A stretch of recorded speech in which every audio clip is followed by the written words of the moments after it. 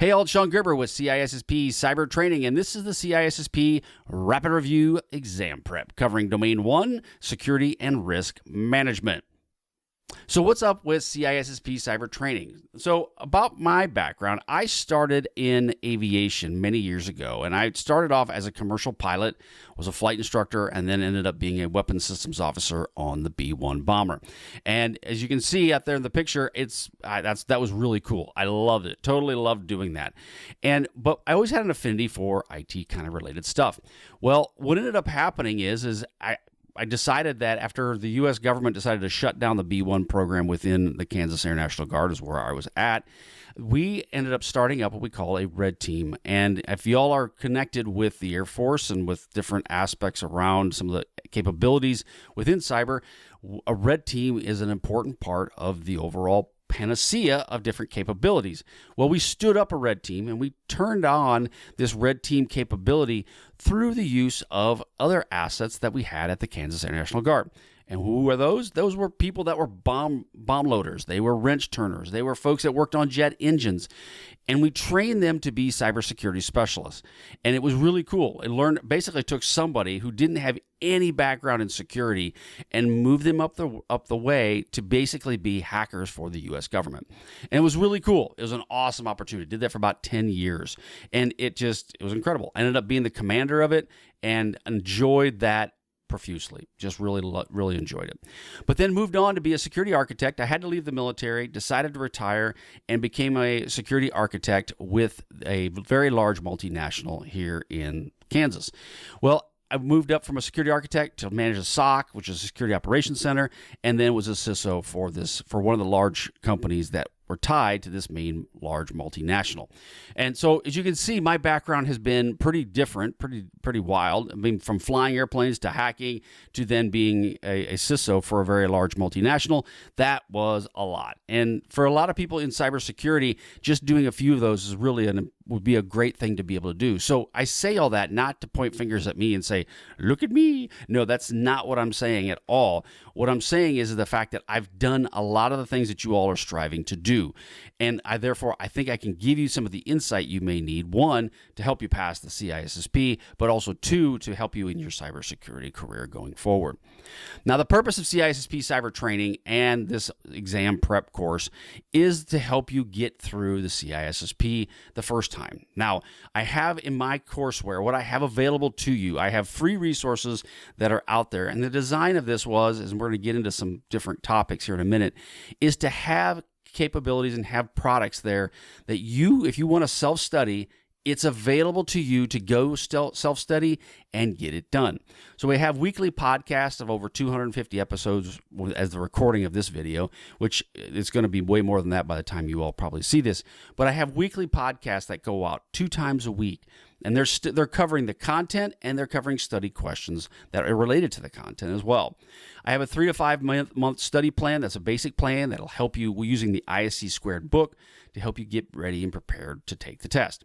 I have over 360 study questions that you can use that are available to you, and you will get 60 of those each and every month just for signing up. And then I have my blog, there's various video content, and then on YouTube, there's also video and audio content as well. So a lot of great stuff is available to help you pass the CISSP. Now, paid resources, what do I have there? So I have all the Domain 8 videos, all Domain 1 through 8, and they're all there available to you to go through. So if you do, like you're looking at the book and you're reading through this stuff and you go, oh my gosh, this stuff is mind-numbing. I can't understand it all. Go to the videos that I have, and those videos will walk you through the book itself, basically. And so you can read it, you can watch it, you can listen to it and read it. It's all designed to be interactive and to be able to be overlapping each other. It's not just throwing out some stuff on a page. It's there to walk you through all the different types of training that's available. There's over 800 CISSP questions that are available to you as well. And then all of my audio and video content is curated. It's all set up on an app. You can then just go listen to it as you're going in and out of work. It's available to you to be just going through it on a monthly and daily basis.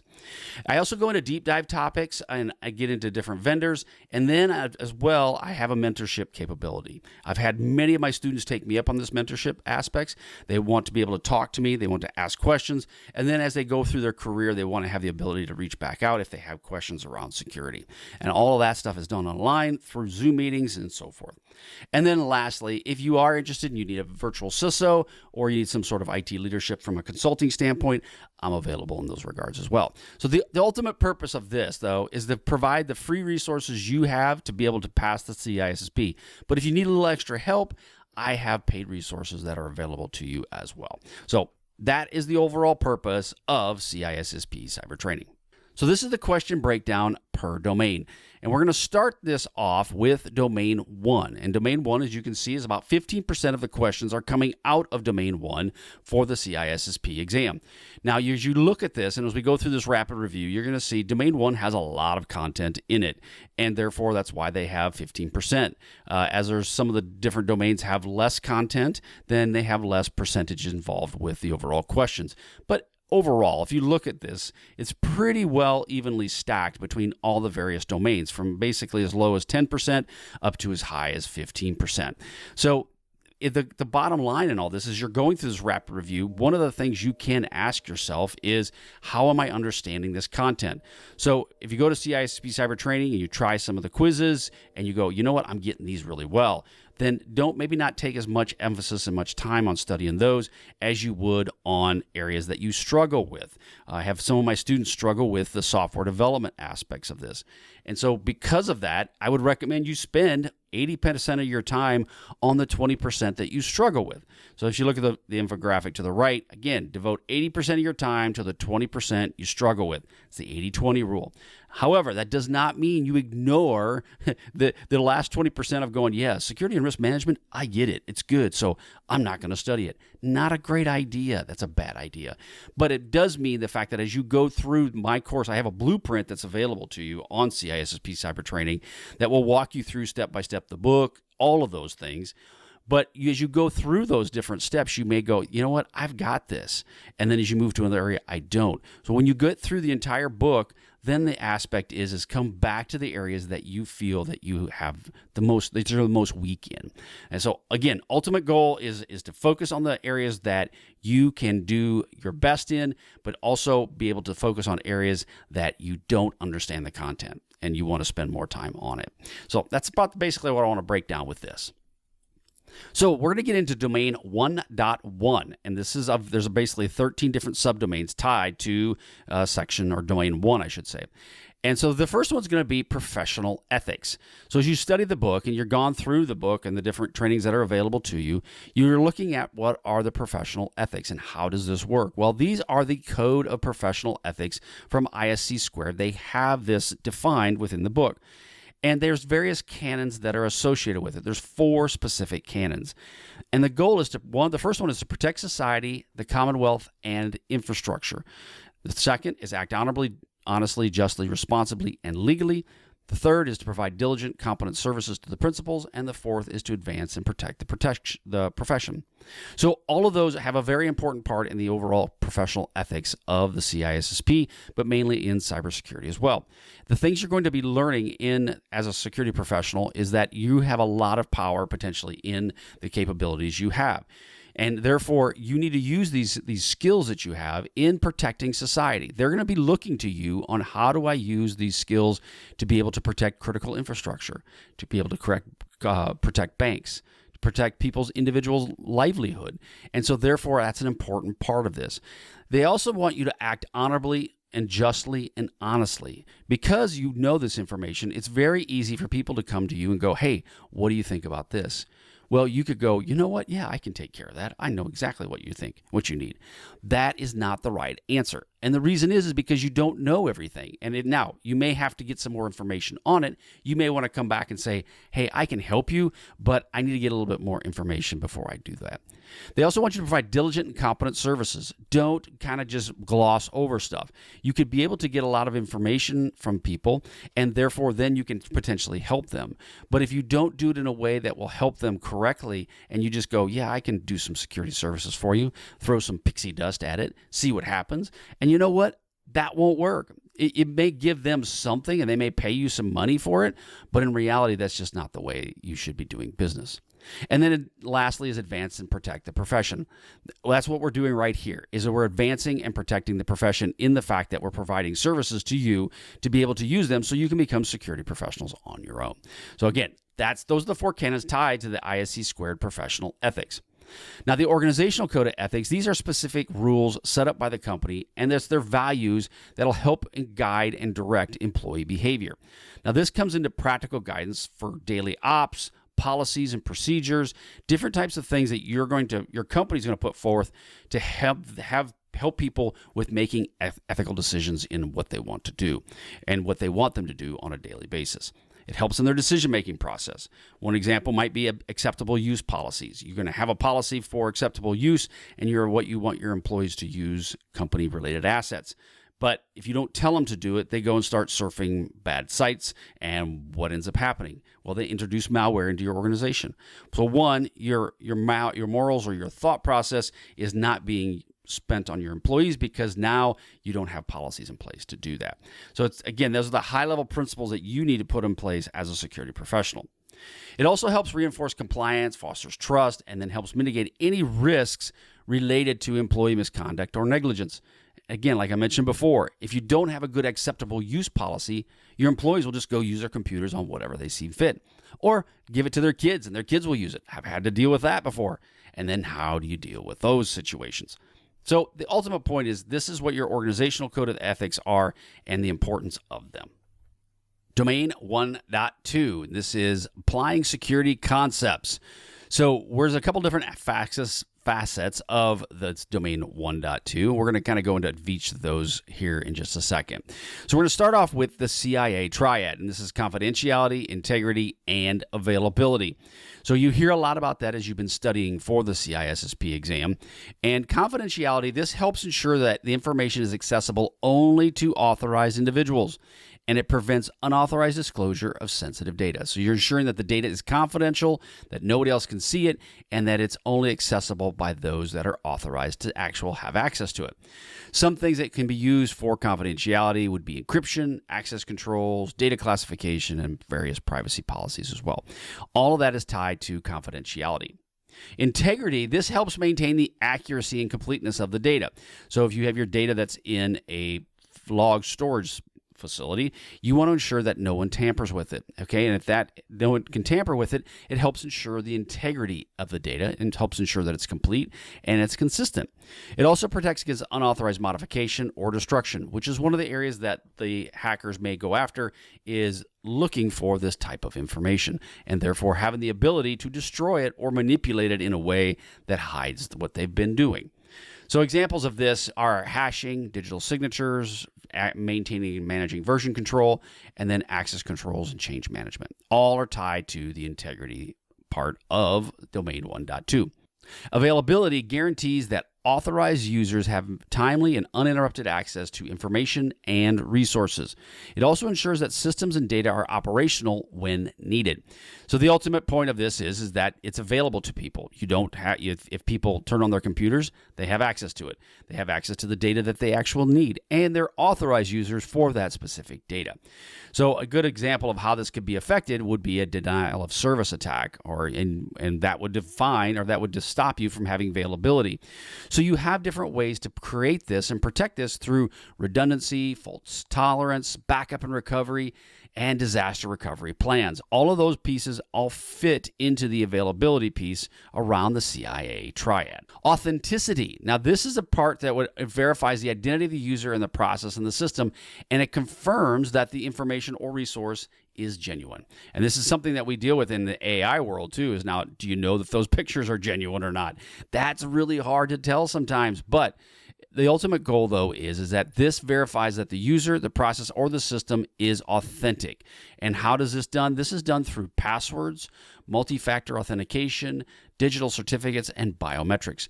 So you want to make sure that it's not you want to make sure of that, but it's the design is that when you hear people talk about authenticity, is that you have the different controls in place to ensure that these things are authentic. Your passwords aren't being passed the hash and they're being passed on to somebody else. You have digital signatures to verify that certain equipment is whose it belongs to. What are the biometrics associated with your eyes, right? All of those aspects are around authenticity. Non-repudiation. This helps provide undeniable proof that there's a specific action or event that has occurred and prevents any party from falsely denying it. So the ultimate point is that with your non-repudiant, if I come in and I say I am Brad Pitt, well, you all know that is not true by any stretch of the imagination. But this provides undeniable proof that when you have the documents that are there and you have your data that is there, it's undeniably proven that this specific action or this data belongs to these specific systems.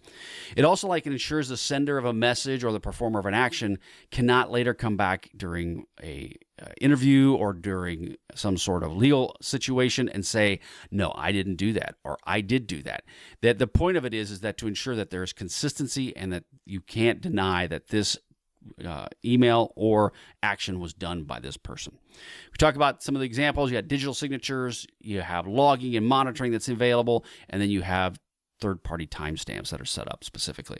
Now, can all this stuff be spoofed? Yes, stuff can be done to it to help obfuscate it, but the ultimate goal is that you create a system as a security professional to take into account all of these different aspects.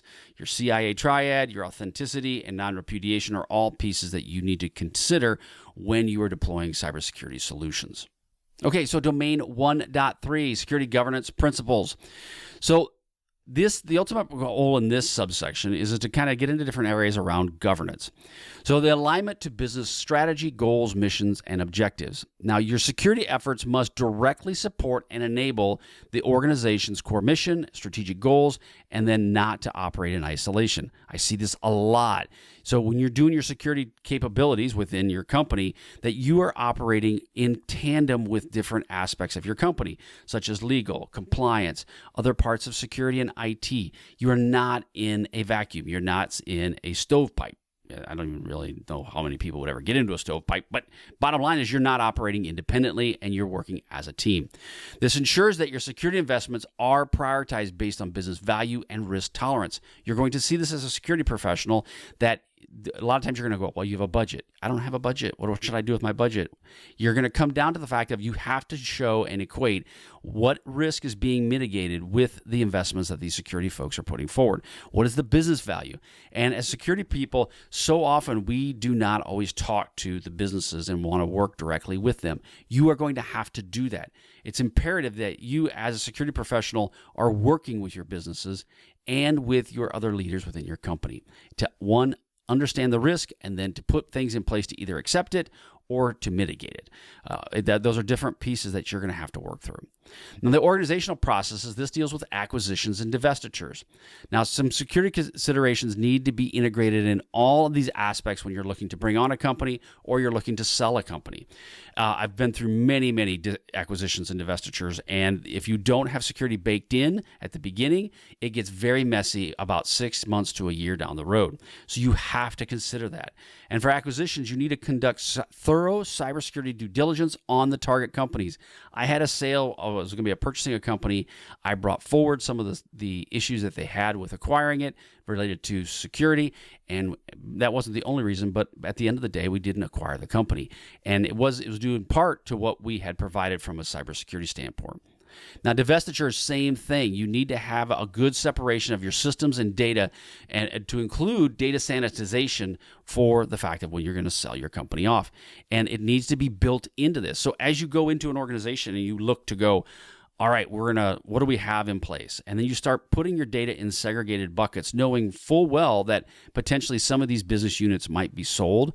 You need to consider that and work with your business leaders to figure out how is the best way to make that happen. Now, governance committees, you need to establish formal committees. These are security steering committees, maybe working groups, risk committees. These are all have clear charters, roles, and responsibilities and what they're going to do for the organization. And they will provide strategic oversight and approve and improve the security policies of your organization. Now, I've dealt with many working groups before, and these working groups are set up that are very good and some that I've set up that are not very good. You need to really understand what you're trying to accomplish with the working group, and then what is the clear charter on what it's supposed to do. So those are really important aspects, and I deal with this on a daily basis. So it's imperative that you kind of think about this now while you're studying for your CISSP, because you will be dealing with this on a daily basis, guaranteed. Okay, so part 2 is going to be around organizational roles and responsibilities. You need to clearly define and document your cybersecurity roles. This would be your CISO, your data owners, data custodians, and even the CISSP book goes into great detail around each of those. So you need to define each of those areas within your company. And I highly recommend the data owner and data custodian. Get that worked out really well. The data has legs. It will sprawl. And if you don't define who are the owners and who can manage it, it's going to have all kinds of issues, and you won't deal with it even short term. You'll deal with it long term. So it's an important part to define these situations. You need to also ensure proper segregation of duties to prevent conflicts of interest and reduce the risk of fraud or error. And again, segregation of duties is so important. I had one time where there was a security professional, and he was our cloud person as well, and he had rights to everything under the sun. That was a bad idea. We were able to get that separated and configured to come differently so that he didn't have all that power, but you need to ensure proper segregation of duties on almost everything you do. And when you talk about this to application owners, ask them that specifically. What are your segregation of duties or separation of duties as well? You'll hear it both terms, separation of duties or SOD and segregation of duties. Bottom line is ensure you separate stuff. I think I said that enough. Security control frameworks. There's various frameworks that you need to follow. And what is a framework? Well, a framework is just basically a guidance or guidepost to help you with a overall process. So as an example, we got NIST cybersecurity framework. We got 27001. COBIT, all these are different frameworks that are designed to kind of step you through what are the things you need to think about related to security. So if you've got a certain area on access, identity and access management, how do you manage your identities? You have an area around governance. How do you manage your governance? There's different types of frameworks. I've been working with a bank recently, and we were using the CRI framework, which is focused specifically around financial institutions. So those are different ones that you can use for your company. They provide a structured, comprehensive approach to managing and improving the organization's cybersecurity posture, and they give you just kind of, like I said before, guideposts to kind of help you walk through it. Due care and due diligence. Now, you need to really understand the difference between the two. So due care is where you act prudently and responsible as a, air quotes, prudent person would do. Now, you'd protect the corporation's assets, their information, and this level of care is where a reasonable person would take under the circumstances. So your reasonable person theory, I try to go back to. You need to consider that in almost everything you do. Now, due diligence is that you performed reasonable research, investigations, analysis to ensure that you have the facts, what you need to help make informed and really good financial decisions. Before basically jumping into anything, you want to make sure you've done the diligence to ensure that that's been done. This often precedes the due care. What it means is that you have done the research to make sure you have everything you need so that when you actually go make the decision, you have done everything that a prudent person would do. So, due diligence and due care. Domain 1.4, compliance and other requirements. This is dealing with contractual, legal, industry standards, and regulatory requirements. So we're going to break down each of these real quickly. So legal, you adhere to national, international laws impacting data. So if you have business that's somewhere around the globe, you need to make sure that you understand the country that you're in, their laws related to data breaches, data traversing, or data transferring, different pieces around what happens with the data. Is it has to be encrypted while it's at rest? All of those aspects need to be considering when you're dealing with the legal aspects of it. You also need to comply within the regulatory pieces of this. This is specific industry regulations. So you would have GLBA for financial services, NYDFS for financial institutions. Are you following any sort of requirements within the European Union? Do you have Chinese data privacy laws? Are you following the regulations specifically for that location? And then industry standards. You need to make sure that you conform to the best practices and benchmarks that have been provided, such as PCI DSS, ISO 27001, the NIST cybersecurity frameworks. Are you conforming to those? Now, one thing I ran into when I was a CISO is that I would force or require third parties, that's companies outside of my company, to be either ISO 27001 certified, or if they can prove to me through attestation that they are meeting 27001, I would kind of push them down that path. Why? Because then I knew they were at least following some sort of framework when they were going forward. Contractual aspects, you're meeting security obligations defined in the agreements with the customers, vendors, and partners. And you need to meet and exceed those contractual agreements that you have with these people. And that's another part around compliance and ensuring that you're doing that. This ensures that all organizations will avoid fines, legal penalties, and any sort of reputational damage, because all of these things can have a huge impact upon you and your company. Now, privacy requirements, these are protecting personally identifiable information. Now, a friend of mine in compliance said they don't really use PII as a name anymore, but I'm telling you that most likely the CISSP is going to ask you PII, and this is personal identifiable information. So you need to remember that term, but you may run into different types of terms of that when you're out in the real world. You want to adhere to global privacy laws such as GDPR, CCPA, all of these different privacy laws that are in place. You, as a security professional, need to adhere to those. And that comes back to the overall ethics like we talked about before. Now, you implement principles like privacy by design, data minimization, and purpose limitations.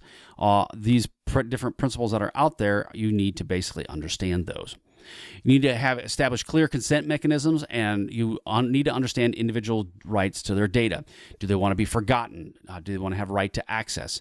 You need to understand the regulations that are within the company that you're operating in, and the regulations within the country that you're operating in, that you are meeting these types of situations. You're meeting their data rights, you're meeting their understanding around where they should do with the data and how it should be stored. And this requires robust technical and organizational measures to ensure data confidentiality and user trust. So again, you want to have technical and organizational controls in place to ensure that people are happy with what you're doing. It's nothing worse than to say if someone's giving you their information and they come to find out that you're not properly protecting it, it does erode the trust of the organization and of you. So you need to really have a good plan on how you're going to manage that. Okay, so domain 1.5, legal and regulatory issues. Now, you need to understand the various types of cyber crimes, from fraud, espionage, sabotage, theft, and the legal ramifications that will associate with each of those. And you need to understand that from a standpoint of how does espionage, if I have corporate espionage, how does that potentially impact my company? What would happen if one of my vice presidents is charged with espionage? What if I have an employee that just puts a logic bomb within my company and sabotages the overall infrastructure of my company? How do I deal with that? You're going to need to consider all of those different aspects. And if you don't consider it now, you will when someone actually does it within your company. So adhering to data breach notification laws, these are a big one. You need to understand, when do you have to tell somebody that, yes, I've had an issue within my organization. This comes down to defining what is an event, what is an incident, if they need to use the term breach, what is a breach, and you need to define each of these in each of the areas that you work in. So, and it may vary from state to state and also by vertical, such as if you're in the financial industry versus in the manufacturing industry. Each of those are very different. I know dealing with right now, working with financial institutions, 72 hours is what they had, and in some cases it could be 24 hours. So it's really important that you have a plan on how you're going to deal with it. You ensure proper evidence collection and preservation for legal proceedings using digital forensics. You need to have a plan on your evidence collection. And if you don't have that plan, you need to start considering that within your company. And if you don't have the legal teams, maybe go talk to your legal teams and ask them, how should we do this? if they may come to you and say, we don't understand how to do it, you may have to develop that. Now, again, that comes back to if you don't know, tell them that. Say, maybe we need to hire a third party to help us do this, or give me some time to figure that out, and then we'll come back to you. Licensing and intellectual property requirements. So compliance with software licenses, is your organization following those? This helps avoid legal disputes and ensures you have legitimate software within your company. Protecting intellectual property. I did this for for my company, and it's a challenge. It really is. Such as patents, copyrights, trademarks. All of those things need to be protected, and then you need to be able to provide guidance to your legal counsel on what should be protected. And in some cases, I've worked with them to let patents go. They go, when would we need this? And I might talk to them about, how do you want this data stored? Who owns the patents? What all of those different aspects around copyright and patent infringement was visited with many of my legal team when I was doing IP protection. You also need to understand the legal frameworks for IP enforcement in the digital realm. Again, understanding how the legal frameworks work, and then how you're going to ensure that you are protecting the intellectual property of your organization. Import and export controls. So there are times when you may send data or send intellectual property to another country. What are the import and export controls with this? And this is where you adhere to the national and international regulations governing import-export, especially of cryptographic technologies. So if you're going to be sending over some sort of encryption to China, what are the rules and regulations around that? And is there any sensitivity to it? You need to make sure that you meet those compliance requirements for these trade restrictions and sanctions lists, and you need to work with your compliance teams on doing that. Like I mentioned before, you need to have a very strong relationship with your compliance and legal teams to help you in this overall process. Transborder data flows. This is where you're complying with laws and regulations that govern the transfer of data across national borders, especially as it relates to personal data and government secrets. I can't tell you enough that if you don't have a plan around transborder data flows, it's going to bite you someday. So if you have an international business, if you have a global business, you really, truly need to consider this. And so when you go, for one of the first things as you start into a company is starting to understand, where are all the data flows? Where are they all going? And what kind of data is going to these locations? A friend of mine mentioned to me many years ago, it's all about the data, and it really, truly is. And you understand these data localization requirements and mechanisms for lawful data transfers. This happens a lot with GDPR. Is the data sitting in Europe? How are you transferring the data out? Is it anonymized? Is it encrypted? What is being done with it? Those are your transborder data flows.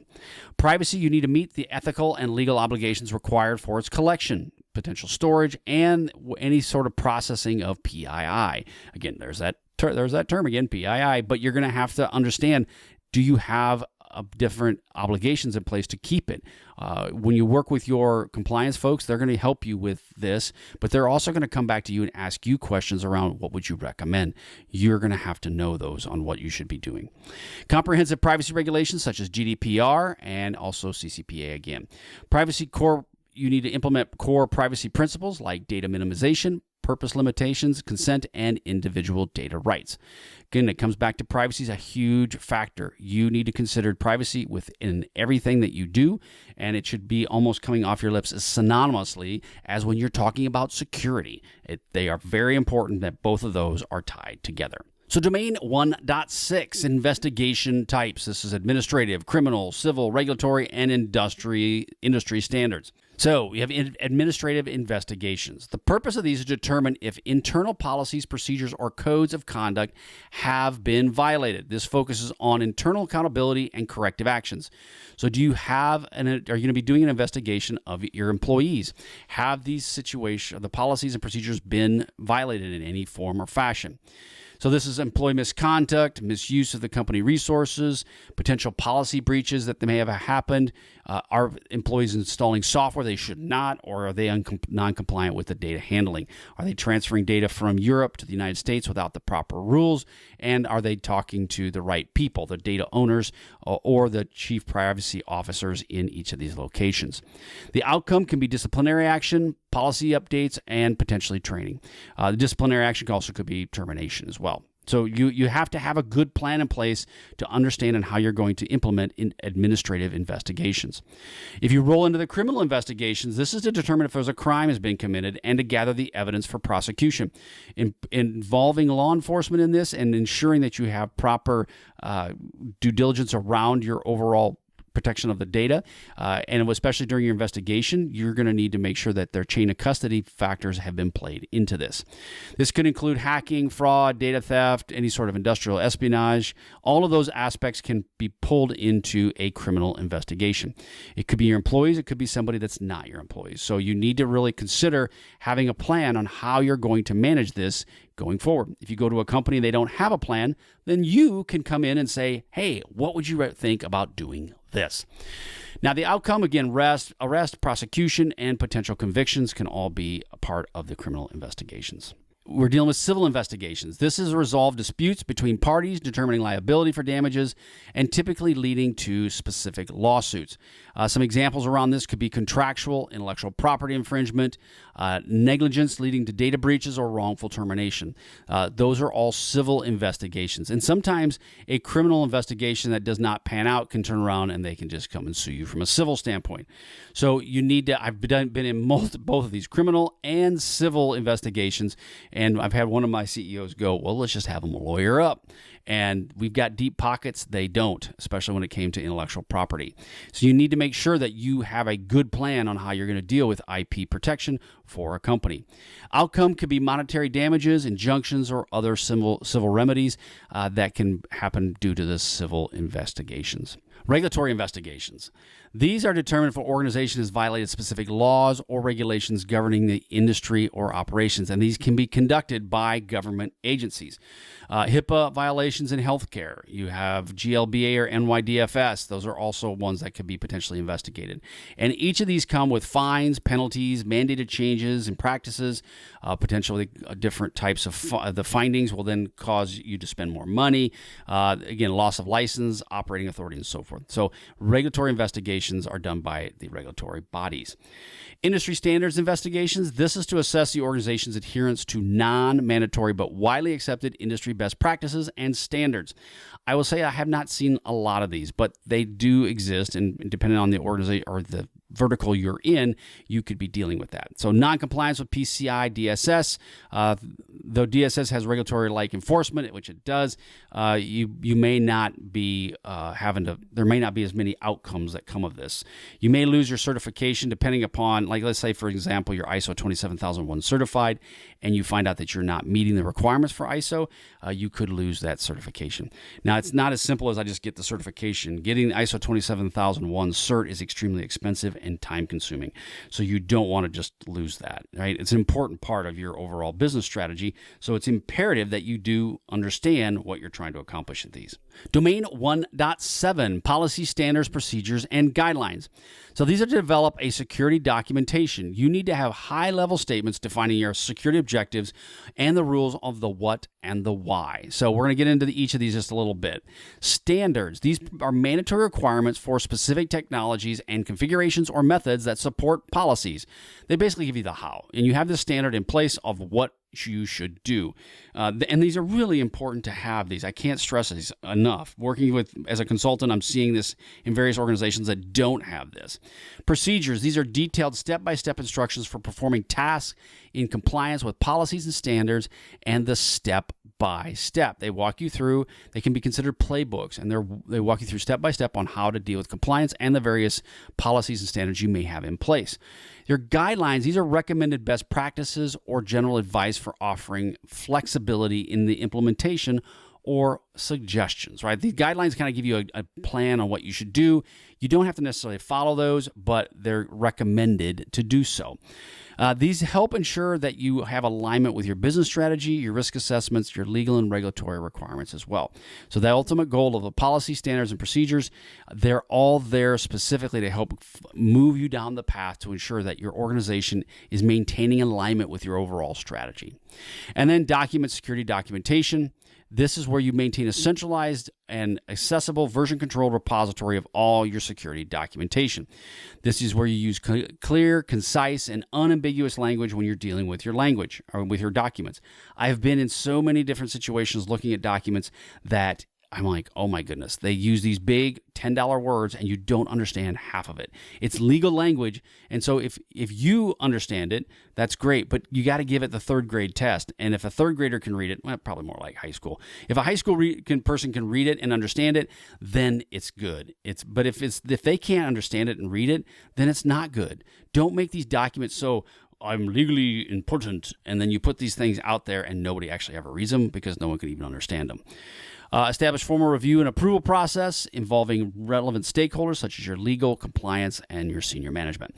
You need to make sure that they all understand what is the documentation that you're putting in place. So now that the fact is you've documented, now you need to implement the security documentation. This is where you communicate the documents effectively through training and awareness programs for all your people. They need to understand what is actually important and what is not, and what are the purpose around these policies, what is the purpose around these standards. Again, I can't stress this enough. Working on this right now, where folks just don't want to teach their people what is this policy and standard for. It becomes a checklist mentality of going, I got a policy, check. I've got a standard, check. They're not training their people, and that's not effective. Integrate security requirements for documents into daily ops and your business processes. You need to make sure that they're integrated in your daily things and what you do. Enforce compliance through monitoring, auditing, and disciplinary action if necessary for violations. Hopefully it doesn't go to that point, but yes, that's a possibility. Regularly review and update the documentation based on changes in threats and technology and the regulations that are going on. So you need to keep up and abreast of everything going on within the security space, so if something does change, you are better prepared for it. Domain 1.8, business continuity requirements. Okay, so we're going to be doing a couple things with business continuity. One is a business impact analysis. Now, the purpose of this is to help prioritize critical business functions, processes, and systems. I've seen it time and again where I've done a BIA and come to find out that there's a computer sitting in a closet at a really different location that runs your entire company. Yeah, I've seen it, done it. It's crazy. It quantifies and qualifies the potential financial, operational, and reputational aspects of this, and it helps to avoid the consequences of a disruption. Now, it will take a lot of resources to do a BIA, and this is in personnel and technology and the data. So you're going to need to plan for this, and you need to make sure you have a financial resources available to it, and mainly the people to do it. To do it right, it's going to take some time. Some key outcomes is going to be establishing your recovery time objectives, your RTOs, and your recovery point objectives as well. And that's going to come out of your BIA.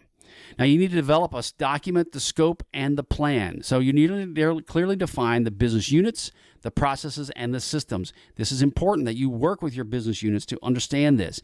If your business units do not have a plan already, then help educate them on this. They will understand the systems. They will also understand the data. Now, you may have to tell them where the data is stored, but you need to understand from them what is the most important data that needs to be included in your BIA. This does a focus on the manageability of it, and it does provide you some guidance around what you should do.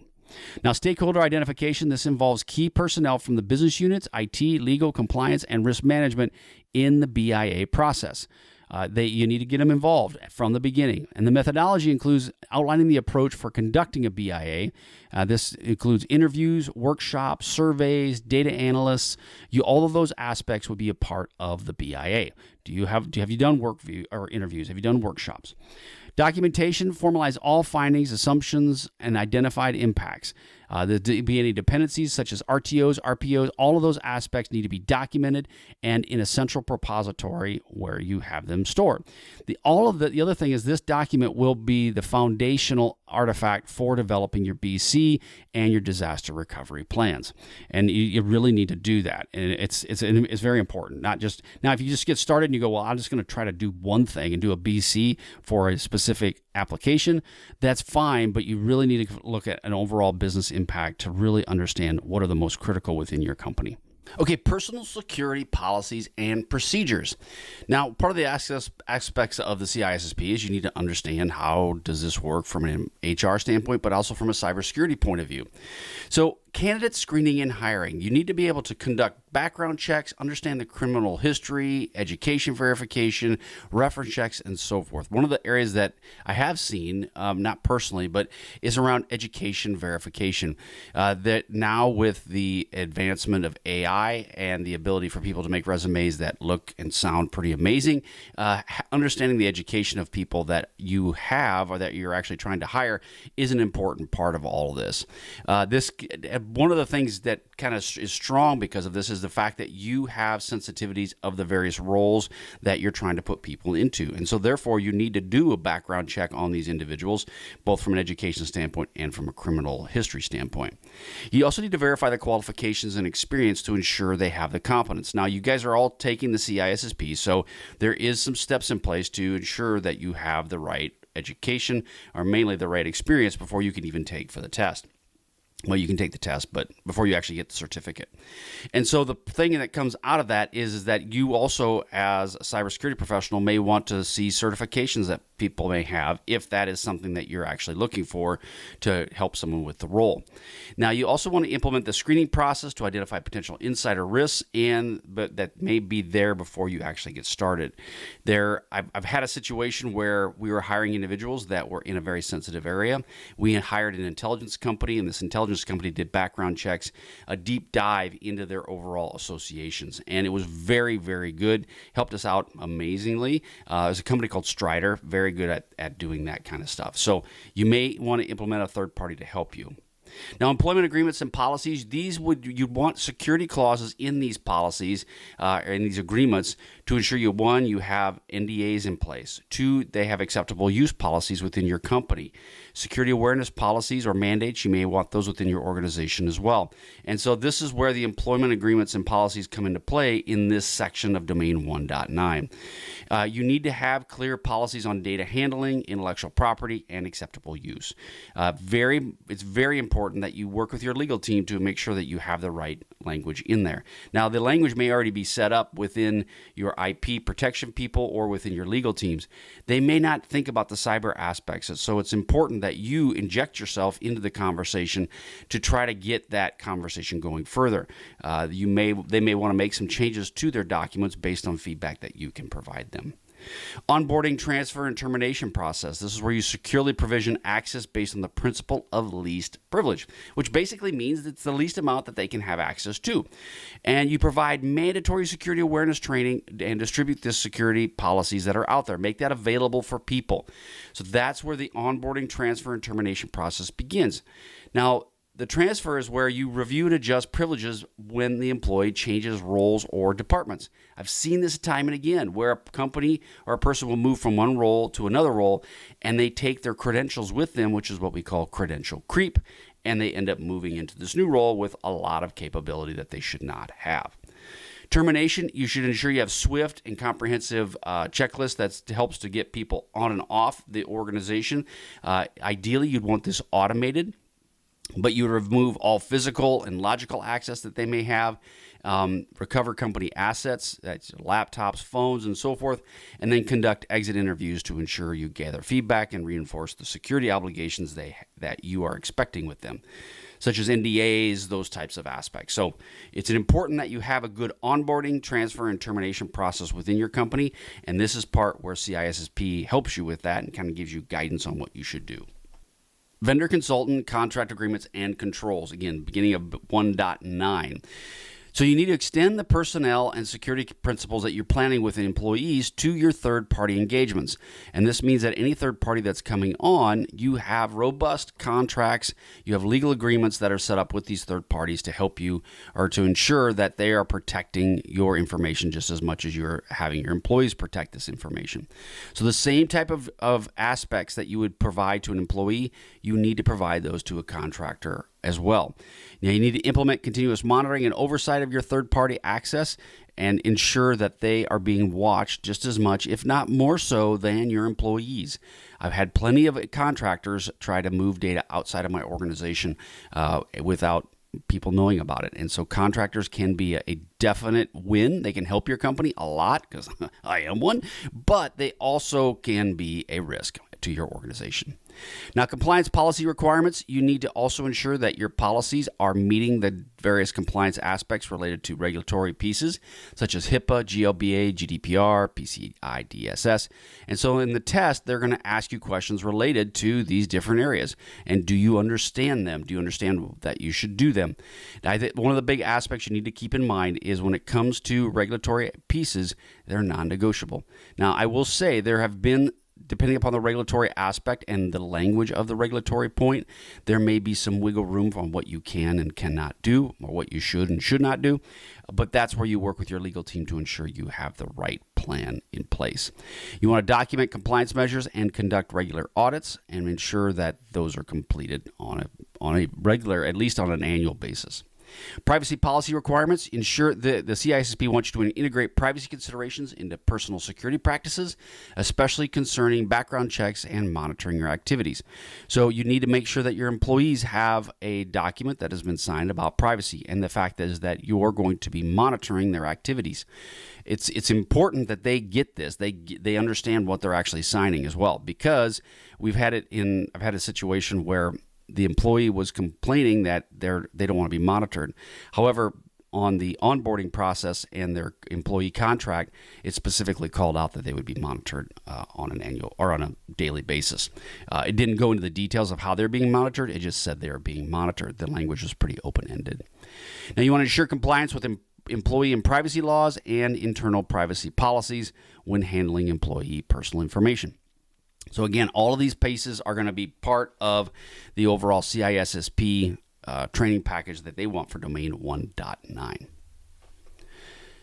Now, risk management concepts, this is domain 1.10. This is where you identify threats and vulnerabilities. Okay, so what is a threat? It identifies potential dangers that could exploit vulnerabilities, such as malware, natural disasters, insider malice, folks that maybe aren't really happy with your organization.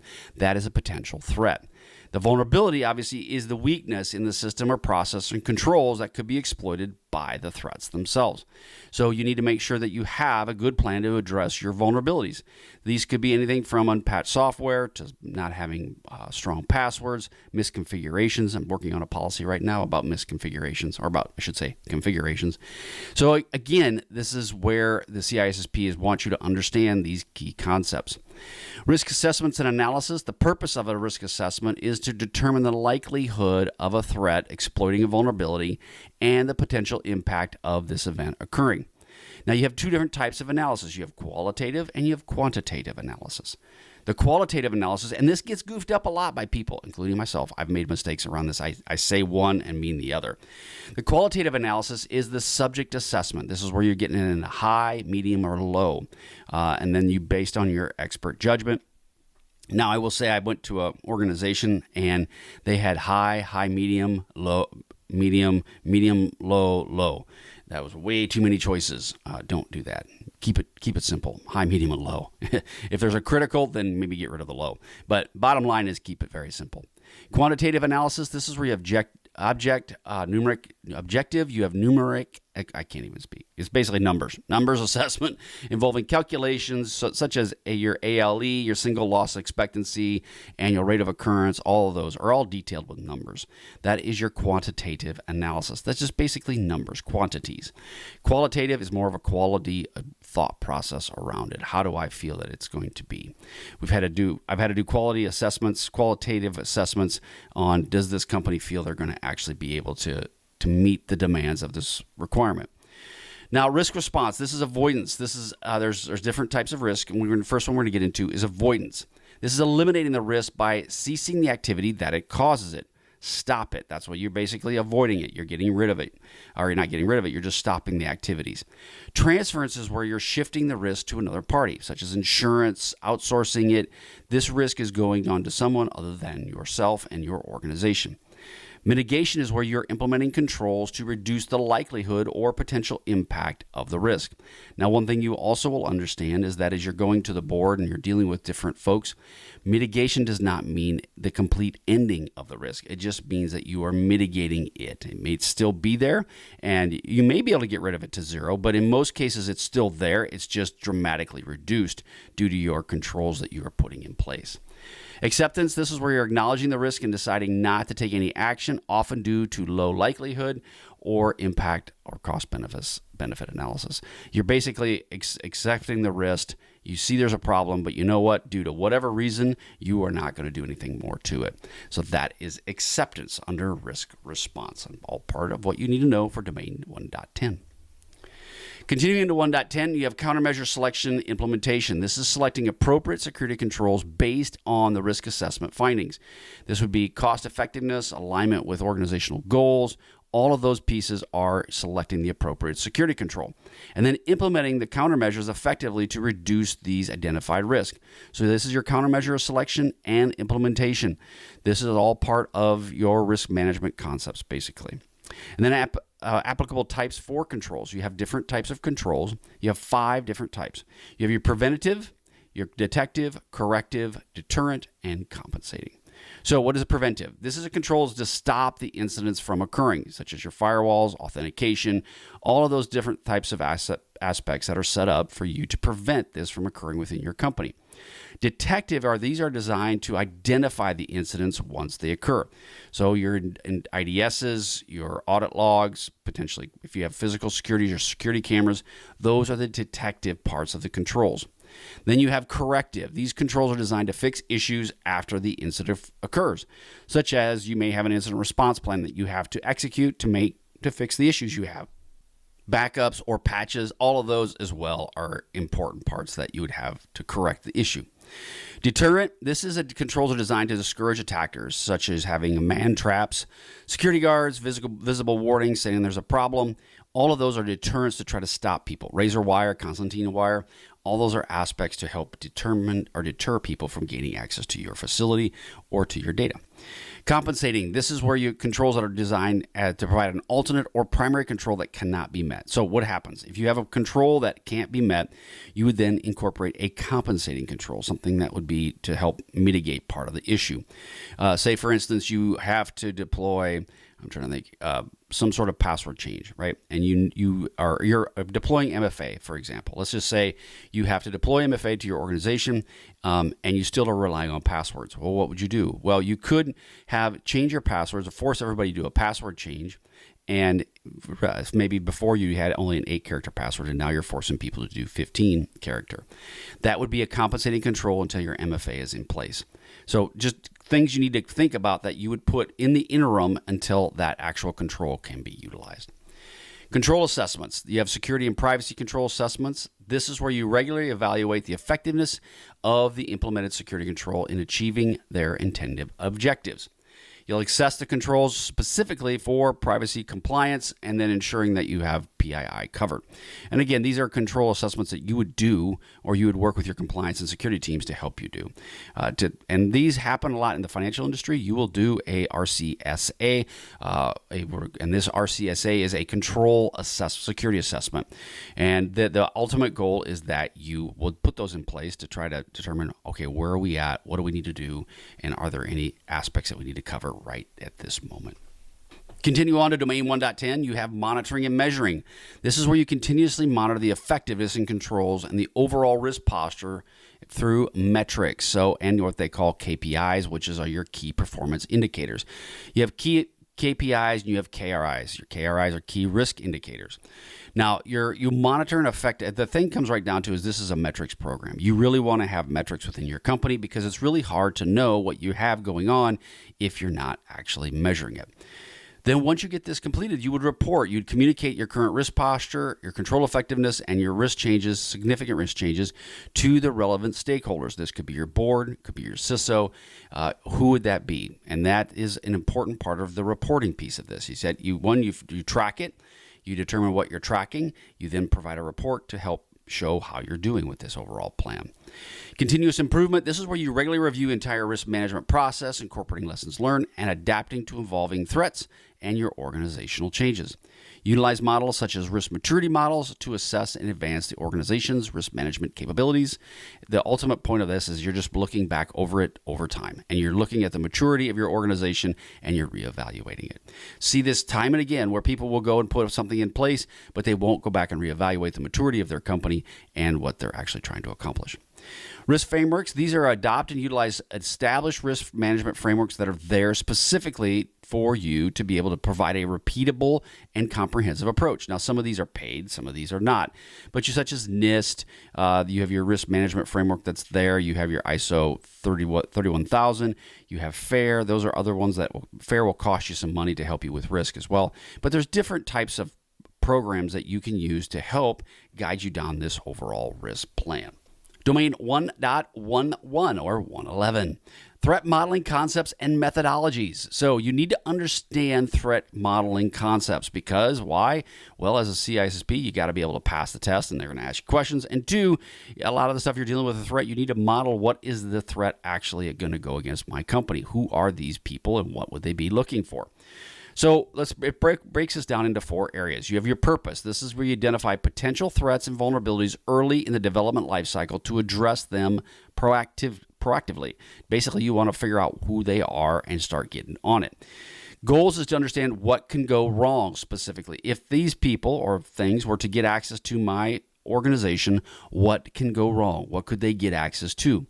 And you need to focus on the applied systems and applications, the scope of what they can gain access to as well. So if it's an external facing system and they can't get anywhere other than the external side, well, now you know that's your scope. That's what you're limited to. But what could they do? They could deface these web servers. That could be a problem. Then the benefits, reduce the cost by addressing security issues early. So the point of it is if you get hacked and now you have to build in an incident response team, it's very expensive. So by understanding all of these aspects in place, you can then potentially come forward with telling the board or whoever provides the funds for you that by doing these things, we will reduce our risk by X. So again, this improves communication between teams and enhances overall security posture. So that's understanding the threat modeling as it relates to domain 1.1. Some common threat modeling methodologies. We're going to go through just a few of these, and we go through these in CISSP Cyber Training in the courseware we have. STRIDE. This is where you have spoofing, tampering, repudiation, information disclosure, denial of service, and elevation of privilege. These are the different types of threats. And it's just a mnemonic that's used to help you with those. So STRIDE. DREAD. DREAD is damage potential, it can be reproduced, that word. Exploitability, affected users, and discoverability. This is a qualitative risk and ranking model used to prioritize the identified threats. And then PASTA. This is the process for attack simulation and threat analysis. So it's a seven-step plan or risk methodology that will integrate the objectives and the technical requirements, and it will help you understand what would be a potential attack scenario and simulation that they would come after you with. TRIKE, it's a methodology that focuses on defensible perimeters. And then VAST. This is the visual, agile, simple threat. It's a scalable methodology that's used to help Agile and DevOps teams. I've worked with VAST a little bit in the past. It works very, very well. And especially when you're dealing with DevSecOps environment, it works really, really good. Now it's continuing on with domain 1.11. You have key steps in threat modeling. So you have basically 5 different steps that you're going to have to deal with when you're focused on this. You decompose the application or system. You need to understand the architecture of the system, understand its components, where does the data go, and then you're decomposing this to find out what are some of the flaws. You're going to find out a little bit more about that system. I had to do this with a device that is in our ERC environment. And it was focused on data flows outside the United States. So I had to focus on how to get that. Where does that data go? Who is touching that data? Is that data managed? And so forth. You identify the threats. You brainstorm potential threats using methodologies like STRIDE. And then you also determine and document vulnerabilities within this discovery. And the point of it is that you document these vulnerabilities and you then will go and put an action plan together to help understand these weaknesses and then go and implement a plan. You determine and document the countermeasures. What are some potential security controls that you can put in place to mitigate the risks, and then you validate and verify. You ensure that the threats are adequately addressed and that the countermeasures are effective. So that, again, that's your threat modeling plan. You decompose the application, understand it, identify the threats that could come after it, determine and document the vulnerabilities against it, and then determine the countermeasures to protect it, and then validate and verify that it's actually what it is. So those are the different steps related to threat modeling. Moving on to domain 1.12. Risks associated with hardware, software, and services. Hardware. This is associated with risks that are in embedded malicious components, counterfeit devices, tampering during transit, insecure firmware. All of those fall within the hardware piece of this. Now, one thing to keep in mind, I had a counterfeit equipment in Europe I had to work through, and this happens, especially with organizations that will go out and purchase the equipment on their own. You run into malicious, and I should say counterfeit devices. So be prepared for that. Have a plan. Software risk encompasses vulnerabilities in third-party code, malicious dependencies, insecure libraries, and supply chain attacks. So what is the different risks that are associated in software? And then also with your services.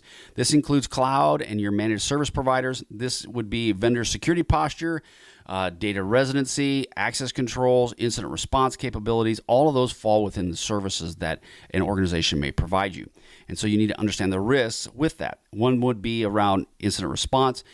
If there's a situation that occurs where you have to call your incident response team and they are unavailable, how do you handle that? And maybe you have to pay so that they become more available. I don't know, something you're going to have to consider.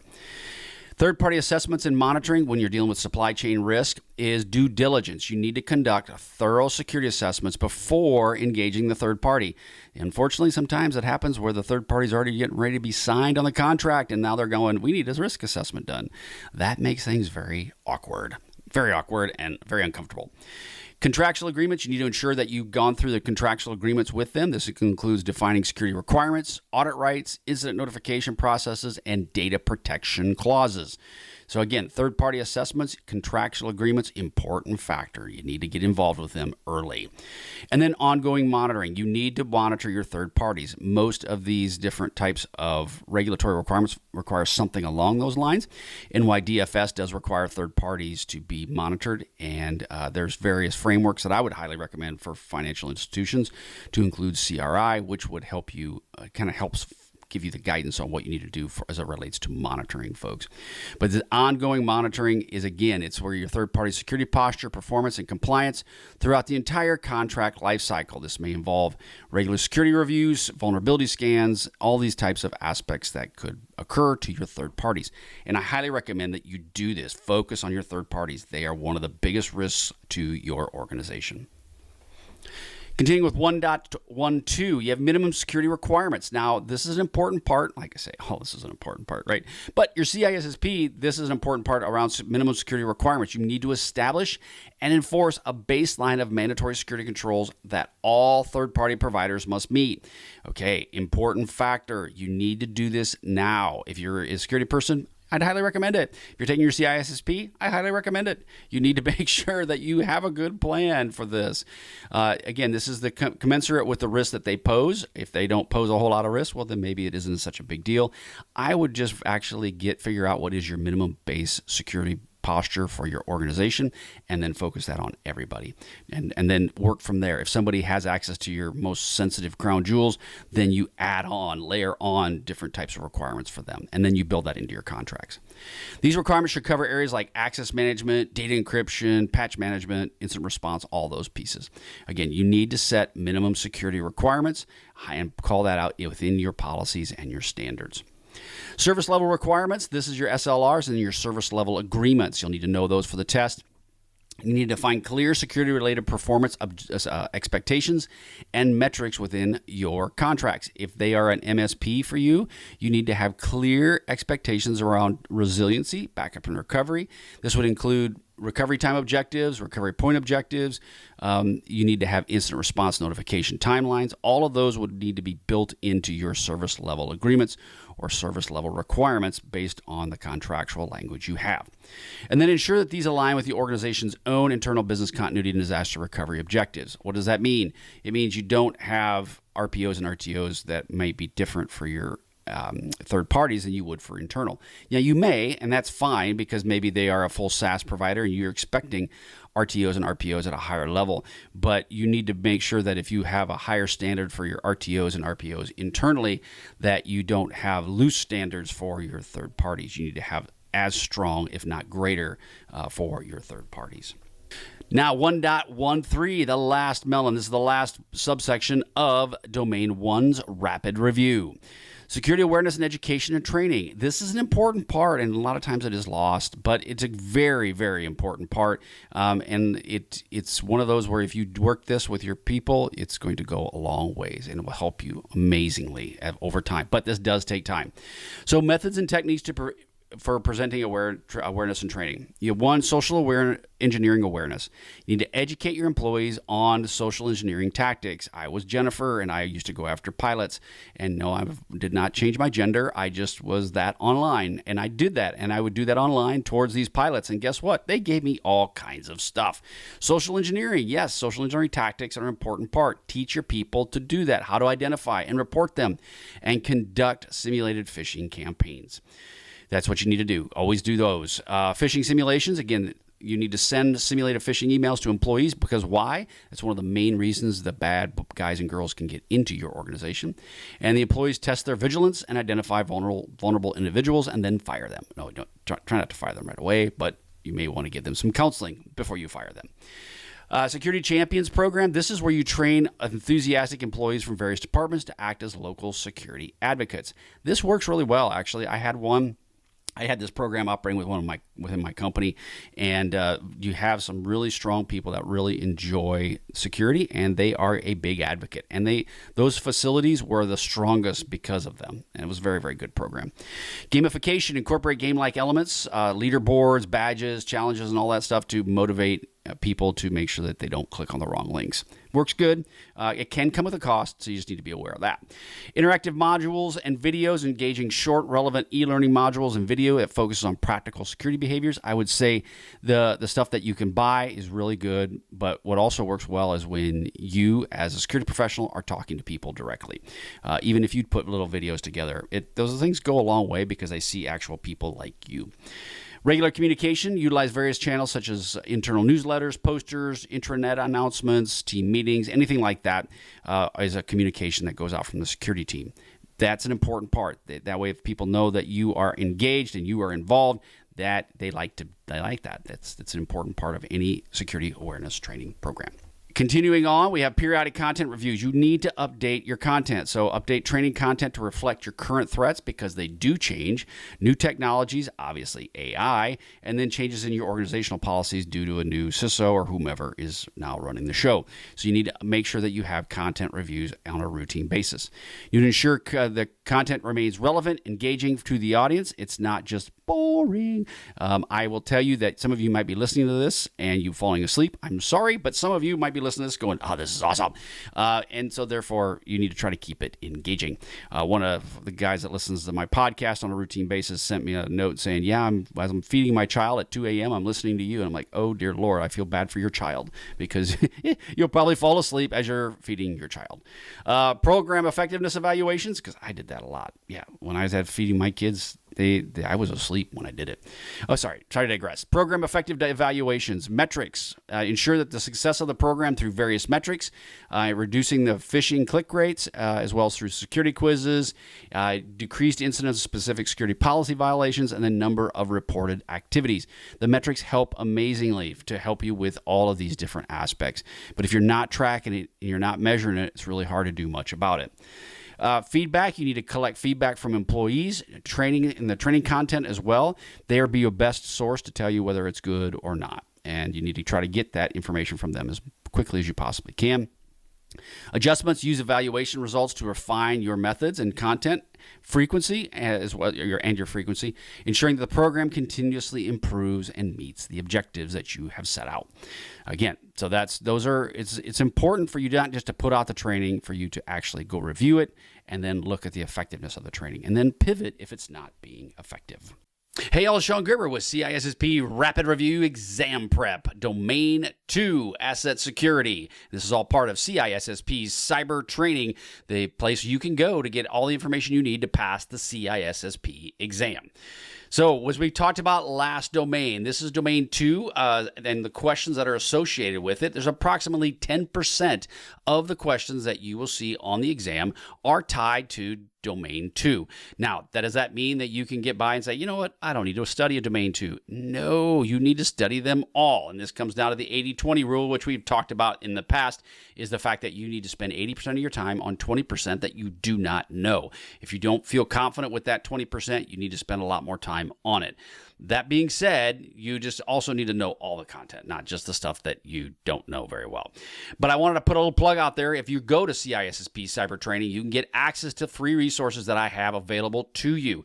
This would be weekly podcasts. There's over 250 plus now. I have a 3 to 5 month study plan that's there. You have 360 study questions. There's a blog, and also on YouTube, you can get access to all of this content. It's not all curated. It is curated on my site, but if you can get it in multiple places. If you want to get paid resources and say you need just a little bit more and you want some maybe a step-by-step help as it relates to the various content of the CISSP book, you can go to get my paid resources, and there's 36 plus hours covering all of the domains of the CISSP.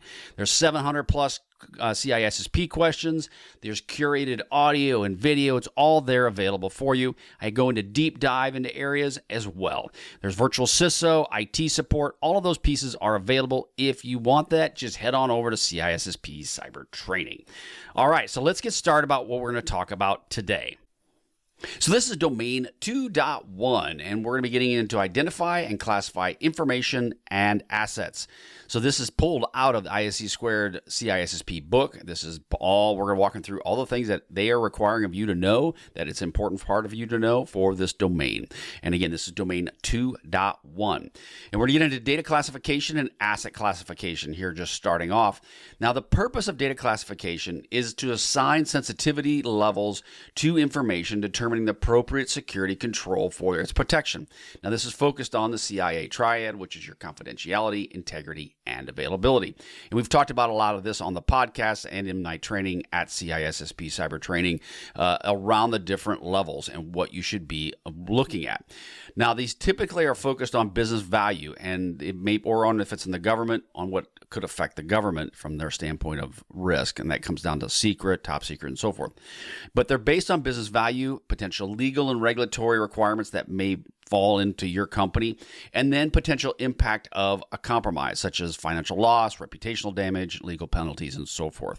So you need to classify the data specifically related to those. And it may be where that you go through your entire organization and you will then classify each level of data within your organization. It's a very painful and arduous process, but it's something you really truly need to consider. And we've talked about that as well. It's one of the first things you need to actually understand as it relates to data classification. Now, classification levels, these are common examples that you may see in the news. You may see them in your work. And these are public, internal use, confidential, restricted, highly confidential. I've seen general, open to the public. Those are some levels as well. You can run into classified such as secret, top secret, and so forth. But those are the classification levels for the data. Now, each level will dictate the specific handling and storage, access, and destruction requirements for each of those. So you need to make a plan that how will you actually use these and how will you use them to protect the information within your company. Next is ownership. Now, the data owner, this is often the business unit or the executive that's tied to the data specifically. They are responsible for determining the classification related to it. So you need to make sure you have a data owner when you are going and you're doing data classification as well, or a custodian. You'll get in the term custodian will pop up. You need to make sure that you have those well defined. Now, asset classification. This is that assigns a criticality to the sensitivity levels of the organizational's assets. Now, this could be to your hardware, your software, your intellectual property, people, facilities, and so forth. That's the overall purpose of asset classification. Now, it's based on the value of the asset itself and potentially the criticality to the business operations. You may have a system that runs maybe a pipeline for your organization, and that would be a critical asset. And that could be a Windows Windows 95 machine. Yes, I've seen that. And you could have a situation where you'd have to have multiple spare backup systems available to run it. And a lot of times they'll have that in place because that software that was running that, let's say that pipeline system, it won't operate on any of the newer systems. So you have to buy a Windows 95 compatible system and have it as a spare, a hot spare, cold spare. You've got it sitting aside waiting to be used. Now, the classification levels, they can be very similar to data classification, such as mission critical, business essential, operational support. But these are specifically, you tie those to what is this asset and what is its criticality to your organization. And it ensures that the security resources are prioritized to protect the most valuable and critical assets. I will say asset classification gets even harder because there's a lot of assets out there that we don't even know exist. But the good thing with asset classification is that if you have a good handle on your organization and the amount of the equipment that's in it, it can be very, very useful to your company. Now, domain 2.2, we need to establish information and asset handling. Handling requirements based on classification. Now, you need to have procedures for handling, storing, and transmitting information. They must directly align with the assigned classifications. Now, depending upon what you had signed up for with your company, such as public, confidential, highly restricted, and so forth, they need to line up specifically with that. And that would be stricter controls based on the classification that you put out there, such as encryption, dedicated storage. You may have virtual LANs, you may have cloud storage. All of those would be set up to mandate for higher classification levels. If you're dealing with classified systems such as secret, top secret, those may be completely separate systems from everyone else, and they don't touch each other. So you just have to decide how do you want to handle that based on the classification schema you are going with. You want to handling practices for different states. So the states are, what is the data doing? So you have data in transit, data in use, and data at rest. Now, data in transit, this would be secure methods for transmitting the data, such as tunnels, such as VPNs, TLS tunnels, secure file transfer protocols, any SFTP, any sort of physical transport protocols or safeguards you have in place. That would be your data in transit. As an example, when we'd have hard drives and we'd be moving data from one location to another, because we'd have to put them on hard drives at the time, the thumb drives weren't quite big enough, you would have specific controls in place for that data while it's being moved. And that's a physical move of the data, not just necessarily sending it electronically. So you just have to determine what would work best for your company and what works best in this specific situation. And this is where you have to be involved directly with your data owners to understand what are they trying to accomplish. Data in use, these are procedures for accessing and processing data, clear desk, clear screen policies, workstation security, and restricted printing. These are all data in use aspects. You need to kind of have that defined, and you need to have policies defined specifically related to it. Data at rest requirements for storing this would be encryption at rest, which we all know, if you've listened to this podcast at any length, data is really very rarely ever at rest. But you need to have encryption in place. You need to have physical standards, maybe physical separation. If you are in a data center, does the data center have physical controls in place to allow or not allow people access to potentially your data as well? Those are all part of the things that need to be considered in the handling practices. Information and asset marking and labeling.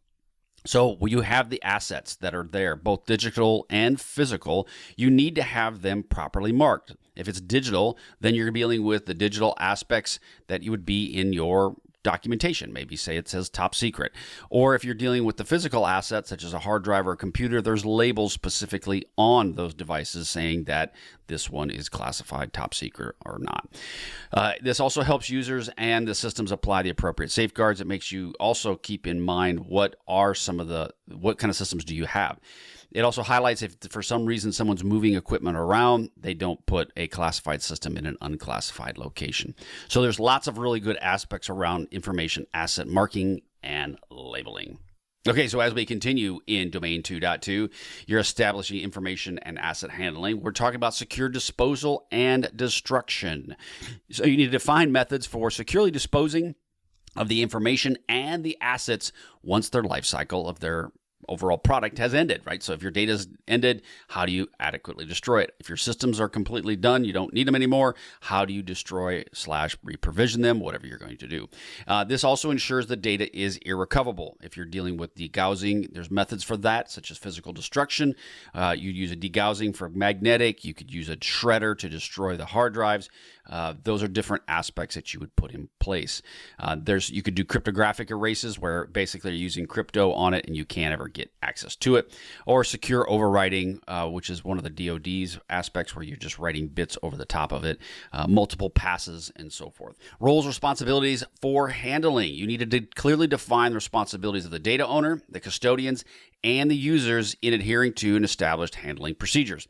You need to make sure that your people are trained and they have the proper requirements that are all relative to the roles. When I talk about training, it's not just you see as CBT. You actually, in some cases, have to physically walk them through, especially if they're doing destruction. Where do they take this hard drive? Who are the people that sign off on it? There's usually a lot that goes into it. You don't just go, okay, well, hey, I'm going to drop off this hard drive at this location. There's usually a sign for process. So, and there's also with the accountability of you're taking hard drives to a location. How are they signing off for them when they accept them? So there's a whole ordeal that goes into that. You need to implement accountability mechanisms, again, for non-compliance. So if somebody decides not to do what you've asked them to do, what are they accountable for? What are the ramifications for not doing it? That all is called out in the roles, responsibilities for handling. Okay, so now we're in domain 2.3, provisioning resources. So you have to figure out information and asset ownership. So we talked about this just briefly, and we're going to kind of go over a little bit more of that. What are those folks? You have a data owner, data custodian, data steward, and then asset owner. So the data owner is a business unit or individual, often senior management, that is assigned to it. Now, I've seen this in the case where senior management doesn't even know that they are accountable for this, but they're ultimately accountable for the protection of the specific data assets. They determine classification and the potential acceptable use. You're going to have to, in some cases, walk them through and help them with this situation. Your data custodian, this is an individual or department responsible for technical implementation and maintenance of security controls to protect the data specifically. And then this is directed by the data owner. So the data owner, the CEO or whoever, large executive, they are the ones that are going to tell the data custodian that what they should do and what kind of technical implementation and security measures they should put in place. Now, the data steward, this focuses on the data quality, integrity, and ensuring their compliance with policies and regulations. I don't always see the data steward, but you may get called out on the CISSP exam. I definitely see data owners, custodians, definitely see those folks. The data steward, again, they are focused specifically around compliance with policies and regulations. And so that would be that term that would come back to that. Asset owner, this is the individual or department accountable for protection and value of the specific assets or systems. And this could be the system owner, it could be the application owner. That is what they call the asset owner. Now, clear ownership is imperative when you're dealing with accountability for these security decisions and risk acceptance. You need to deal with this. And if you haven't, once you define the data itself, you need, the next step is having really strong outlined who are the data owners, custodians, and so forth. It's just a crucial part in this overall process. Now, asset inventory, the purpose of this is to create a comprehensive, accurate, and up-to-date record of all organizational assets. Having an asset inventory for your company is a very, very important part, and it's an asset in of itself. This includes your hardware. This would be servers, workstations, mobile devices, anything along those lines, as well as database files, PHI, and so forth. All of that, intellectual property, all of that is an important part. And the key aspect as well is knowing even the physical locations of where these assets are living. Too often I've seen it where these systems are sitting in a closet. I've had one in a bathroom once before. It's sitting up above. I've had one actually on the floor sitting next to a toilet. So, all of those are really bad places, honestly. But you have to know where all of it is sitting. Now, the attributes that would be captured would be for your asset records would be a unique identifier, location, owner, criticality. All of those would be potentially set up as some sort of metadata within the asset itself. And it's an important part, especially if it's network connected. If you can have an idea of where these systems are located based on their network activity, that is a huge asset, especially since if you can say it's in closet 1, down the road from building XYZ, right? Obviously that you would have a little bit more brevity than that, but ultimately you want to have some sort of naming convention that helps you with those different types of attributes. Now, the benefits of this, it's essential for risk assessments, vulnerability management, incident response, and compliance. You got IR teams, they need to know where all these systems are at. Your vulnerability management also, is this a system that's externally facing or is it internally? All of those pieces are extremely beneficial when you're dealing with your overall assets. Domain 2.4, manage data lifecycle. So your data roles, we talk about the different types of assets. Now we're going to talk about data roles. You have your data owner, you have your data controller, you have your data custodian, your data processor, and your users and the data subjects.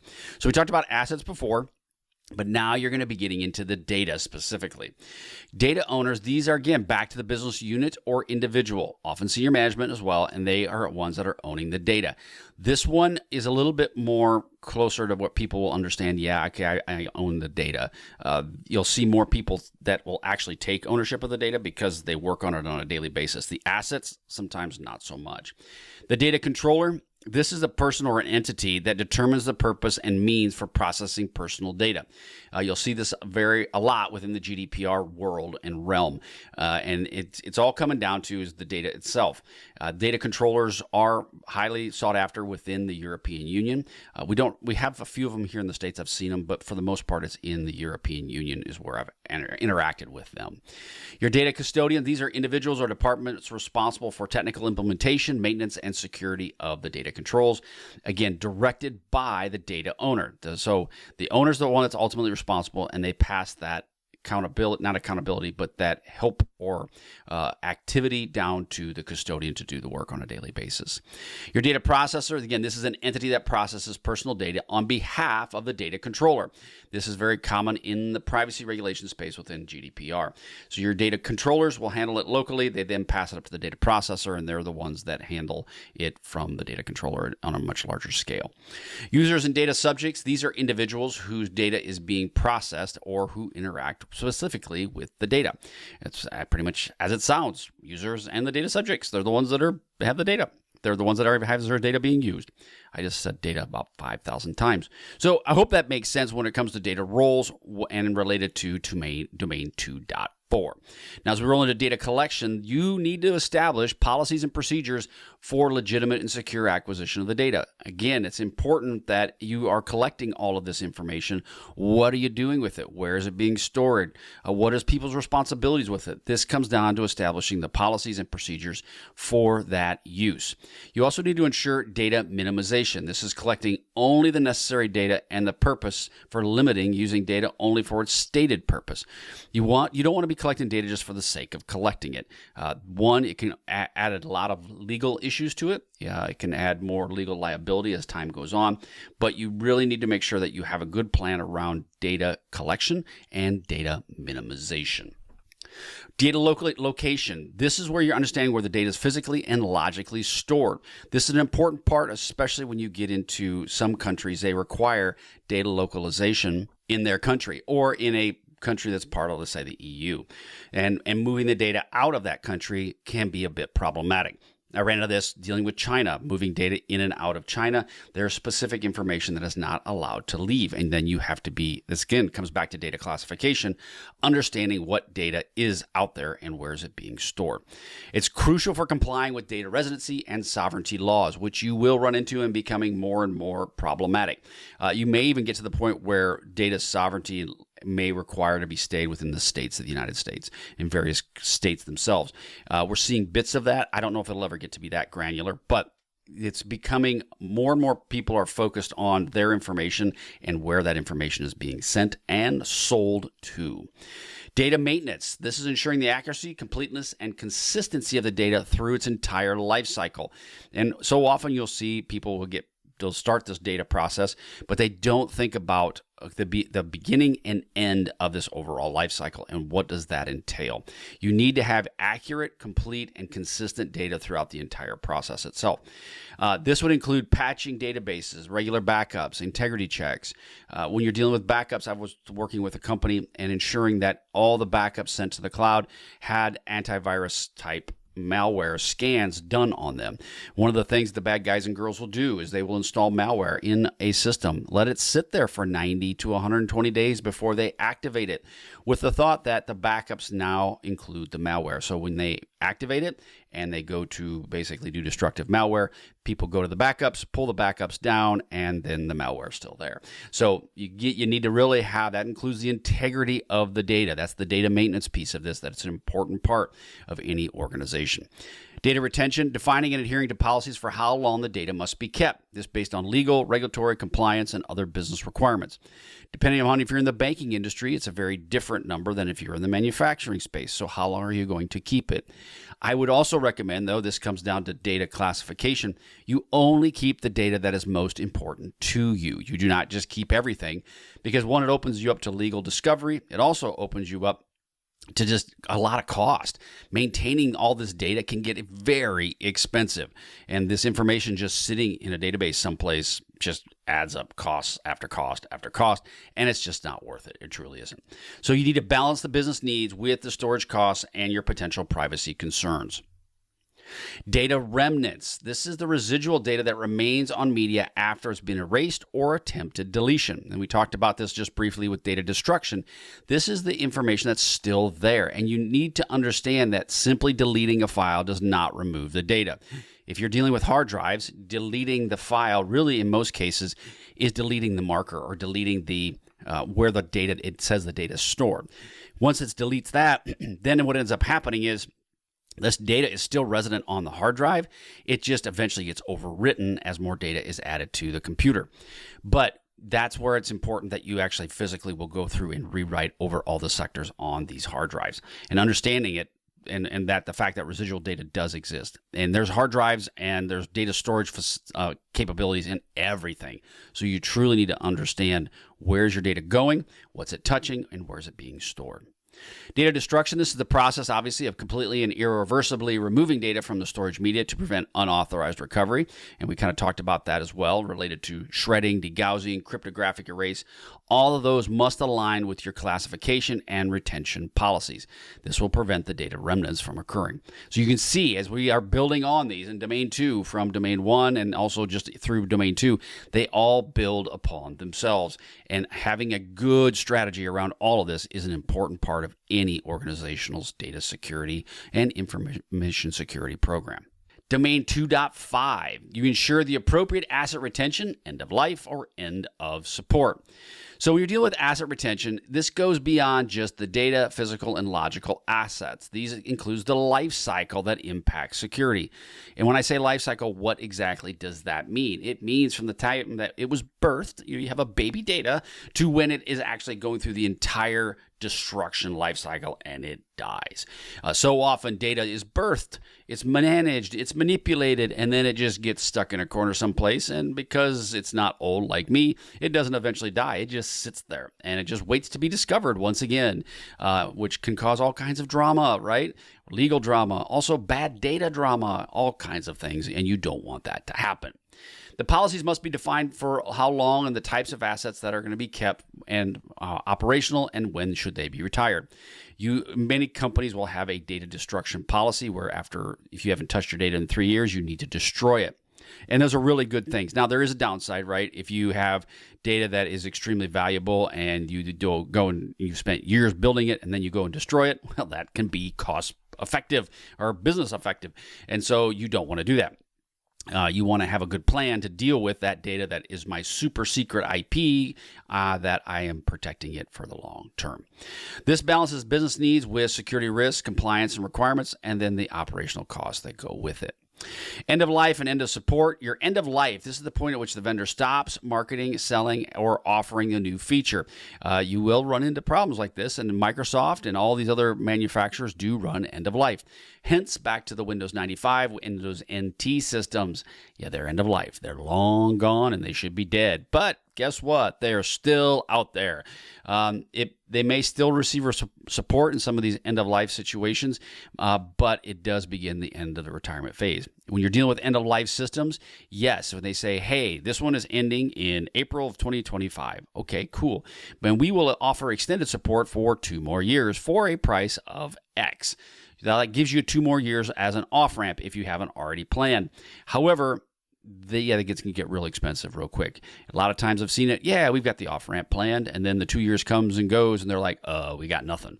And then you go in a situation where your systems are out of support, and now they're vulnerable. And that's bad. That's not good. End of support. This is the critical date when the vendor completely ceases operations of any form of support. This includes security patches, bug fixes, or any sort of technical assistance. That's a bad place to be. Security implications of end of support. Operating systems, applications, and hardware beyond their end of support date obviously expose the organization to risk. You have to decide if that risk is substantial or not substantial for you. And so understanding which ones are end of life and which ones are end of support is a good place to be. So know that going into it where you're at. Continuing on to 2.5 and end of life and end of support, some key considerations when dealing with end of life and end of support management. Proactive planning, important part of this entire plan. Like we kind of mentioned, upgrades, replacements, and secure retirement should be thought of and considered. Risk assessments. You need to do a risk assessment of these systems that you're going to continue to use beyond the end of life and end of support. And there needs to be documentation associated with this. And there needs to be sign off from leaders on that. Yes, they are accepting this risk, especially if you obviously are going to continue to use it. You need to have sign off on that. And if you're a security person that's going through this, you need cover. Sorry, you just do. Someone is going to come back and say, why, when this thing gets hacked, why did we allow this? And then you pull out the piece of paper. Now, you still may get fired, but at least when you pull out the piece of paper, the person who signed it, they get fired too. So you go out together smiling as you tiptoe down the tulips, down to whatever, the golden road. I got to use a Kansas analogy. The golden brick road, yellow brick road. Yeah, that's it. See, I've been here how many years and I still don't even remember that. Anyway, you need to have that done. Again, a migration replacement strategy. Develop and execute plans for migrating the data to new systems, and then the functionality to support these assets. So you migrate them to new systems. You also have to have the system stood up. Things to consider is if you are in a country that you have to buy new equipment, is it, such as China, did they require you to buy systems from within the country itself? Then you got a whole different animal when you're dealing with intellectual property protection. Secure decommissioning. You need to secure the end of life and end of support assets are securely decommissioned and disposed of according to your data destruction policy. So again, you got to build the policy. You got to destroy it appropriately. Compliance. Verify the retirement process aligns with all relevant regulatory and industry standards, and it meets if you're in the banking industry, how does it meet those standards? You may be surprised if you're following. There's actually a really good framework out there on banking called CRI. I highly recommend it. That will help you a lot, especially if you're in the banking world. Domain 2.6, determine data security controls and compliance requirements. So data states, data in use, in transit, and at rest. We kind of talked about these already, but when you're dealing with data states, you need to understand because of your current data that's being processed right now, or by the user of the application, what are the security challenges that may be in place related to memory protection and potentially insider threat. This would be RAM, CPU, caches, active applications, and so forth. Your data in transit, obviously working across your network, within the internal network, or between cloud services. Big one is SaaS, right? And you've got different cloud services that are communicating between them. An important part is you need to have a good security focus on securing the various communication channels. Data at rest, data that is stored physically on the media, like we talked about itself, you need to protect that medium. If you're using USBs, is it encrypted? How do you manage the encryption on those keys or on those USB drives? Anytime I dealt with any sort of data that left my organization that needed to be on USBs, it had encrypted thumb drives that it was being used or encrypted hard drives in which it was being used. Scoping and tailoring standard selection. So when you're in the process of determining which security controls or standards are applicable for the specific system, organization, or data set based on its context, criticality, and regulatory environment. You need to scope your data. You need to scope your systems and the controls that are tied to it. If you have a good framework that you're going to follow, let's say it's ISO 27001, or like I mentioned, the banking industry, CRI, that will really help you a lot with your overall scoping and to understand the specific systems and what are the controls you should have in place for those specific systems. Tailoring, this is of customizing and adjusting the selected security controls from the standard or framework. So again, to talk about CRI, And the framework says you must have, I'm going to say, 12-character passwords involved with your protection of your IP or protection of your data. And you come in and you say, well, you know what? I'm going to tailor that to having 20 characters and biometric access to gain access to all these systems. So that could be your choice, right? If that's the case, that would be what they call tailoring. And this ensures other controls are effective and not overly burdensome. Now, that would probably be overly burdensome, but you may tailor them specifically based on what the needs of the data owner wants for that specific data. You just have to determine what is the best aspect for you. So scoping and tailoring. Now, data protection methods, what are some of those? We talked about encryption already. We're dealing with cryptographic techniques, obviously at data at rest, in transit, and in use where possible. It could be encrypting the data as you're in the tunnels that are going between there. It could be the data itself specifically. Access controls. This would be implementing an authentication and authorization mechanisms to restrict who can access, modify, or delete this based on their permissions. And again, deletion is a big factor. Modifying it's one thing, but if I can go in and wipe everything that you have, that's a much bigger deal, and it can be much more problematic. Data masking, tokenization, and pseudo-randomization. See, that's a big $10. That's more like about a $30 word. I can't say very well. Coming from Iowa in my third grade education, I struggle. But that being said, how do you mask it? How do you keep it from being known that this is the 11 herbs and spices for Kentucky Fried Chicken? You would not say that. You would say herbs and, Kentucky. That doesn't tell me anything other than maybe a guy by the name of Herb. But overall, you want to have techniques to obscure the sensitive data while maintaining its usability for testing, analytics, and reducing the privacy risk. Now, data protection methods. These are specific technologies that you can use to protect the data outright. Digital rights management. This is your DRM. This is used to control access and usage of copyrighted materials and sensitive digital content. You can restrict copying, printing, forwarding of the specific files themselves. You have DLP. These are systems that detect and prevent sensitive data from leaving the organization through email, cloud storage, or removable media. All of these aspects are in place, and this would be designed specifically to protect this information and over your organization's control. Then you have cloud access security brokers, CISSPs. This is a security policy enforcement point out in the cloud between your cloud service consumers and your cloud service providers. This combines and interjects enterprise security policies as cloud-based resources are accessed. It basically sits in the middle, and if you have a policy that says you can't access certain virtual private clouds, it will block that. Or can you access specific data within the virtual private cloud? It will stop that as well, or allow that depending upon the situation that you have. They provide visibility, data security, threat protection. They're a really good tool. They work very well to give you that overall insight of your cloud environment. And it's just like an extension of your security operations center. These CISSPs can be very useful for that specific purpose. That's a whole different conversation for another time, but you need to understand those different types of data protections: DRM, DLP, CISSP.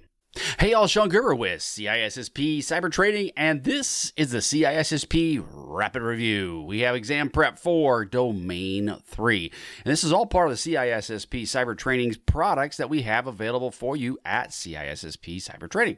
So we want to get into this as an overall, this is Domain 3 of the 8 domains that are tied to the CISSP exam, and we have 8 different episodes like this. So we're going to get into each of these and walk you through what you need to be prepared for the CISSP exam.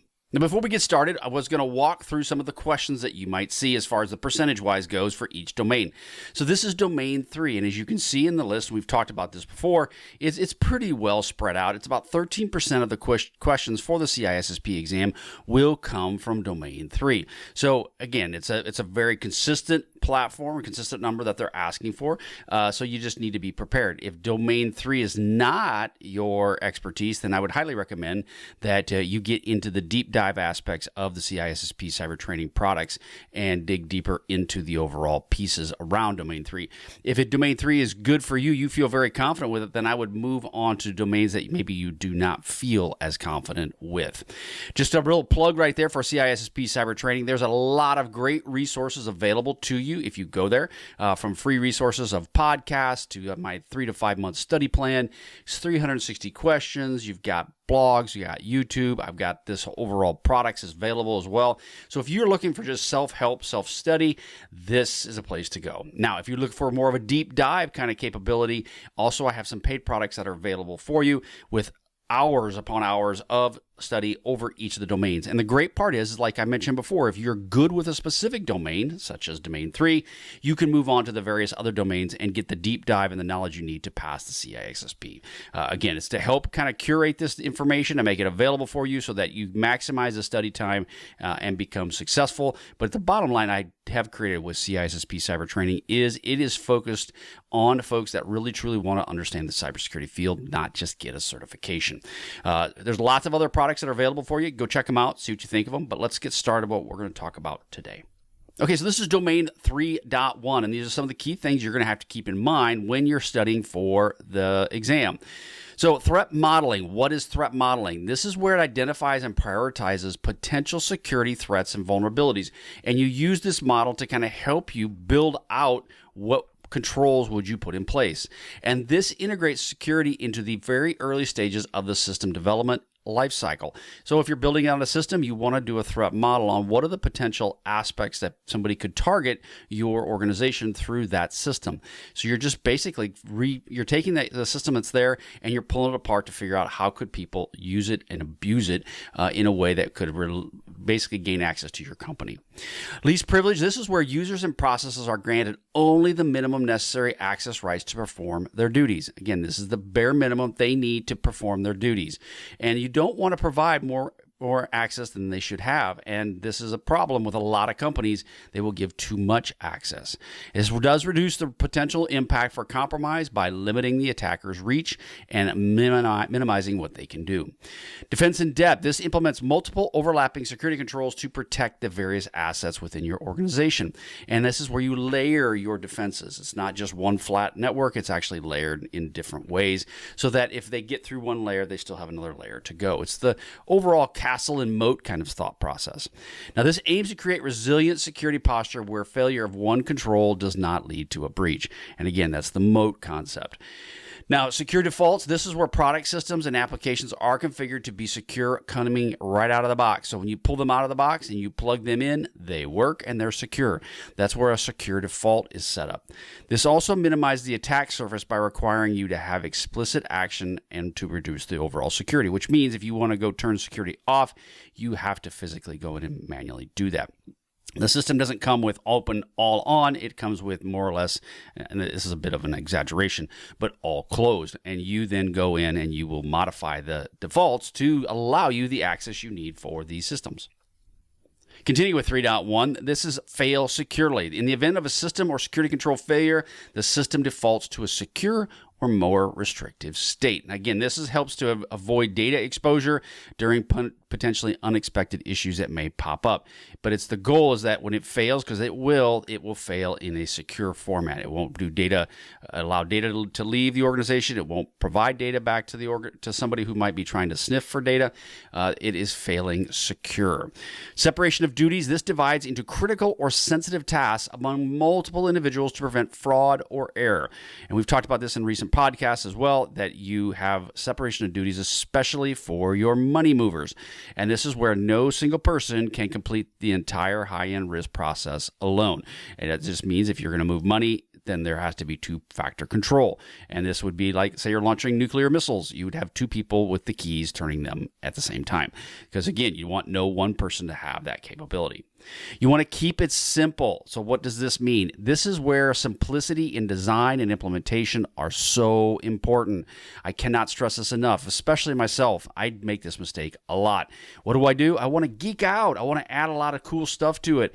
Simple is better. My software developers that used to work for me, I keep trying to tell them simple is better. And all the extra features, all they do is they potentially add risk. That doesn't mean you don't add them in, but you have to have a good plan to do that. Complex systems are often harder to secure, manage, and understand, leading to more vulnerabilities and higher risk. Doesn't mean you don't do it. It just means you have to take a good thought process and approach to it. Zero trust. Never trust. always verify. Now, this again assumes no user, device, or network segment is inherently trustworthy, which it's not. I like to go with TNO, trust no one, or even if you kind of go back to Ronald Reagan, it shows how old I am, it's trust but verify. The whole point of it is in this fact with zero trust is you never trust, you always verify. And this requires strict identity verification, device authentication, and authorization for each access attempt. Zero trust, I'm torn on this. I think it's a great thing, and I agree that zero trust is an important factor in all businesses. However, if you already have a network that's built and you're not greenfield, and you're not building it from scratch, that can be very challenging. And so you need to kind of consider what is it going to work. Now, when you're dealing with the Department of Defense, there's a lot about zero trust. So if you're getting into the contractor space for them, you need to really plan out with your CMMC certifications and understanding what does it take to become zero trust. Continuing with Domain 3.1, privacy by design. This integrates privacy protection into the design and architecture of IT systems and business practices from the beginning. It embeds privacy safeguards rather than adding them as an afterthought. Many times it is added as an afterthought. So you have to develop, when you're creating a product, you think about privacy at the beginning, not at the end. This happens a lot, especially when you deal with M&A type activities with security, where someone will buy a company and then they go, oh yeah, we got to think about security. I don't know what we're going to do. Yeah, so you got to plan for it at the beginning. Trust but verify, we talked about that a little bit again with the zero trust, but you need to have a level of trust must be established. Continuous monitoring, auditing, and validation are still performed. Again, not all networks will be zero trust, so you need to trust but verify everything. And this ensures that security policies and expected behaviors are consistently maintained. That's again, you have to plan for all of this. Shared responsibility. This is the distinct security obligations between cloud service providers, the CSPs, and its customers. The cloud service provider will secure the cloud itself from an infrastructure, but the customer secures the cloud in it, basically in the cloud. So what it comes down to is you build out the cloud. You'll have a service provider may provide that for you, the shell, the bones. You as the person who is using their service may come in and then secure the inside, the guts of it. Again, it depends upon what kind of product you're buying and what you're using it for. But typically, if you're buying something that's already pre-established from an infrastructure standpoint, they would take care of the security of that. When you go in and then you configure the applications that are inside the cloud, that would be on you. But depending upon how you provision it, you could be securing both the infrastructure and the overall applications themselves. So you need to make sure that you understand the responsibility. Who has the responsibility for the infrastructure? Who has responsibility for the application? Who has responsibility for the data? Okay, moving on to Domain 3.2. We're dealing with understanding the fundamentals and concepts of the various security models. So we have the state machine model. Okay, so the state machine model defines a system in terms of states and transitions between those states. So not U.S. country states or U.S. states. It is the state of the system. The system is considered secure if it is all reachable states are secure states and all transitions maintain your security. So it's just basically that is their model, is that you must have the states and transitions between those, between going from one to the other, is secure. Now, the information flow model, this focuses on how information moves from the system and prevents unauthorized flow between security levels. If you have a security level here and a security level there, you have two different ones and they are different in what they are protecting. The data that moves from systems to systems must be authorized. And in many cases, you would not have data moving from one system to the next because you want to ensure that the data that stays in one system maintains security and the other one is secure in itself. Good example of this is you have top secret and secret systems. Information from a secret to a top secret system isn't automatic. It's basically if you were going to move data out of a top secret into a secret, so that's basically taking them out, you would have a process by which you would declassify or you would reduce the classification of one system to another. So there has to be a good protection between both of those specific instances.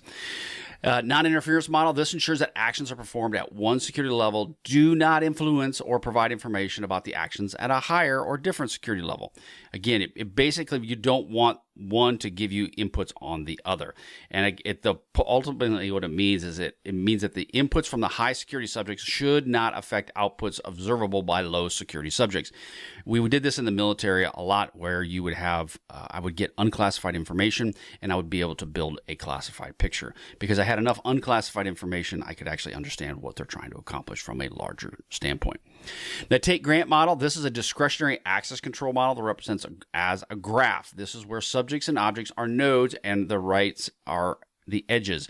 So basically it defines rules to take grant, create, remove. All of those are rights that can be transferred or created. And that is the take or grant model. Access control matrix. This is a fundamental concept that represents permissions in a table format. So you might have rows will be subjects, columns represent objects, and in there they will indicate who has access to what systems have access to certain kinds of data. And that is just basically the access control matrix. All of these will determine what is indicated within the cells, which will allow access rights. Now, the Bell LaPoota model, this focuses on confidentiality and preventing unauthorized disclosure of information. It basically enforces a no read up and a no write down. So the point of it is that it's a security process where you cannot read up into a higher classified system and you cannot write down from a security standpoint as well. The BIBA model, this primarily focuses on integrity and preventing unauthorized modifications of information. It enforces a no read down model simply, and then it has a no write up policy. So if you think about it that way, the Bell LaPoota is no read up.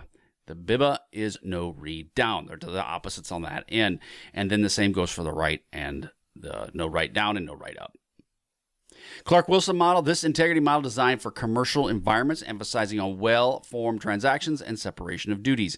And the point of it is that they use constrained data items, or CDIs, and unconstrained data items, UDIs, with transformational procedures to ensure you have data integrity. And the bottom line on this is that it's designed so that you well-formed transactions between different entities, and there are separation of duties included within it. The Brewer-Nash model, this is the Chinese wall model. It's designed to prevent conflicts of interest, particularly in the financial or legal sectors.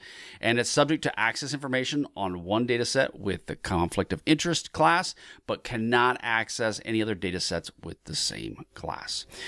The Guggen-Messenger model, this focuses on the integrity by defining a predefined access rules and well-formed transactions. It ensures that only authorized operations can change the state of the system, and it obviously then maintains the integrity of that system.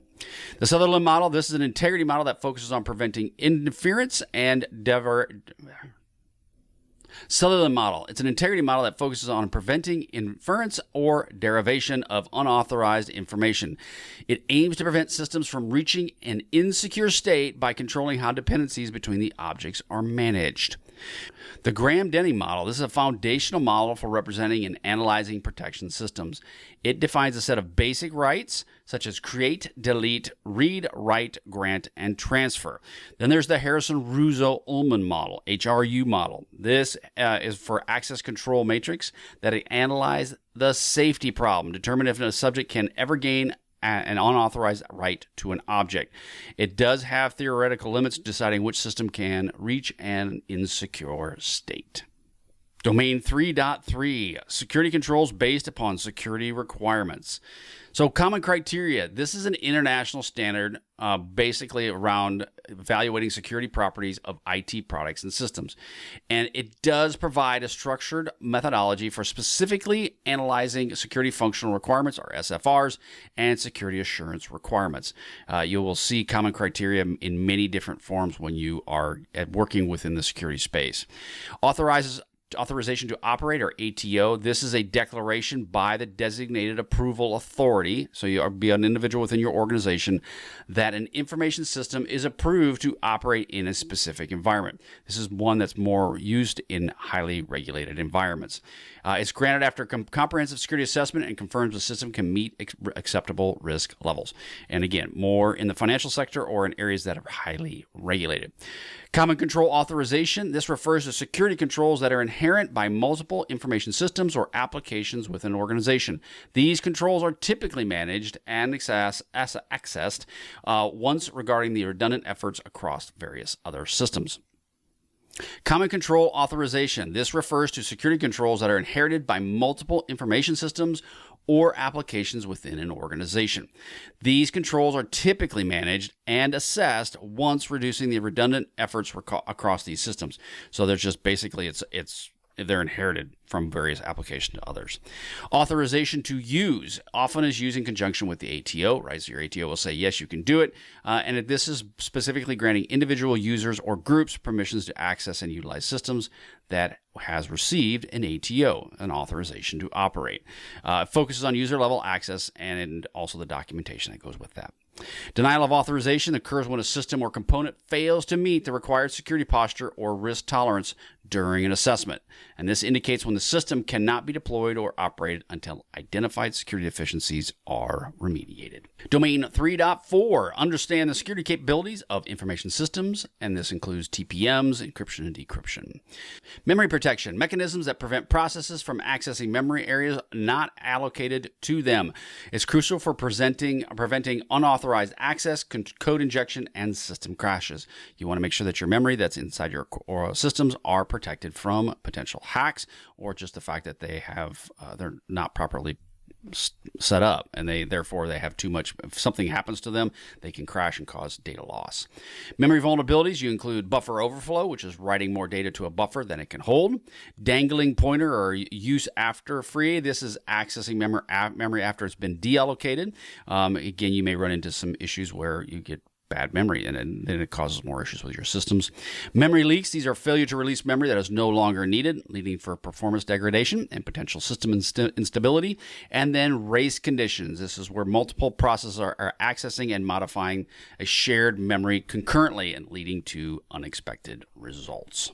Virtualization, this allows multiple virtual machines to run on a single physical host. Hypervisors, they manage and isolate virtual memory, and they also are vulnerabilities in the hypervisor that can impact all VMs. If you take over one hypervisor, you can potentially take over many VMs. The hypervisor is where everything sits. Trusted Platform Module, this is a secure crypto processor on the motherboard, and it stores cryptographic keys and performs integrity checks. We talked about TPM in various countries and the importance of having TPM enabled. It's used for secure boot processes, verifies the integrity and system memory and loaded components before the operating system startup. Memory of interfaces, the hardware and the software components that allow the CPU and other devices to read from and write to memory. This is a secure design of these interfaces to ensure that they don't allow unauthorized access or manipulation of the data.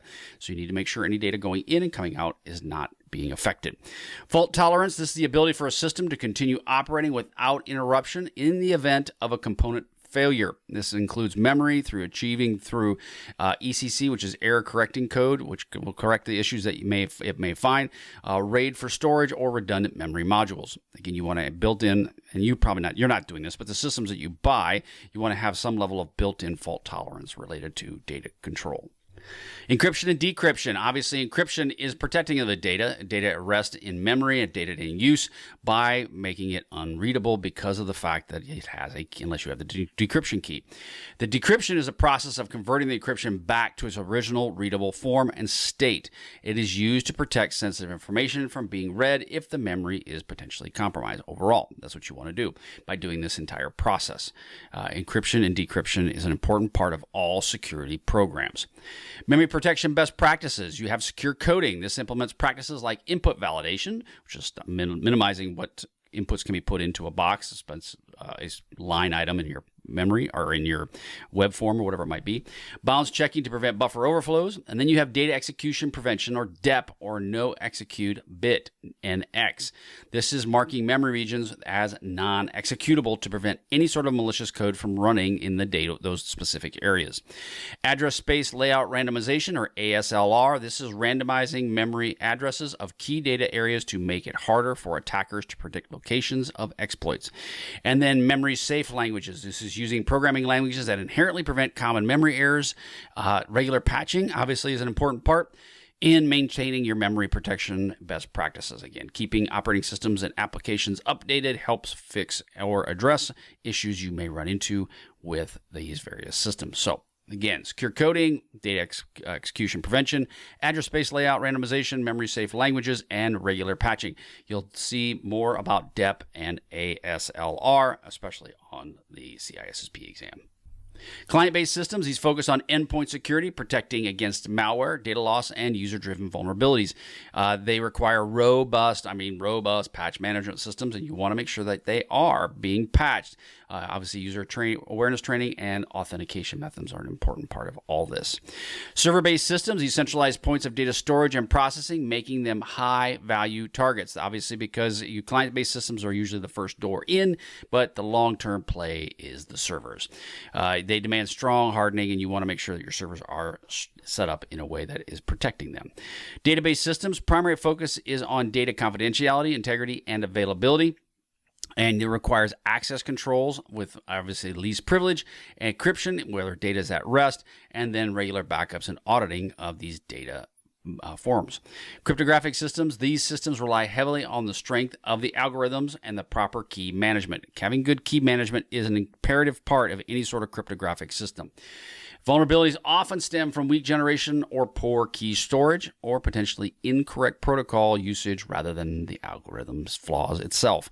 Most problems with these algorithms, these have been around for a while. They're bulletproof. It's the fact that people just don't configure them correctly. Okay, continuing to 3.5. Industrial control systems. You need to prioritize safety and availability over confidentiality, often operating in real-time environments. This face unique challenges due to legacy systems because they are challenging, and specialized protocols, convergence with IT networks. Incorporating ICS and IT can be a bit of a challenge. We talk more about that in CISSP Cyber Training and overall in my course that I taught in industrial controls. Cloud-based systems, these operate under a shared responsibility model where security duties are divided between the cloud provider and the customer. Again, the cloud provider will provide some of this, but a lot of times it's up to the customer. And if you don't know how to protect the cloud environment, you could be in trouble.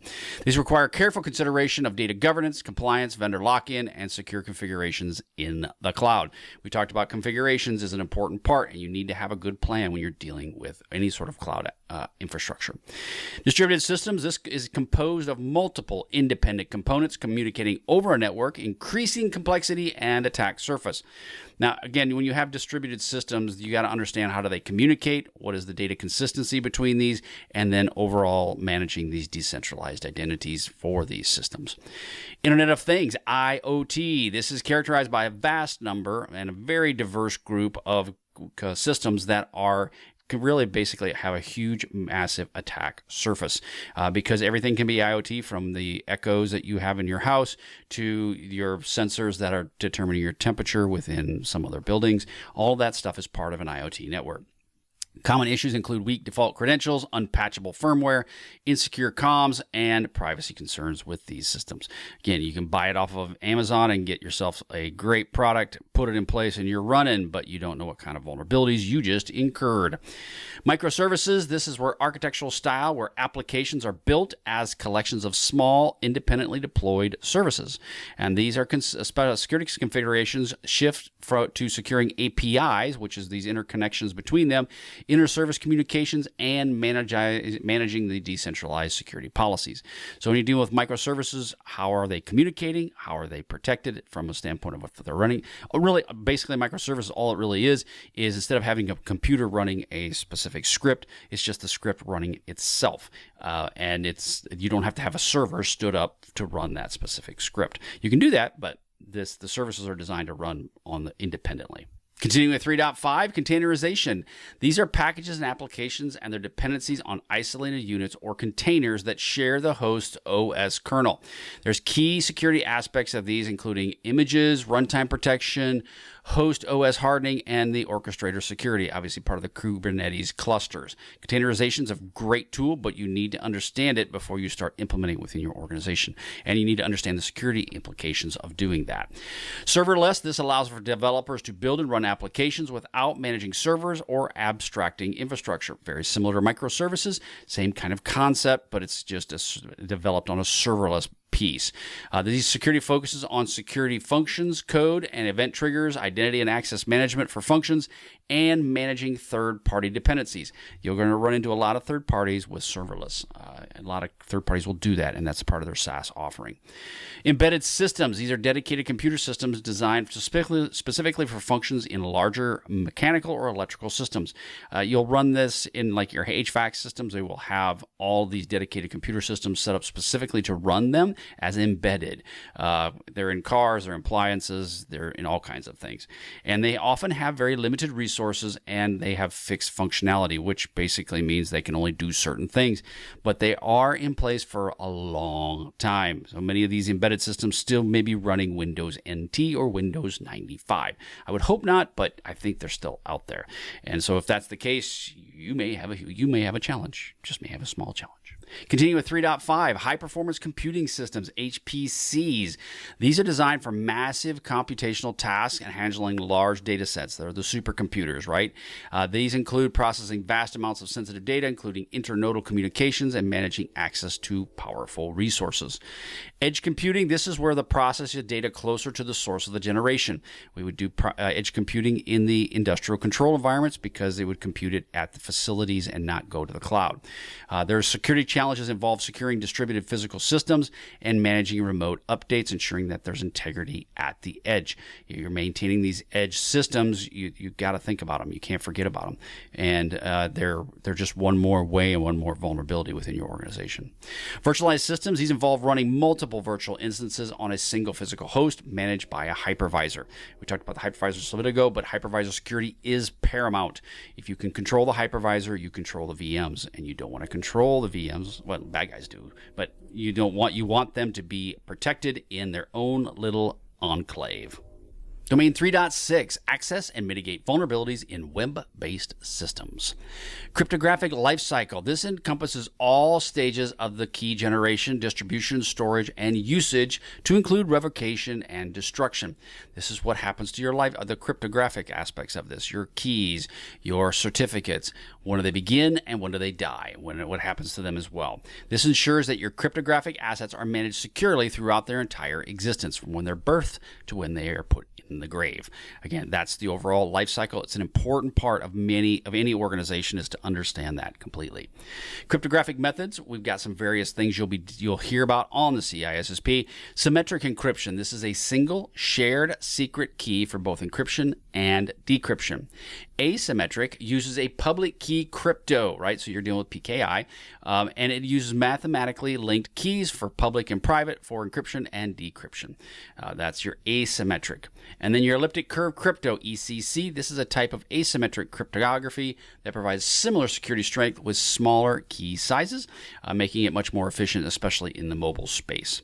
And then obviously quantum. Yes, the big quantum. This is where it is looking at cryptographic techniques based on quantum mechanics, principles, and often theoretical, air quotes, unbreakable security.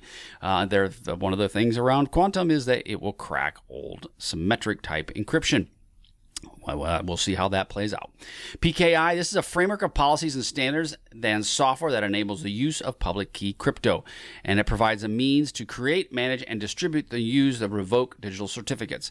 It's just the overall framework using these various types of cryptographic methods to ensure that you are using it in a way that is consistent throughout the organization. Key management practices. This is crucial. Again, we talked about this a little bit already, is that you have these key management things in place. This includes secure generation of keys, storage, distribution, backup recovery, and destruction of the cryptographic keys, all part of the life cycle. Poor key management can be very bad, and it can set you up in a situation where your organization can be taken over. So you want to have a really good, strong key management, especially if you're using cloud resources as well. You're going to have a potentially different key management system for that. So you need to have a good plan in place. Digital signatures and digital certificates. A digital signature is a cryptographic mechanism used to verify the authentication and integrity of digital messages or documents. This ensures non-repudiation. Digital certs, these are electronic documents that bind the public key to an individual or entity used by a certificate authority. Okay, so you'll get a digital certificate for your website. Those are binding that to you. Non-repudiation. This provides undeniable proof that a specific action or event has occurred and cannot be falsely denied by the sender or receiver. This often is achieved through digital signatures, which link the action to the specific private key holder. Integrity, this is basically the hashing piece. Hashing is a one-way cryptographic function that takes input, obviously from the data, and produces a fixed string character or a hash value. This hashing is used to verify that the data is what it is. So if you have it hashed in one, you compare it to a hash in another. If they are the same, then your data has not been manipulated. If they are different, then you have a problem. This indicates potential tampering with your overall systems. Domain 3.7, understanding methods of cryptoanalytic attacks. Big words. Okay, so we have a brute force. This is an attack that attempts every possible combination of a password until the correct one is found. That's brute force attempt. It often is mitigated by having some sort of lockout policies or multi-factor set up. Ciphertext only. This is a cryptoanalysis attack where the attacker only has access to the ciphertext and attempts to deduce the plain text or the key from the ciphertext. This is very challenging because you got to have a lot of knowns. Now, this works really well, or not really well. This will work if you do not have a good, strong encryption strategy in place. If you have a strong encryption strategy, it's pretty much darn near impossible. Known plain text. This is a cryptanalysis attack where the attacker has access to both the cipher and the corresponding plain text. This does allow them to analyze patterns and potentially deduce the encryption key or the algorithm. Frequency analysis, cryptanalysis technique that exploits the non-uniform frequency of letters or symbols in a specific language. It's most effective against simple substitution ciphers, and it's less so against modern, more complex encryption. Chosen ciphertext. This is a cipher analysis attack where the attacker can choose arbitrary plain text to be encrypted and obtain corresponding ciphertext. This provides significant information to the attacker, making it a very powerful attack against certain cryptographic schemes. Implementation attack. This is an exploits vulnerabilities, the implementation of crypto or the protocol rather than the flaws in the algorithm itself, which can be challenging. It's more go after the implementation. This can include software bugs, hardware flaws, and incorrect configurations. Side channel attack. This attacks extract the secret information or the cryptographic keys by observing indirect effects of the system's operation. This includes analyzing power consumption, electromagnetic emissions, and acoustic signals. Again, these are getting very challenging if you want to try to do some of these. Fault injection, deliberately inducing errors or faults into the system, basically manipulating voltage or clock signals to cause it to behave unexpected. This can be used to bypass security mechanisms or extract secret information specifically from that. Again, all of these can be very challenging, but to the person who has time on their hands, they may be able to be doable. Continue with 3.7, timing, a type of side channel attack that analyzes the time taken for cryptographic operations to complete. Variations in timing can reveal information about the secret key or the data being processed. Man in the middle. This is an attack where the attacker secretly intercepts the relay communications between two parties who believe they're communicating specifically to themselves, but someone's in the middle. This allows the attacker to eavesdrop, alter, or inject messages into the communication. Happens a lot with SMS text, but Man in the middle is a true attack that is out there and people are using it quite frequently. Pass the hash. This is where the attacker will authenticate to a remote server by using underlying NTLM or landman hashes, but basically with what the attacker's or the user's password is, rather than the plain text password itself. And they just basically impersonate the person using the hash. It's common in Windows environments where hashes are stored and used for authentication. This should be addressed, and many companies should patch for this, but if it hasn't been patched, Pass the Hash works very well. Kerberos exploitation. This attacks targeting vulnerabilities in the Kerberos authentication protocol and involves ticket manipulation or brute forcing. This includes Kerberosting, which is extracting the service principal's names, hashes, and the golden ticket attacks, forging the Kerberos tickets. Very similar to what we're dealing with Pass the Hash. Very similar kind of concept. Ransomware, malicious software that encrypts the victim's files and demands ransom payment, usually in crypto. You deal with this all the time. You hear about it a lot. So obviously you probably are familiar with what a ransomware attack is. Often spreads via phishing emails or exploiting software vulnerabilities, causing significant operational disruption and data loss. And that's pretty much an understatement. It can cause all kinds of drama, and it's very painful. Domain 3.8, we're dealing with security facility plans. This is a comprehensive document outlining the security measures, controls, and procedures for physical security at a facility. This integrates physical security with logical security and considering the threats, vulnerabilities, and the risk tolerance of the organization. Site selection, this involves choosing a location or a facility that is inherently minimizes security risk, one that you'd have it out in the middle of the desert. It's a great way.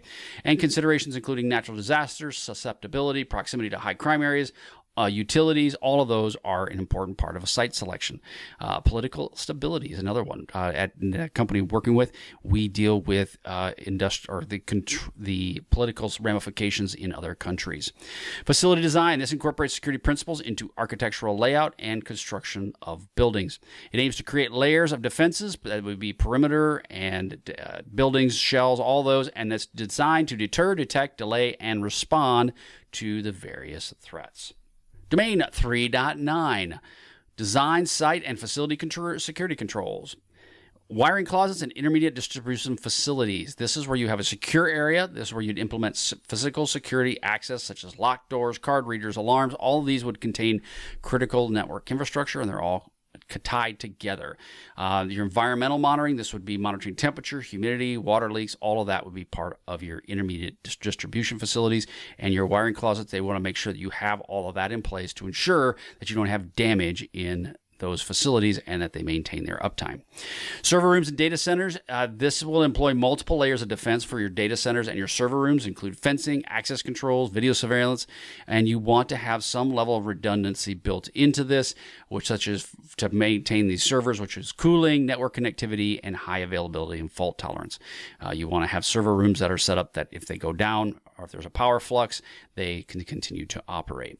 Media storage facilities, these maintain stable temperature, humidity to prevent degradation of storage media, such as tapes, discs, anything that's old school like that. They need to have heat and cold. Heat and cold will destroy these types of systems, so you need to have good environmental controls established. Strict access control and inventory. Again, many times this information is under legal hold, and you want to ensure you have robust access controls, detailed inventory management, and audit trails to track media and movement access. And then evidence storage. This is to establish unbroken chain of custody to maintain integrity and admissibility of their digital and physical evidence. Store the evidence in secure, tamper-evident containers or locations with restricted access and continuous monitoring. Again, all of those are done in your facility controls. Restricted and work area security, access controls and segregation. You want to implement appropriate access controls such as key cards and biometrics to restrict entry to sensitive base systems. Now, clear zoning. This is where you define clear security zones to separate the public, semi-public, and highly restricted areas within a facility. Do you have a facility that has both where people can come in and then where the public can come in, and then you would have an area where maybe some people can sit and wait for them to be allowed in, and then you have an area that's restricted. Dealt with a lot with this in the manufacturing space, special chemical manufacturing. There was a very controlled, staged process in this entire thing. Utilities and heating, ventilation, and air conditioning, HVAC systems. These are physical protection. They secure utility entry points such as water, gas, and electricity, and HVAC systems from unauthorized access or sabotage. Again, you want to have those put in place for your HVAC systems. They are a crucial part. Many people don't believe how crucial your HVAC system is to your organization. You have environmental monitoring and alarms. This would implement sensors or temperature, humidity, and airflow. When it will give you alerts if deviation could impact your equipment. It's an important part, right? If these systems go down, if they get too hot, they shut themselves down or they burn themselves up. All of those are bad, from downtime to actual having physical hardware to loss of data. Environmental issues, you have water detection. Deploy water sensors in critical areas to give you immediate alerts if there is a water issue. You have this in your homes. You can put alerts for your hot water heater if it were to start to leak. Air quality and contaminants. This is where you monitor the air quality and prevent damage from dust, pollutants, and corrosive gases, especially in data centers. Fire prevention, detection, and suppression. Prevention, this implements fire-resistant building materials and strict electrical safety standards on your systems themselves. Are they in tubing? Are they in some sort of metal tubing and your wires are going through conduit of some kind? Detection, using multi-zone smoke and heat detectors, integrating with alarm systems. And then suppression, employing appropriate suppression systems such as pre-action sprinklers and or gas systems for different locations, considering looking for data preservation. Power, so you're looking for uninterruptible power supplies or UPSs. They provide immediate short-term power during outages and allow for graceful shutdowns or generator startup. The ultimate point of a UPS is not to run the system forever, it's to allow it to shut down gracefully so it doesn't break things or give you time to get your UPS up and running. Generators offer a long-term backup power for extended outages, requiring regular testing and fuel management. Again, you have to run them frequently. Like these systems, if you don't run them, they break. Redundant power feeds, this would be independent multiple power feeds that come in from different grids to ensure continuous power to your organization. Again, all of those are around design, site, and facility security controls. Hey, I'm Sean Gerber with CISSP Cyber Training, and today we're going to be talking about the CISSP Rapid Review. This is for Domain 4. This is the exam prep that we put out at CISSP Cyber Training, and Domain 4, Communications and Network Security. Okay, so this is the question breakdown for Domain 4. As you look at this slide, all the different domains from Domain 1 through Domain 8 are all part of the percentage that you would have for the CISSP exam. But if we focus on Domain 4, there's about 13% of the questions that you will see for the exam will be part of this Domain 4. Now, you go to CISSP Cyber Training, you can get access to all this content that's available to you. If you are watching this video, this free video that's out there, we have tons of free resources at CISSP Cyber Training that are free. If you want to self-study and get ready for the exam, all my free content will help you do that. If you need a little bit more help and you maybe some more guidance around some of the content and maybe directed videos to help you walk you through each of the actual domains, you can also have my paid resources and my mentorship product as well. So all that's available to you at CISSP Cyber Training. But the main focus on this slide is just to focus on 13% of the questions will come from Domain 4. Okay, so let's roll into this. So this Domain 4.1, access and implement secure design principles in network architectures. Now, in this domain, in this section, Domain 4.1, we're going to be talking about the OSI model, TCP, the OSI and TCP IP models that are there. And kind of, again, the ultimate goal of the rapid review is just kind of a quick overview of what you may expect to see on the exam. So when you're dealing with the OSI, it's a 7-layer conceptual framework that is set up specifically for standardizing network communication functions. And the OSI model helps dramatically to help you kind of give you that plan of what you can expect to see. And the ultimate goal is you have your transport layer, you have your data layer, you have the various layers that are tied into the OSI model. And that is a key factor when you're trying to have standardization around network protocols. Then there's the TCP IP layer. This is the practical 4-layer suite that underpins the entire internet. TCP IP is an important partner, or the important part of the overall internet itself, and it is a key integral part of all modern networks today. Now, when you're dealing with these different types of models, there is a security thing you need to consider. And then this is essential for any sort of multi-layer defense strategies, that you have a good plan around OSI and you understand the TCP IP stack. It's an important part, because you'll have an aspect of TCP IP connections that are occurring between 2 points. You're going to have to understand, am I getting the connection? Why am I not getting a connection? Is it because there's a SYN and there's a SYN-ACK? Is there the termination or the FIN flags that are kicking off? You're going to have to understand those different types of flags and how the importance of those. And just because you're studying for the exam, you go, well, I don't need to worry about that because I have a network team that deals with that for me. You're going to have to know how to communicate with your network team on the various parts of the OSI model, because you could be having data loss in various stages, or you may also have to know what are the different flags that you are dealing with as it relates to TCP IP. So all of these are an important part of the overall understanding of cybersecurity. Now, the IP networking, we're going to deal with this IP regular as itself, IP4 and IP6. Now, just IP as itself is the information aspects that you're going to have the fundamental protocol for addressing routing data packets, and that's IP networking, period. And it's broken into IPv4 and IPv6. Now, IPv4 is the 32-bit address that's been out there forever, that most people have adopted and utilize within their networks. However, because of so many IP addresses tied to actual devices themselves, they then move to IP version 6, which is the 128-bit version, which allows for a much larger space of IP addresses, and it also helps with the simplification of the configurations of these various IP addresses. However, IPv6 has not been as widely adopted as IPv4 because obviously it's been around longer, and there are some challenges of people bringing IPv6 into their networks. It's eventually going to happen because there's just not enough IPs out there, especially when you're dealing with all this IoT work that's available. But at the end of the day, the IPv4 and IPv6 are both extremely important parts of any sort of networking program. Now, they both require meticulous, secure configurations to ensure that you're getting a proper security for each of them. Now, IPv6 introduces new attack vectors such as SLAAC, NDP spoofing.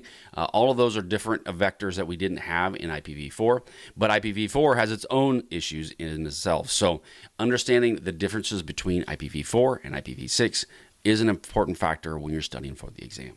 The next section is secure protocols. These provide confidentiality, integrity, and authenticity for the data that's specifically in transit. And when we're talking secure protocols, you're talking VPNs, you're talking HTTPS, you're talking SSH, DNSSEC. All of these are very important parts of the overall transporting of the data and the security around this. Now, it's mandatory for many sensitive communications that you have some level of secure protocols for this communication. This would include strong message ciphers, robust key management, up-to-date versions of it that are available, and you want to make sure that all of that is done because those are key factors in any protocol that is set up specifically for transport of data between point A and point B. These can be done automatically, they can be done set up manually, but at the end of it, a secure protocol for the data transfer and the data protection is an important part of any sort of security plan that you have within your organization. Implications of multi-layer protocols. Now, encapsulation is an important part of, you'll hear people talk about it. This is where data from higher layers are wrapped by lower layers, basically down the stack. So what it comes down to is you have your OSI model. As your data is leaving from basically your physical layer and it's moving it's all the way up to the transport layer and beyond and to the presentation layer, it is all encapsulated as it goes up. And then when it comes down, the encapsulation is removed. That is the data encapsulation piece that you would expect to see within the CISSP. Now, the attack surface of having multi-layer protocols is that the vulnerabilities can exist in potentially any layer. So if you have multi-layer aspects, there's aspects that could come into where they potentially could bypass controls of one layer to gain access to another. So this is where it's imperative that you have a defense in depth strategy when you're dealing with any sort of security. And as we've talked about routinely on CISSP Cyber Training, is having the multi-layers of defense. If you have a firewall, then you have endpoint detection and response. Maybe you have some honeypots that are built in there. You have defenses that are built that are in layers, so that if one person gets through one area, there may be a situation where they're alerted when they're going through another area. It's also imperative to have some deep packet inspection involved, and this is in various points of your network. There would be various tags or taps that are put in place that will suck this data out. They will look at the data itself, and then they will do a deep packet inspection of all the data that's transferring the wire. These are really important. There's also some regulatory requirements around that. I've worked in some companies that have had to do that, and it's a great product, but it does take a lot to make that and put that in place. But deep packet inspection is an important part of any security tools that you may have, depending upon the level of risk that you have within your company. Converged protocols. So you have voice over IP. Now, this is what integrates voice and video onto data networks. Bottom line is for cost savings and flexibility. Now, if you've all noticed, though, when you're dealing with some voice communications, they get a bit of a delay. Sometimes that is voice over IP that maybe not totally configured correctly. Fiber optics, this transmits data via light, offering obviously bandwidth issues and allowing you increased bandwidth, low latency, and then potentially from electromagnetic interferences, immunity. Fiber optics have become more and more transparent throughout where most people, we didn't have fiber optics going to homes in the past. Now many of us have fiber optics that come into our house specifically. So it's a great tool, it allows for much faster bandwidth, and it is a great product. I love fiber, just love it. Security implications of doing this, though, is it does introduce new attack vectors such as voice over IP eavesdropping, toll fraud, which I haven't seen much of, but it is out there. obviously denial of service on the call managers, and various other aspects that could affect your fiber optic aspects. So there are, again, as we get new technologies and new capabilities, then they become also a target for the bad guys and girls. Microsegmentation. This divides networks and data centers into various other highly granular areas, and it does allow you to have some really good security segments in place to, one, manage the data, two, but also to manage the workload. So the microsegmentation, I feel, is a really important part of any organization. However, like anything else, if you don't have a good plan on how to do microsegmentation, a lot of times it just gets thrown together in one big bucket, and then you're really not, the benefit that you're looking for is really kind of negated and limited based on that. It does significantly limit the attacker's lateral movement, and it reduces the breach blast radius. In the event that somebody were to gain access to a bunch of data, the amount of data that they potentially could get because of microsegmentation can be dramatically reduced. But again, back to the first point, if you don't know what you're doing and you just kind of throw everything in one bucket, it isn't as beneficial as it potentially could be. It does require sophisticated granular firewall rules, and often it's considered what they call software-defined networking, or SDN. It takes a special person who understands how to do SDN communications and how to do SDN firewall rules. It's not hard, right? I've done it myself. I've worked with some very smart people to kind of help guide me in some of this. It is not difficult. However, it does take a much bigger approach to understanding the network and what you're going to do within your network. So you just got to have a good plan before you deploy something like this. And it's better to start small than to go out and think of and get too big when you're dealing with deploying these SDN type of capabilities. Wireless networks, obviously the technology uses radio waves and mobility to ease of deployment. We all use Wi-Fi, and Wi-Fi is well known and well used. And so because of that, though, they're increasing the encryption capability of that. It does require WPA 2 and 3. Obviously, you can incorporate it with radius, and there's also other sort of rogue AP detection that would be your auxiliary or access points detection that is out there as well. We used to do in the old days, we would go around and look for access points with just basically a device like a Geiger counter, and it would go and look for other wireless access points that were enabled. Now they've incorporated a lot of that into the device themselves, and they're looking for rogue Wi-Fi outlets. So great capabilities in the Wi-Fi space. Now, obviously, the security implication of this is it's inherently susceptible for eavesdropping potentially, and then rogue APs, big deal for rogue APs. I've met with them a lot. I've had to deal with those situations. And they can deal with brute force attacks, and you do require strong encryption and authentication are an important part of any Wi-Fi network. Again, Wi-Fis are great, but just throwing them up out there, shadow IT, all those things just kind of start rolling on themselves. So it's an imperative that you do have a really good plan when you're deploying Wi-Fi within your network. Highly recommend that you find maybe potentially a Wi-Fi person who does Wi-Fi really well within your network and talk to them. Cellular networks, this is where you have technology that's obviously 5G. It offers higher speeds, lower latencies. This allows for much better data transfers, and you're not limited to point places such as Wi-Fi locations. It does incorporate involving security standards, obviously, for improved authentication and encryption when you're dealing with 5G. The lower cellular capabilities of LTE and 4G, they had security implications that are not as strong and robust as 5G, and therefore it's imperative that you move to 5G if possible. But there's different types of threats that can affect 5G networks, such as IMSI catchers, signaling attacks, supply chain vulnerabilities, and so forth. IoT is a big factor when you're dealing with 5G, and there's some vulnerabilities that can be incorporated there as well. So it's really important. Again, we talk about all this stuff over and over again, but having a good plan on how you're going to deploy this within your networks, the use of each of these technologies is a crucial part of your overall security game plan. Okay, the last section of Domain 4.1, this is going to be with CDNs and content delivery networks. Now, these are geographically distributed proxy servers that are basically caching the content that are closer to where you're at to increase the speed and resilience.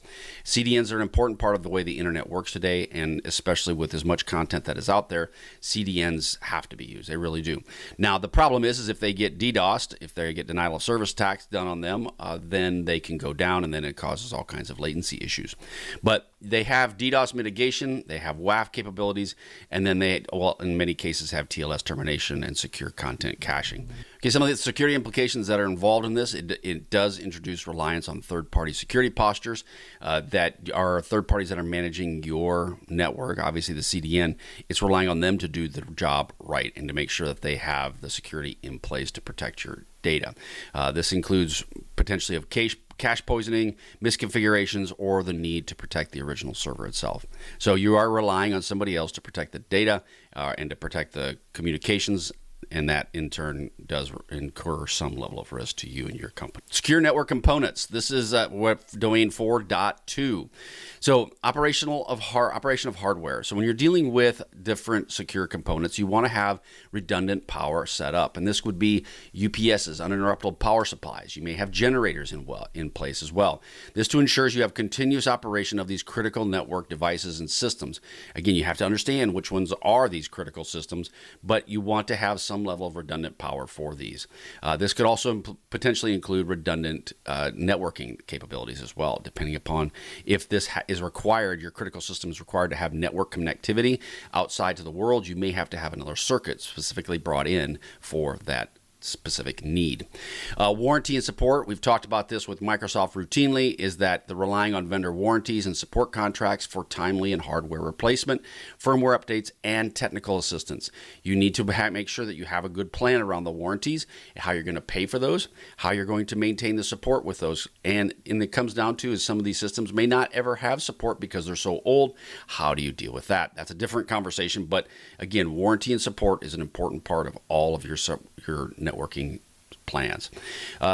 You need to ensure you have availability and resilience for your network infrastructure. A lack of redundancy or expired support contracts will lead to single points of failure. I've seen it happen where your contract hasn't been negotiated.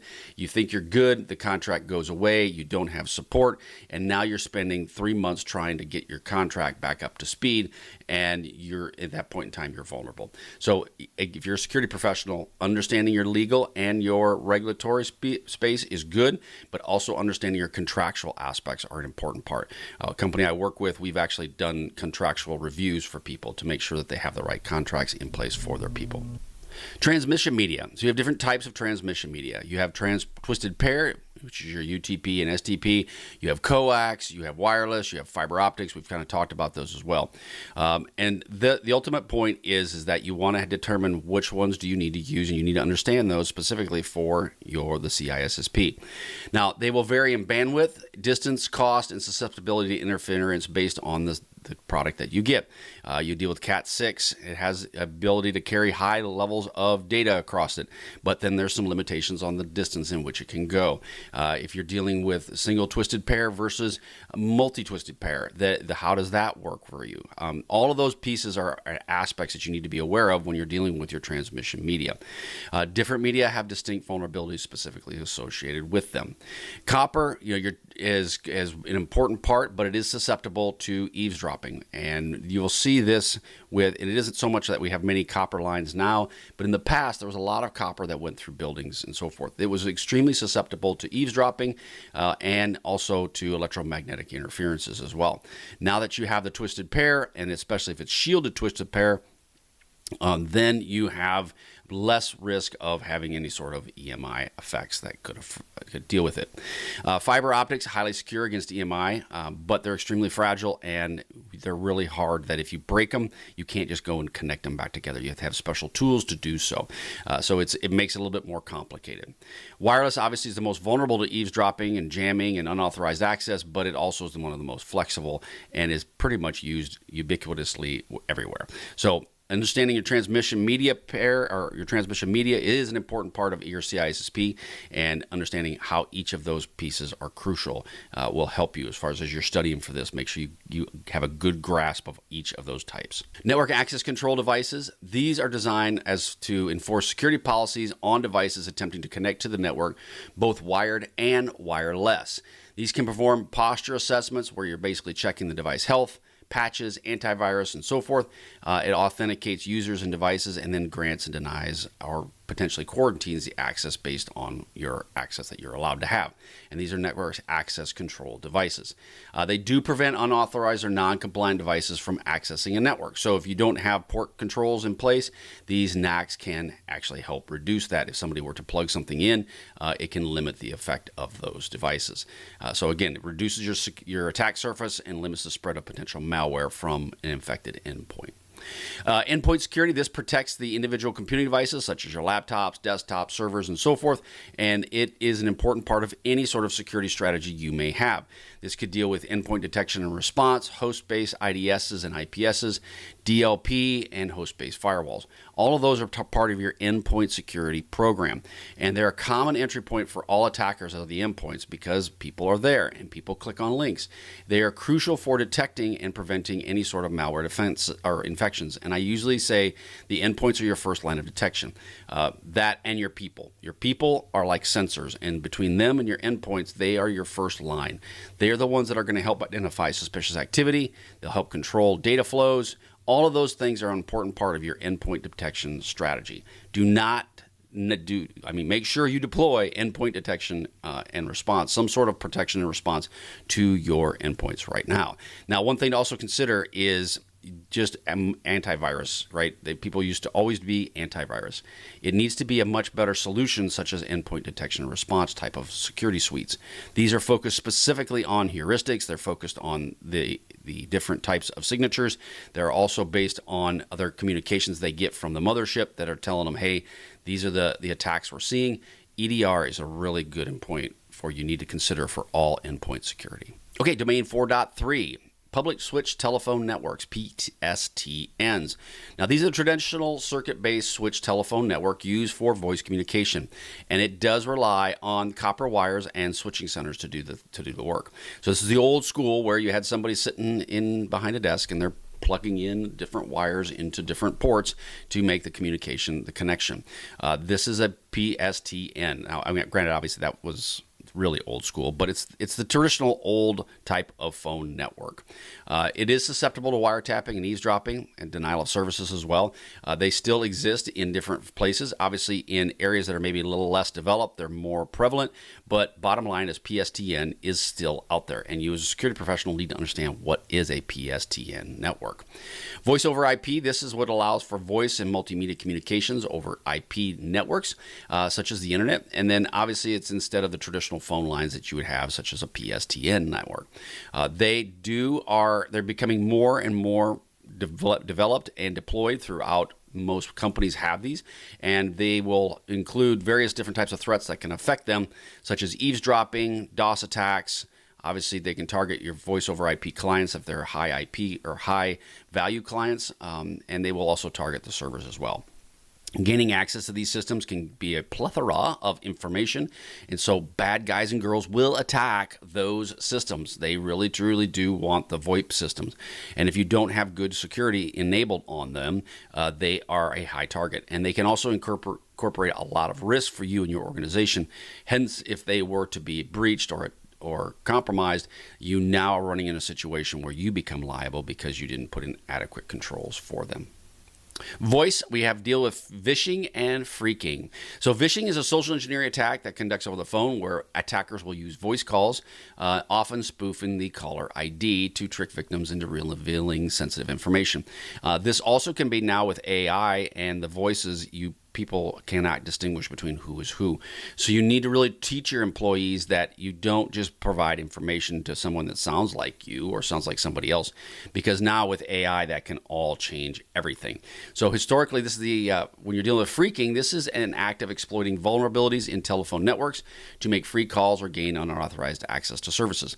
Phreaking isn't as prevalent today, again, in more undeveloped networks that may have more phreaking than there is what we see traditionally in today's networks, but it is a risk that you need to be aware of for the CISSP. It highlights human element of security, the important part of dealing with voice. And again, phishing exploits the trust and the lack of verification. Phreaking demonstrates the need for strong authentication. especially in the AI world that we live in today. Now, PBX fraud and abuse, this is your private branch exchange. That's what a PBX is called. It's a telephone system basically with an enterprise that switches calls between internal users and allows them to share certain numbers of external phone lines. Again, a bit old school, but it's still out there. You need to be aware of what it does, and you need to be aware of how PBX systems work. The biggest issues, your vulnerabilities you run in with them is weak passwords, unpatched software, and misconfigurations. Obviously, since systems aren't well maintained, there's even becomes a bigger problem with PBX systems. These can run into substantial financial losses for an organization, especially if they're using older type systems to communicate, such as like EDR, the electronic data exchange. So those are different types of capabilities. If you're using PBX systems, someone's able to get in there and actually pay attention to what is being transmitted, then you could actually incur some more risk to your organization. So PBX fraud and abuse still is there. It's just not as prevalent that you may see in the outside world. Now we're dealing with remote meetings. So you have virtual gatherings, obviously conducted via an online platform. Obviously, that's like your Zoom and all your other things that you can discuss, presentations, collaborations, all of those kind of things. And that all just kind of blew up once we had COVID, right? But the problem is you've got Zoom bombing, right? Unauthorized intrusions into a Zoom meeting. And when you're dealing with Zoom meetings, who are all the people that are there? Especially when you get a large group that's got like 30 people, 40 people, how can you confirm each person's in that group? The other part you run into now that is a different, unique aspect that didn't have even like 6 months to a year ago is the AI chatbots that are put into these meetings that are then taking notes. So now you have somebody that's actually taking notes for you, and you might be discussing personal and sensitive information, and this bot is now recording that. So again, it requires strong passwords, waiting rooms, host controls, a big factor in all of these when you're dealing with remote meetings. Instant messaging and chat, obviously real-time chats dealing with Microsoft Teams, Slack, WhatsApp. All of these are an important part for one-on-one or group communications. But again, on the downside, you got insider issues, you got impersonation issues, you've got dealing with data retention issues. All of that is a big factor with instant messaging and chat. So you need to have a good, strong policy on how you're going to handle chat. You also need to enforce the policies when you're dealing with your chat and your overall team's plans. So again, multimedia collaboration, big factors that you need to be aware of as it relates to the CISSP. Remote access and telecommuting techniques, right? So methods that allow users to connect to an organization's internal network and resources from external locations. Now you're dealing with VPNs. This is, you got your VPNs, you got IPsec, you got SSL, TLS. All of those pieces are remote access. You've got remote desktop protocols. It's being used all the time. And so you need to ensure that anybody that is using that within your network has good policy. They need to understand the policies. They also understand the security related to protecting this network and the data that's going on there. Each of these should have specific vulnerability, or each of these does have specific vulnerabilities related to the VPNs, RDP, and so forth. And you, as a security professional, need to be aware of each of these vulnerabilities.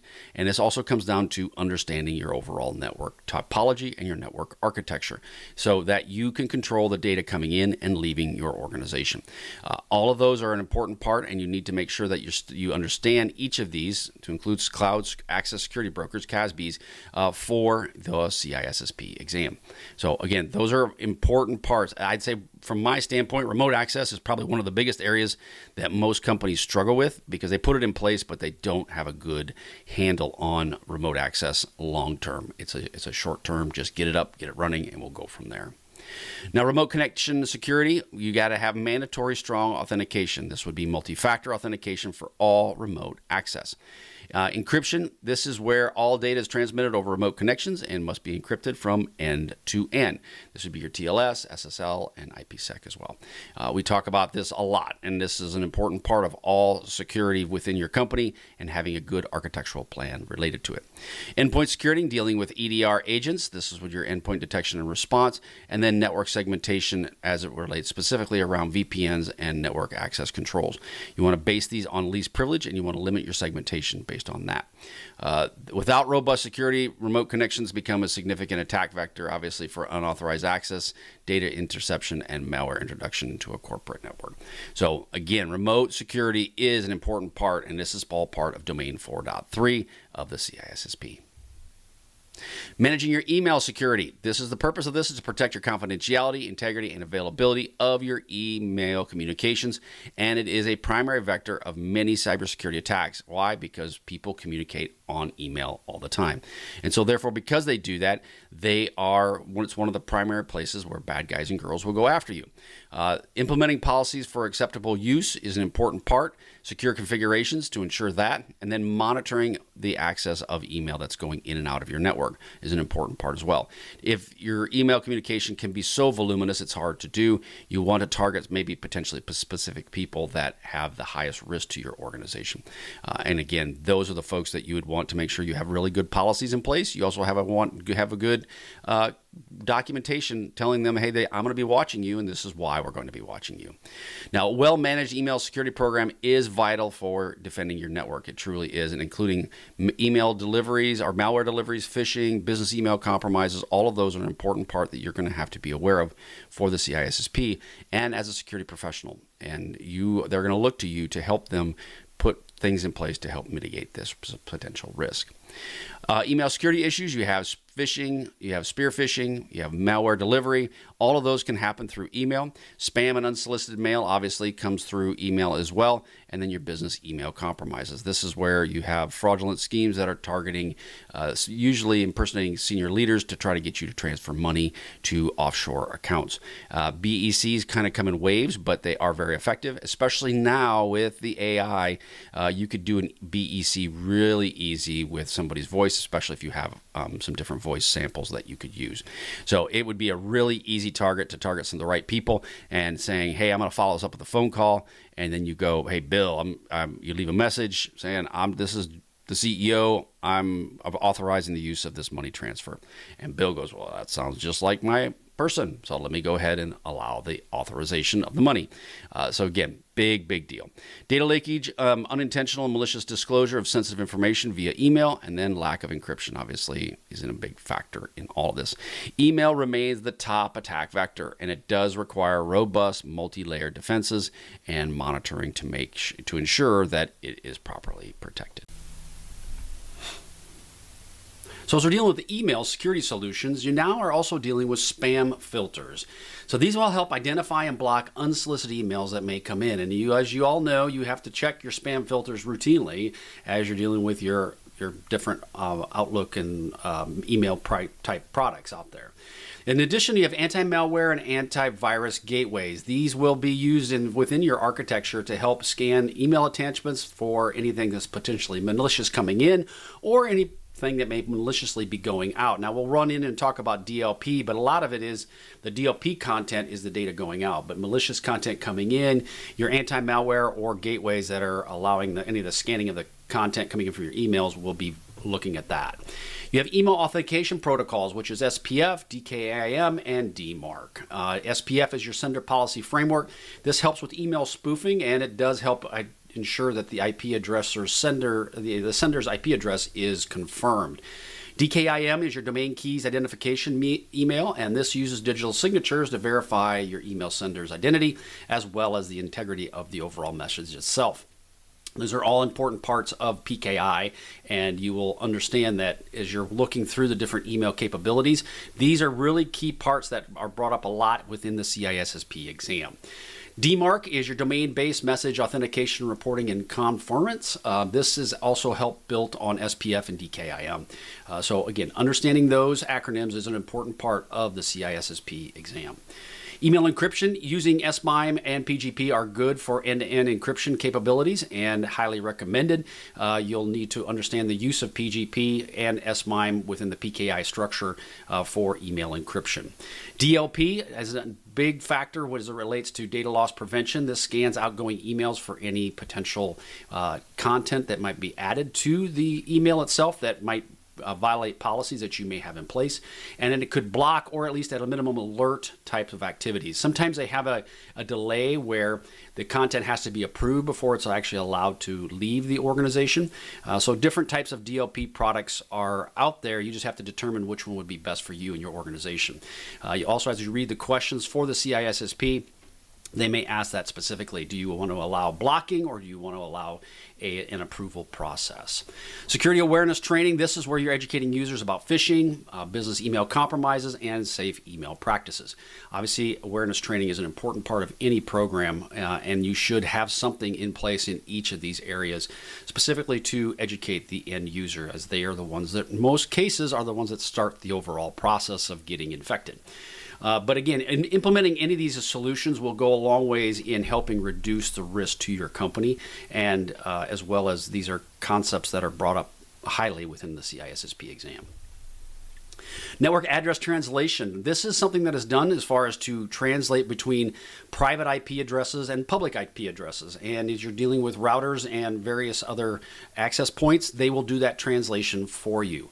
It basically modifies the network address information on the IP header and the packets, and basically communicates between the two entities. So it allows you to have NAT, which is one-to-one, or dynamic NAT, which is many-to-many. There's also port address translation, and then there's NAT overload, which is many-to-one using ports. So again, NAT translation is a very good thing to have. It can be a challenge because it can make things complicated when you're dealing with logging and monitoring.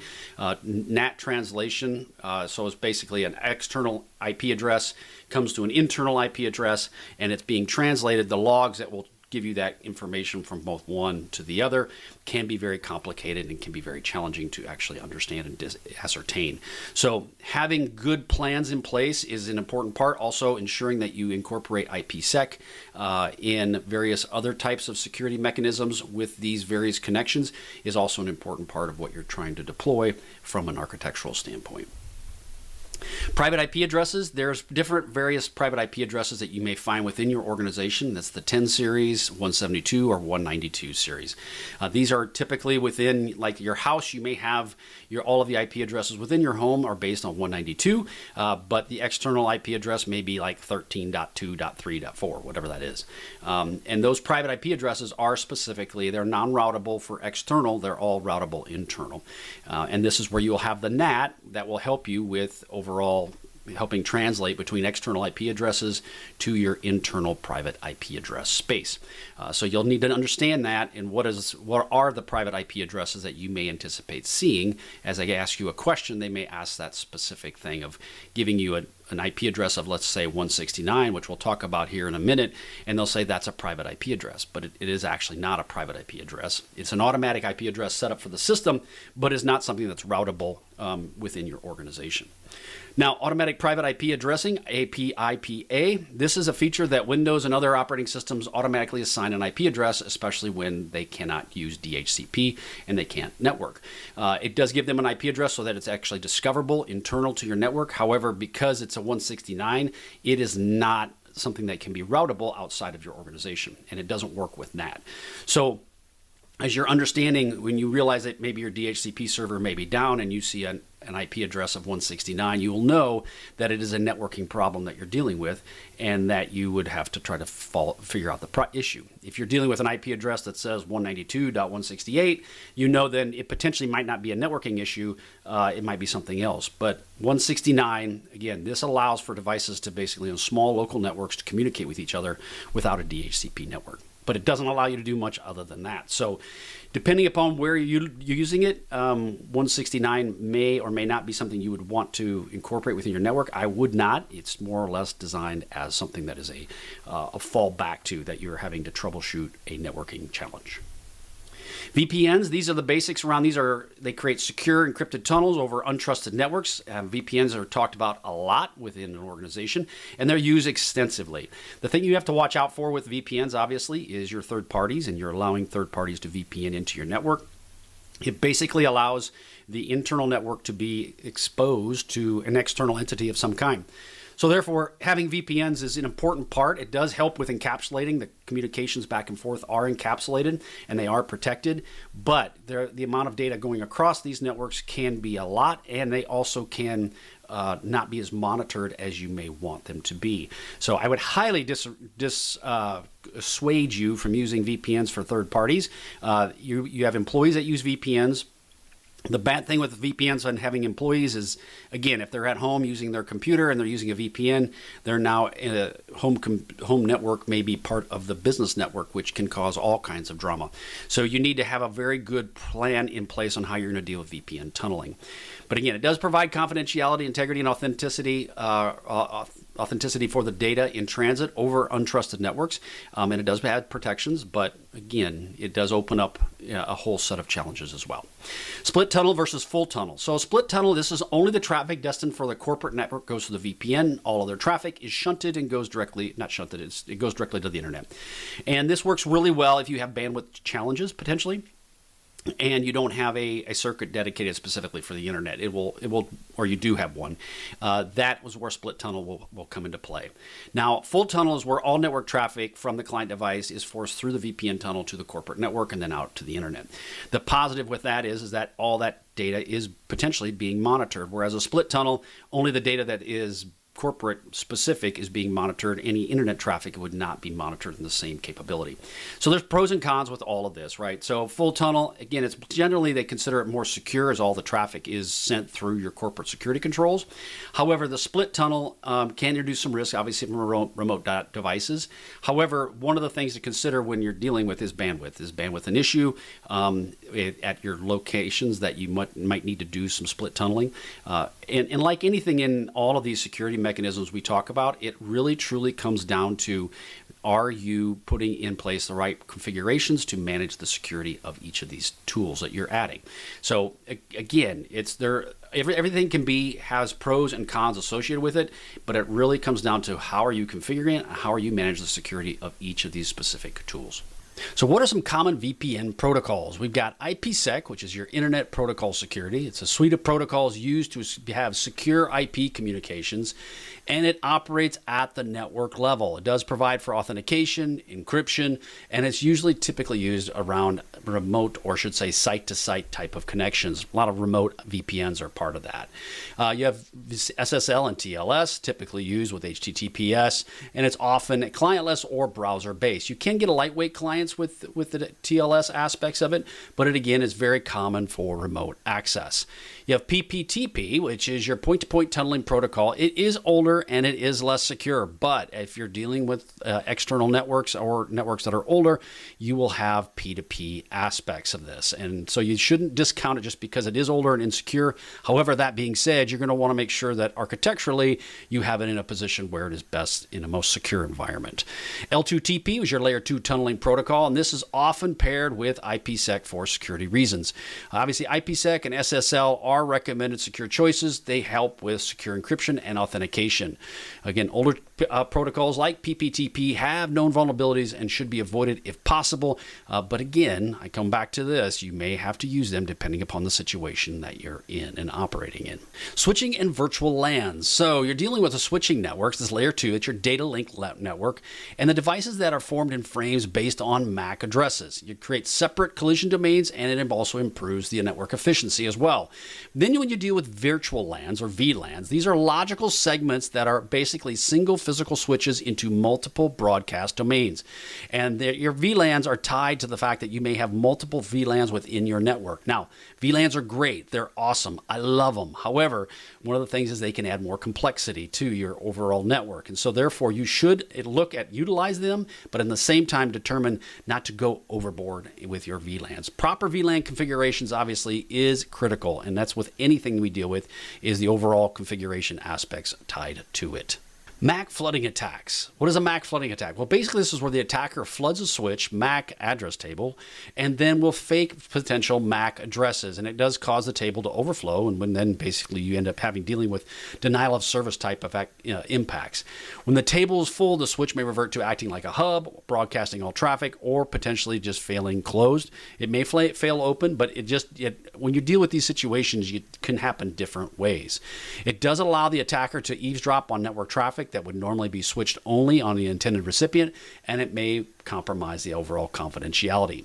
MAC cloning. This is where an attacker will change the MAC address of their network interface card, NIC, and to mimic the legitimate MAC address. Now, you would do this sometimes from a legitimate reason when you're trying to work with different wireless networks. They will have MAC address cloning. But you can bypass the MAC based on the access controls that are there or impersonate legitimate devices on the network. Now, what this can happen is it will compromise the authentication and the access control mechanisms that rely solely on the MAC address. Now, obviously, we want to have more than just MAC address controls in place, but in this situation, if it would compromise that specifically on these situations where the MAC address is the key protection mechanism around it. It does highlight weaknesses in MAC addresses as the sole authentication factor, and it is not recommended that that would be it. Memorandum of Understanding. So a formal agreement between two or more parties outlining the terms of an understanding. This is often used to establish a framework or cooperation and potentially shared responsibilities in security. It's an MOU, and this is just part of Domain 4.3. Risk assessments of third parties. This is an important part that I feel gets left a lot, is third-party risk assessments and how do you deal with third parties within your organization. Conducting thorough evaluations of third-party vendor security postures, controls, and compliance before and during any engagement. This would be very commensurate with the risk they pose and the data they control. Third-party connectivity risks. Now, we talk about this as far as even having VPNs, but these are specific threats arising from network connections to external entities, such as insecure VPNs, unmanaged access points, data exfiltration through email or other ways, or lateral movement from compromised vendor within your organization. Again, this is why contractors are a big risk to many corporations, and so therefore getting people access to your company that are contractors or third parties, you need to have a really good plan in place to help ensure the security is maintained. So managing third-party connections is critical, and they do extend the organization's attack surface, but they also help the organization create a better product in many ways. So MOUs, risk assessments, all of these are an essential part of any organization, especially if you're dealing with third-party risk. And they do help you identify vulnerabilities, mitigate the risks associated with this, especially when you're dealing with overall within your company. And I highly recommend third-party risk assessments done for any organization. You'd be surprised how many different companies have third-party risks they didn't even know were a big factor within their company. So again, that is what comes down to Domain 4.3. Hey, I'm Sean Gerber with CISSP Cyber Training, and this is CISSP Rapid Review Exam Prep for Domain 5, Identity and Access Management. If you're new to this is the CISSP Rapid Review for the Domain 5, and we have all 8 domains on CISSP Cyber Training. So if you are wanting to get that quick last-minute review before you go take your CISSP exam, this is a great tool for that. And this is Domain 5 to kind of go over what you should expect to see in the Domain 5 aspects. So let's roll into what we're going to talk about today. So Domain 5, as you can see in this chart, basically covers 13% of the questions you will get for the CISSP will be covered in Domain 5. So as we talked about before, this is a pretty even split amongst all the questions, and you really can't just say, well, I'm going to skip Domain, let's say 2, because there's not that many questions. You really can't do that. But it's a well-defined list of questions that you will run into. Now, you can get all of this at CISSP Cyber Training. You have weekly resources that are all available to you that are like over 250 episodes of podcasts that are there. I have a 3 to 5 month study plan that's available to you, and there's a 360 study questions as well as various stuff on my blog and my YouTube channel. That's all the free resources that are available to you, and I continue to add more ongoing each and every week. As it relates to the paid resources, there's over 50 hours covering all the CISSP content, 1,500 plus CISSP questions, there's audio and video content, there's deep dive topics and mentorship. All of that's available to you at CISSP Cyber Training. So again, that's the paid resources. But it's pretty amazing, guys. I mean, realistically, this is all the information you need to study and get ready for the CISSP exam. So if you go through this information and you take it to account, you will pass this exam. You really, truly will. So bottom line, go to CISSP Cyber Training and check it out. Okay, let's move on to Domain 5. All right, so this is Domain 5.1, Control Physical and Logical Access to Assets. So we're going to start off with talking about information, systems, and devices. Now, information, this is implementing the controls to ensure that only authorized individuals or processes can read, modify, or delete sensitive information or data. This is what is important around the information pieces of this. And this is achieved through data classification, encryption, and permissions that are set up specifically on files, databases, and the applications themselves. The bottom line is the information is extremely important. And a friend of mine told me this a long time ago. It's all about the data. And you really want to have good controls in place, allowing these authorized people to read, modify, or delete the sensitive data. If you don't have these controls in place, it opens you up to a substantial amount of risk to your organization. And this, again, is done through classification, encryption, and permission settings. Now, systems, these are managing who can log into, execute commands on, or configure these systems specifically. And this involves operating system level controls, application level access, and network access specifically. So these are the systems. Now we're talking about the devices. This is controlling the physical access, right? These are the locked offices, the device encryption. All these are these physical devices that are set up specifically, and the logical access to operate these systems or managing the interfaces that are tied to them. This applies to workstations, mobile phones, servers, and network equipment. So you got your information, your data. Then you have the systems that are everything is kind of tied to. This is the application level stuff. And then you have your specific devices themselves, which is your workstations, servers, and your network equipment. So now we're going to talk about facilities. This is implementing physical security measures to restrict entry into locations that contain or house the information systems that you're currently working with. This could include fences, guards, locks, access cards, biometrics, surveillance cameras, etc. So this is what controls the physical access to these facilities. And you need to understand how are these all work together and how do they all tie together. How are guards involved? How are access cards? How are biometrics? Are they good? Do they work? Do they not work? And so forth. Applications. This is managing the user authentication and authorization within the application itself. And this is how is it taken care of and managed. And this defines the functions users, what they can perform, and what data they can view or modify based on their specific role. Now, we talk about the fact that the application is an important part. It's probably one of the most crucial parts of this, but they all work together as a kind of a triad. Because if you don't have the physical aspects taken care of from the facilities getting in, if you don't have the operating systems taken care of, if you don't have the applications taken care of, all of these things build upon themselves. So any one of them can lead to and create more problems and challenges to you and your organization.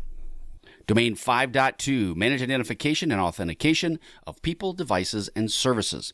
So identity management implementation. So this is the framework, IDM is a framework for managing digital identities through their entire life cycle. And when we talk about a life cycle, what does that mean? It's a big word that people go, you have a life cycle for this. No, it's how things are created and they go to the end, the beginning to when they actually go and terminated and are basically erased. The point of it is that you want to have the beginning and the ending thought out from the beginning through to the end. This includes processes for provisioning, deprovisioning, modifying user accounts, and their attributes that are associated with it. And again, this can be very daunting. And I recommend as you're going through this as a security professional, you need to consider what step do I want to do first? Look at this as a journey. This is not something you can do overnight. You need to really understand the lay of the land and then start in your life cycle journey around managing identifications. Now you have single and multi-factor authentication. Single factor is authenticating with one piece of evidence, i.e. just a password. Multi-factor authentication is with two or more distinct types of evidence. Something you know, something you have. That's your MFA. And MFA will significantly enhance security by requiring multiple forms of verification. Now, is MFA perfect? No. And especially when you're considered texting as an MFA option, it is not perfect. But having multiple different ways to authenticate you is an important factor. And in the CISSP, you're going to have to understand what are some of the different multi-factor options that you have. Accountability, ensuring that actions are performed by an individual or entity can be uniquely traced back to them. And this is where specifically you have your applications, your different types of units that you're using, the different systems you're using, they need to be able to have identifiably back to you. One example that would be a challenge is if you have a username that is shared amongst many people and there is not a unique password for each individual username. That's another one that really limits your accountability. And this is achieved through strong authentication, unique user IDs, and a comprehensive logging and auditing system. Now, again, we talk about this. This is very broad and this is very generic, but you want to make sure that you have what you have in place is the beginning phases of this. From the point that you start this process, you have an auditing process in place, you have a logging process in place, and then at the end of all of it, you have the ability to kind of provide these metrics and this data for your senior leaders and for yourself to understand what you're actually trying to measure. Now, session management. This is the process of securely managing a user's interactive session with the application or system. This includes session ID generation, secure transmissions, expiration, and the invalidation to prevent session hijacking or replay attacks. You have to have the plan to be able to do this to control the sessions of your employees and of the systems that are working on, like if you have service accounts and so forth. You need to have a way to generate or to basically limit the ability for these devices to be able to use these sessions. Now, registration, proofing, and establishment of identities. This is registration is the initial process where the user provides information to create an identity. You have to begin this process, right? When you log in and you go to a company, they give you a registration process by which you then would actually become part of the company, and you will have your username and identity, username, password, and so forth. Proofing, this is where you verify the authenticity of the identity presenting during the registration. Again, government ID cards, background checks, things that you provide that prove who you are. Social security cards, birth certificates, etc. The establishment, this is the creation of a digital identity within their system after successful registration and proofing has completed. This is the establishment of the identity. And again, these are really important that you have a good process in place to do this. Now, there's going to be plenty of accounts that you have within your company that won't have an identity tied to them, but you want to have, at least with your users, a good path and a good plan for this specifically. So again, when the CISSP is going to talk about this, they're going to be asking you, what is registration? What is establishment? How are you connected with how that works? They're going to give you a scenario on how this would potentially happen. And then you, in turn, would go and say, is this true? Is it not? How would I understand the establishment of my identity and access management process within my company? Federated Identity Management, FIM. This allows users to authenticate once with a trusted identity provider, IDP, and then access multiple service providers without re-authenticating. So your company may have an IDP, and this is where they would federate that information of your identity to multiple other service providers. And all you have to do is authenticate one time. And this enables cross-domain identity sharing and management, and it does allow for much more seamless and better user experience for your people. Credential management systems. These are securely store, manage, and distribute user credentials, i.e. passwords, keys, tokens, anything like that is being stored and then distributed through a credential management system. This includes features for password vaulting, automated password rotation, just-in-time credential access. A good example of this is CyberArk. They have a really good process in place for this as well. And I think CyberArk got bought by somebody recently for gazillions of dollars. So very, very good company, very expensive product. Single sign-on, a user authentication process that allows users to log in with a single ID and password to gain access to multiple related but independent software systems. This is SSO.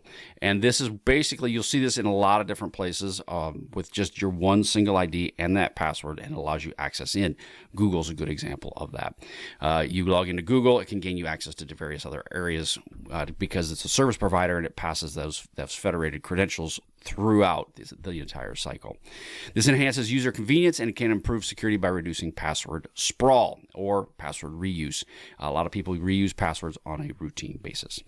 Just-in-time access. This is a security principle where access privileges are granted only when needed for the shortest possible duration.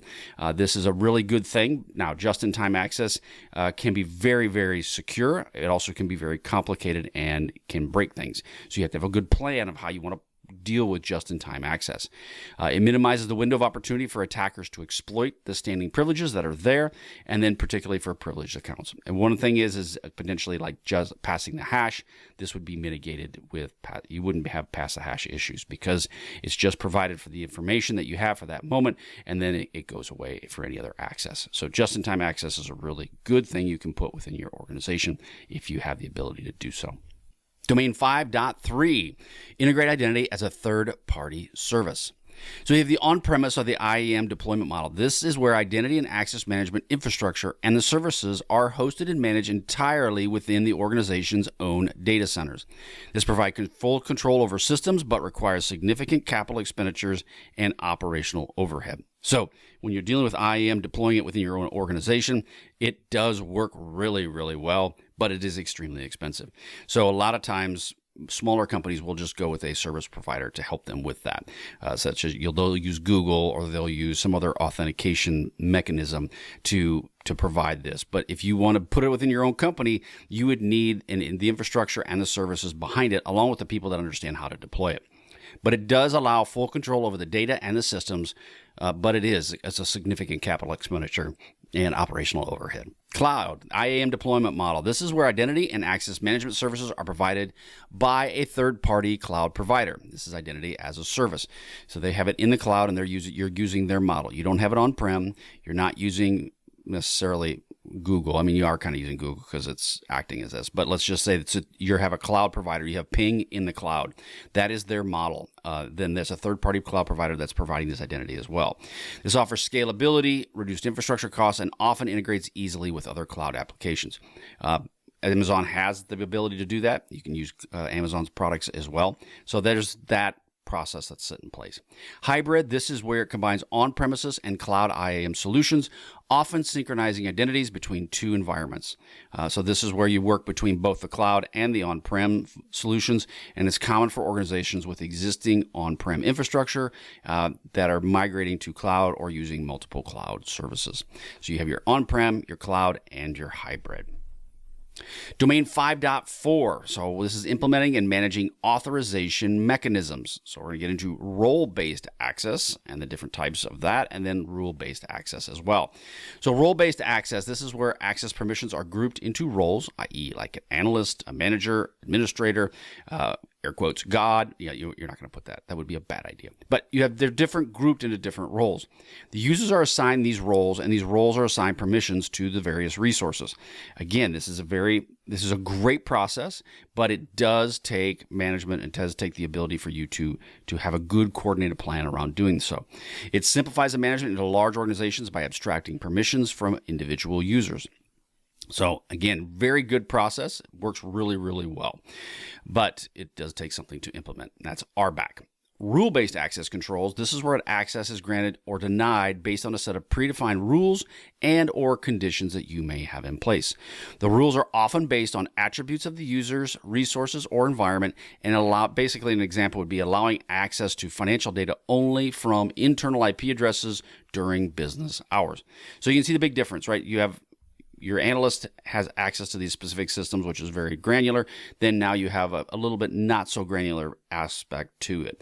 Now, rule-based access controls can be very useful, especially if you're not dealing with individual user accounts. If you're just dealing maybe with a service account, you may definitely want to put in the rule-based access controls depending upon what data you're actually using. Now, you also have to understand, based on risk, you may not be able to put rule-based access controls everywhere. And the same with RBAC. You may not be able to do that. So therefore, you need to understand the overall risk to your organization and then put these different types of controls in place based on the risk to your company. Mandatory access controls, MAC. This is access decisions are enforced by a central authority, basically an operating system or the kernel, and it's based on the security labels assigned to the subjects and the objects. Users cannot override these controls, and they're usually used for high security environments such as the military or the government. These are mandatory access controls that are in place. It will deal a lot. An example with potentially is around multi-level security systems such as secret, top secret, confidential. That's where mandatory access controls do come into play. They are enforced by a central authority. So as an example, at the central, if I'm dealing with a security systems, computer, like top secret type of systems, I do not have the authority to make any changes on those. Those are all changes. All the controls are pushed down from a central authority, a central management system. Discretionary access controls. This is the owner of the resource or object can grant or revoke access permissions to other users, or air quotes, subjects, at their own discretion. It's common in many commercial operating systems and the applications that are associated with it. So you're allowing individuals, the owner of that data, to grant or revoke the permissions. The downside of DAC is that people just don't pay attention to it and they just grant access to everyone. That's a problem, right? So you have to have a real good thought process out of what you're going to allow individuals to have access to, allow them to use discretionary access controls. So as an example, a user can create a file and then decide who can read, write, or execute that file. So discretionary access controls, again, they play a part in this entire process, but you need to be very control on these different types of controls. And rather than most companies just say, well, you know what, we're just going to use discretionary access controls everywhere and you can take care of it. It's your data, you work through it. It's a bad idea, really bad idea. So again, having a good plan in place is imperative. Attribute-based access controls, these are ABAC. Access is granted or denied based on the evaluation of attributes associated with the subject, the object, the action, and the environment. So again, that's based on this situation of the overall attribute you may find. These are highly flexible and dynamic, and they allow for very granular access decisions based on complex conditions. So as an example of this, you would allow any user with the air quotes manager role or from marketing and from the marketing department to approve the expense reports if the amount is less than $500. So there's very granular controls that you have put in place based on the attribute that you're coming up with. These are good, but I'm just going to be very transparent. They can be extremely challenging to try to negotiate when things don't work well. You may put them in place, they work great for a while, but then you may be not like me, but I forget what I did yesterday, and then all of a sudden something breaks, and now you're trying to remember, why did I do this? So attribute-based can be a bit of a challenge. Risk-based access controls, these are access decisions are made dynamically based on real-time assessment of the risk associated with an access attempt. Now, it considers factors like user behavior, device posture, location and time of day, the sensitivity of the resource being accessed as well. So an example would be a user's attempting to log in from an unusual location and might be prompted for additional MFA type or authentication aspects to gain access to the information, or maybe denied access entirely. So these are really good. Again, they don't fit every need, but if you have a very global company, you're going to want to consider some level of risk-based access controls. And understanding the behaviors, the device posture, and the location of the day is really, really important. Now, can this be spoofed? Yes. Can it cause issues where it says, especially if your network is maybe they're VPNing in, does it give you wrong type of information? Yes, that can happen. But again, you have to decide the risk that you're trying to associate or trying to protect against, and then determine, is this an important part of your company? So again, risk-based controls are important, and I highly recommend them, but you do need to have a really good understanding of the data and the systems that are critical within your company. Domain 5.5, manage the identity and access provisioning lifecycle. So account access review. This is the users, the systems, and the service. You regularly review users, systems, and service accounts to verify that the assigned access privileges remain appropriate. This is you going in and checking the accounts on a routine basis. You identify and remove dormant, unauthorized, and ones with excessive permissions. You should be doing this on an annual basis. You may do this at more than that depending upon the systems and the data that's being controlled, but you should at least look at this on an annual basis. The first time you do it, if you've just coming into an organization, may get very painful, but if you do it annually, it is a very quick and easy process. Provisioning and deprovisioning, this is the on and offboarding and transfers. This is provisioning, basically is granting access to new users or systems based on their defined roles and needs. So you're onboarding an employee, this is where you'd be provisioning them something, granting them access to it. Deprovisioning is you're revoking all access privileges when the user leaves an organization or the system is decommissioned. That's what they call offboarding. Some people just say exiting. So you could do either one, but the bottom line is you need to have something in place for provisioning and deprovisioning. Now, you also need to consider transfers. This is where someone moves within a company and modifying the access rights promptly when the user changes roles or the department. Transfers are a huge thing, and that's where we talk about in CISSP Cyber Training, credential creep. You will get a lot of credential creep where people will gain access to something they should not have access to because they moved to a new role. And then they didn't lose the access they used to have, and they keep that access, and that's bad. So seen it happen time and time and time again. So credential creep is a real problem. Role definitions. This is where people are assigned to new roles. You clearly define and document the specific permissions associated with each role within the access control model. So roles are defined. You understand those permissions tied to those roles, and each one is understood and well defined within your organization. It ensures that when individuals are assigned new roles, their access is updated to reflect only permissions required for that new role. There's some great tools out there that can help you with that, and it's automated tools but they have to be more or less kind of integrated into your HR system. They are awesome, but they're very painful if you're trying to bolt them on after the fact. Their SailPoint, I think, is one that does a really good job, but you do have to have a good plan in place to work with these guys. If you can bring them in at the beginning, that's awesome. The problem is they're very expensive, and so a lot of times they get avoided till the end, and then when there's a problem, then they're brought in.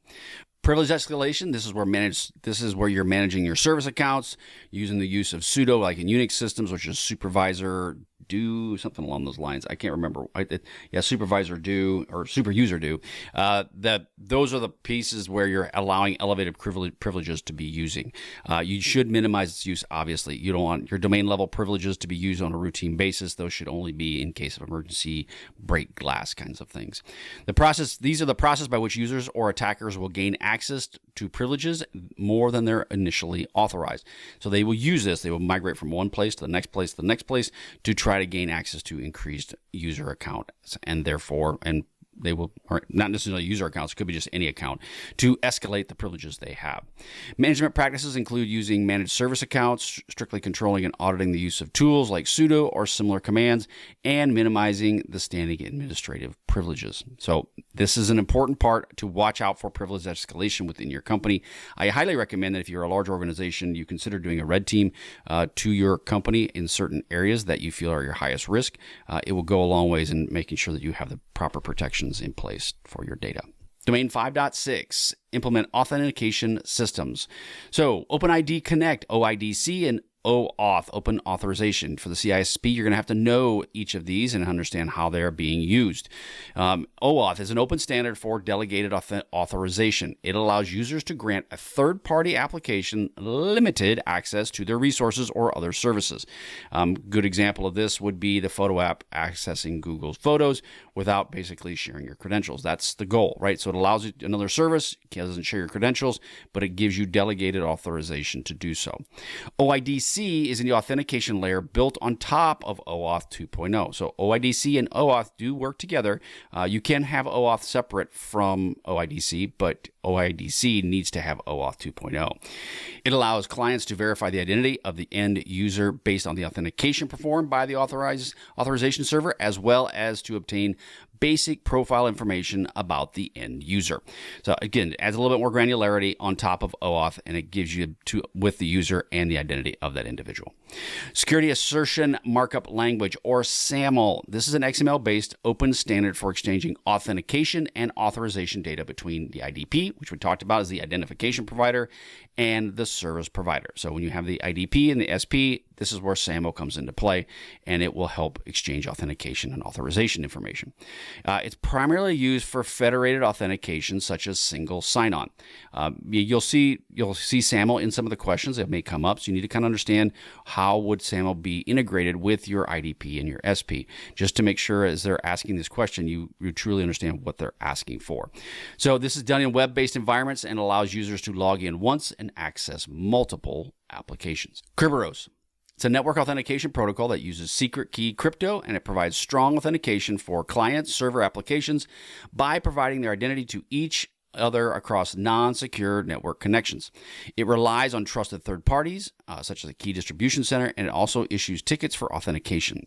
It's common in Active Directory environments. So Kerberos has been around a long time, and it is used a lot, especially with your AD environments. So you need to understand the use of crypto. Kerberos is not going away. So you need to really truly understand how Kerberos works within your environment and how it could work within an Active Directory environment. Remote authentication dial-in user service, Radius. As you notice, people don't say remote authentication dial-in user service a lot. You'll hear them say Radius a lot, but not that big word. Big words. No, they don't say that. And then you have TACACS. I actually there's a podcast out there on Radius and TACACS specifically that was done. This was a good one to kind of go back to, and you'll help you specifically around this. But TACACS is your Terminal Access Control Systems Plus. Yeah, lots of big words. It's very confusing, but just remember Radius and TACACS Plus. Radius is a widely used networking protocol that provides centralized authentication and authorization and accounting. So they call it AAA, right? And management for users connecting to the network service. So it's widely used for any sort of networking protocol, and it provides a centralized management for users connecting to the network service. Radius, it's a widely used networking protocol that provides centralized management for users connecting to a network service. You'll get this centralized authentication, authorization, and accounting, which is AAA. This is what it's used specifically for that. And it's often used for network access, such as in Wi-Fi or VPNs. You'll get that in a lot of small network, well, not even small networks. You'll get them in large networks as well. But the use of Radius is widely used. TACACS is a Cisco proprietary protocol that provides AAA, which we talked about, authentication, authorization, and accounting services. It separates authentication and authorization and accounting into distinct processes, not just one. It also offers a much more granular product than Radius, particularly for device administration. So yeah, you'll see Radius and TACACS. I've seen Radius is used in a lot of older type systems, definitely a lot of older systems, and then they've migrated to a TACACS type system. You may get them in both your environment. In the enterprise I was in, I had Radius and I had TACACS that were both working together in the same enterprise. So you're going to see them in a lot of different places, but just you need to understand what is the difference between the two. Radius is focused on authentication, authorization, and accounting, right? And it deals with Wi-Fi and VPNs. TACACS is basically just gives you more granular access to the same types of contact that Radius would give you. This is the CISSP Rapid Review Exam Prep, Domain 6, Security Assessments and Testing. So, as we talked about in many of the other CISSP rapid reviews, this is the Domain 6. And in Domain 6, you have 12% of your security questions are coming from this. So, the ultimate goal is that you need to keep in mind that if there's 12%, as you guys can see, it's a very even spread amongst all the different domains on how many questions are with it. The one that's the big monster, realistically, is Domain 1 and Domain 7. The rest of them are very evenly spread as it relates to the overall content that's in there. So at the bottom line is you need to make sure that you are paying attention and you are best prepared for all the domains, because you can't just get away with skipping one of them. Okay, but also want to tie up some of the free resources that I have available to you at CISSP Cyber Training. We have weekly podcasts that are out there. I have a 3 to 5 month study plan.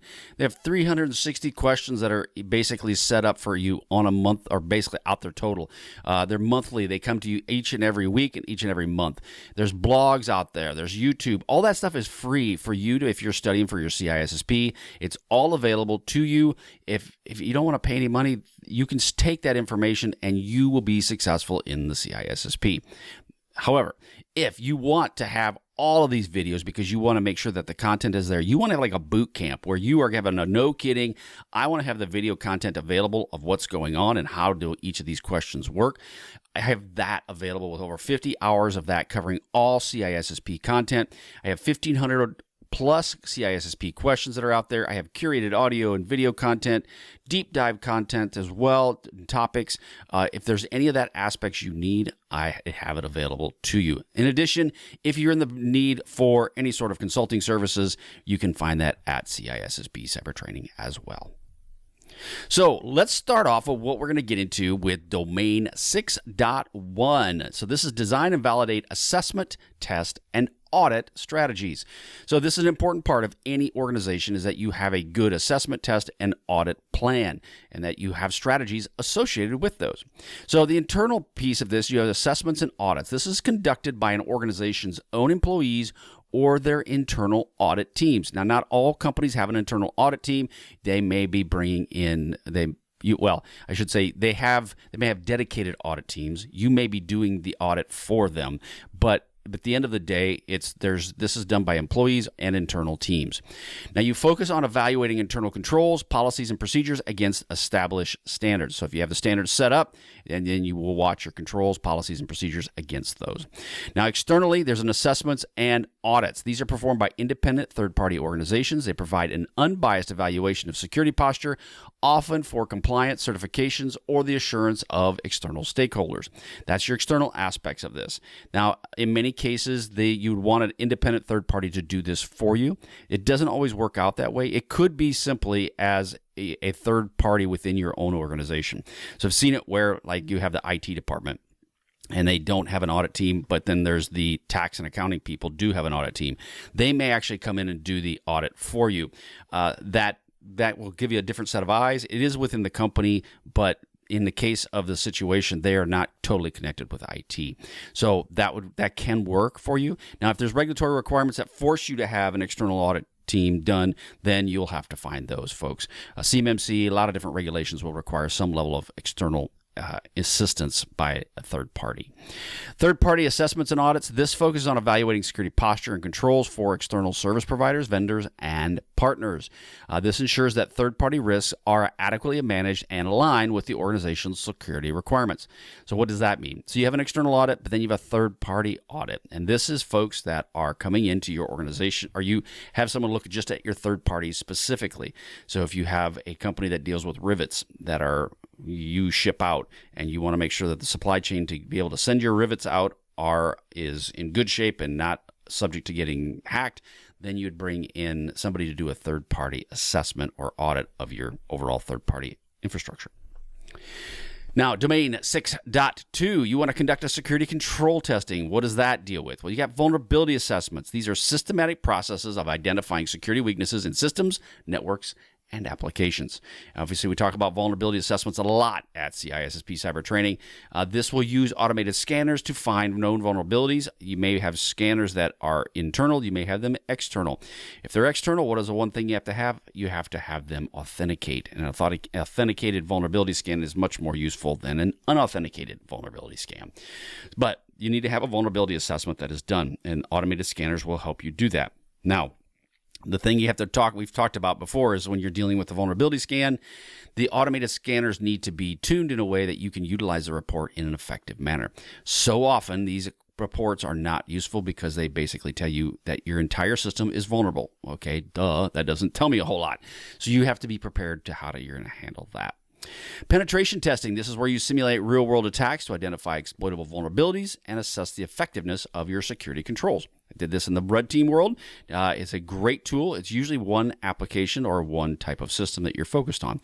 It can be black box, which basically means no prior knowledge. It can be white box, which is your full knowledge, or a gray box, which is basically you have a little bit of knowledge, but not a lot. So I've done all of those against different facilities and different applications worldwide, and yes, they work very well. These pen tests are awesome. The reports can be a bit daunting, and at the end of the day, it comes down to one thing. A report is a report unless it's actually implemented. If it's implemented and try to change it, then it's worth every penny. If you're not going to implement any changes to this, it's a waste of money. Don't do it. But pen tests are a very important part. I highly recommend them in certain situations. Obviously, for critical applications and critical systems, the pen test is a very valuable tool. For other systems, it can be. It just depends on your situation. Log reviews. This is a systematic examination of security logs from various systems, such as your firewall, servers, applications, all of those logs that you're looking at. They often detect suspicious activity, anomalies, and potential security incidents. They do have a lot of information. However, it can be overwhelming with your logs. That's where AI will be a big factor in this in the long term, I feel. It looks at the data in seconds versus you're losing your mind and trying to do it in the time you have. So log reviews are an important part of any organization and of any security policy, any security plan. You need to have this. They're often facilitated by a SIEM, which is your security information and event management systems, and they can be very large in scope. They're synthetic transactions. These are simulated user interactions with applications or services to monitor performance, availability, that's the right word, and sometimes security. This is ensuring that the login process basically is working. They will help detect outages, performance degradation before real users are affected. This is synthetic, is basically a simulated transactions. You're doing the transaction usually from an application. Is it going to work? Is it not going to work? What are some issues with it that occur? A lot of times this will happen a lot in a CI/CD pipeline, but bottom line is that they're simulated user interactions. Your users, from a development standpoint, endpoint. Again, that's in domain 8. They may be doing this user acceptance testing, and you may have those synthetic transactions working at that time. Code review and testing. Code reviews. This is a manual or automated examination of source code to identify security flaws, logic, errors, and adherence to security coding standards. Big deal in domain 8, but bottom line is that when you're dealing with testing, code reviews is an important part. Unit testing and integration testing, these are where you're testing just the individual components or functions, and then the integration is where you're focused on specifically how does it all interact together. So how does your different modules and your services interact with the code? Are there vulnerabilities with any of that? And again, you really need to truly, if you're in any sort of development shop, you need to have a good software development lifecycle built. You need to understand how is security incorporated into it and what are some of the valuable things that you can do to it. Now, again, just throwing tools at it it's important, but it's not the ultimate importance, because just throwing a tool at something, like we've mentioned before, unless you have people that understand what the tool is producing, it can actually just cause you more drama than you really want. Misuse case testing, the testing methodology that focuses on identifying how systems can be misused or attacked by malicious actors. So we would have situations where we would run specific tests using an attack vector that might happen. In doing that, you would understand how is this system misused, how is it abused, and how could it be attacked by external parties.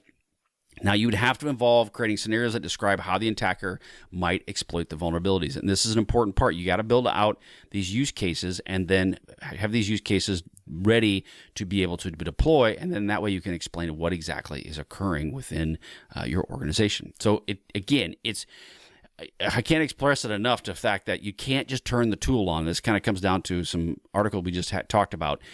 You cannot just go and turn the tool on. You have to have a plan. The tool is a tool, and it will help you immensely if you utilize it correctly. If you do not utilize it correctly and you just think the tool is going to be the saving grace, forget it. It's not going to work, and you're wasting your money and your time. And you're going to think that you have it figured out, but then you're going to come to find out that you do not. And that's a bad place to be. Continuing on to domain 6.2, test coverage analysis. This measures the extent in which the security tests over an application's code, features, or attack surface. What are you going to run this application code against, or this analysis against? It helps identify gaps in your overall testing efforts, but you need to define, is it the code? Is it the overall application? Is it the entire attack surface? What is it? That's your analysis that must occur if you are going to understand security control testing.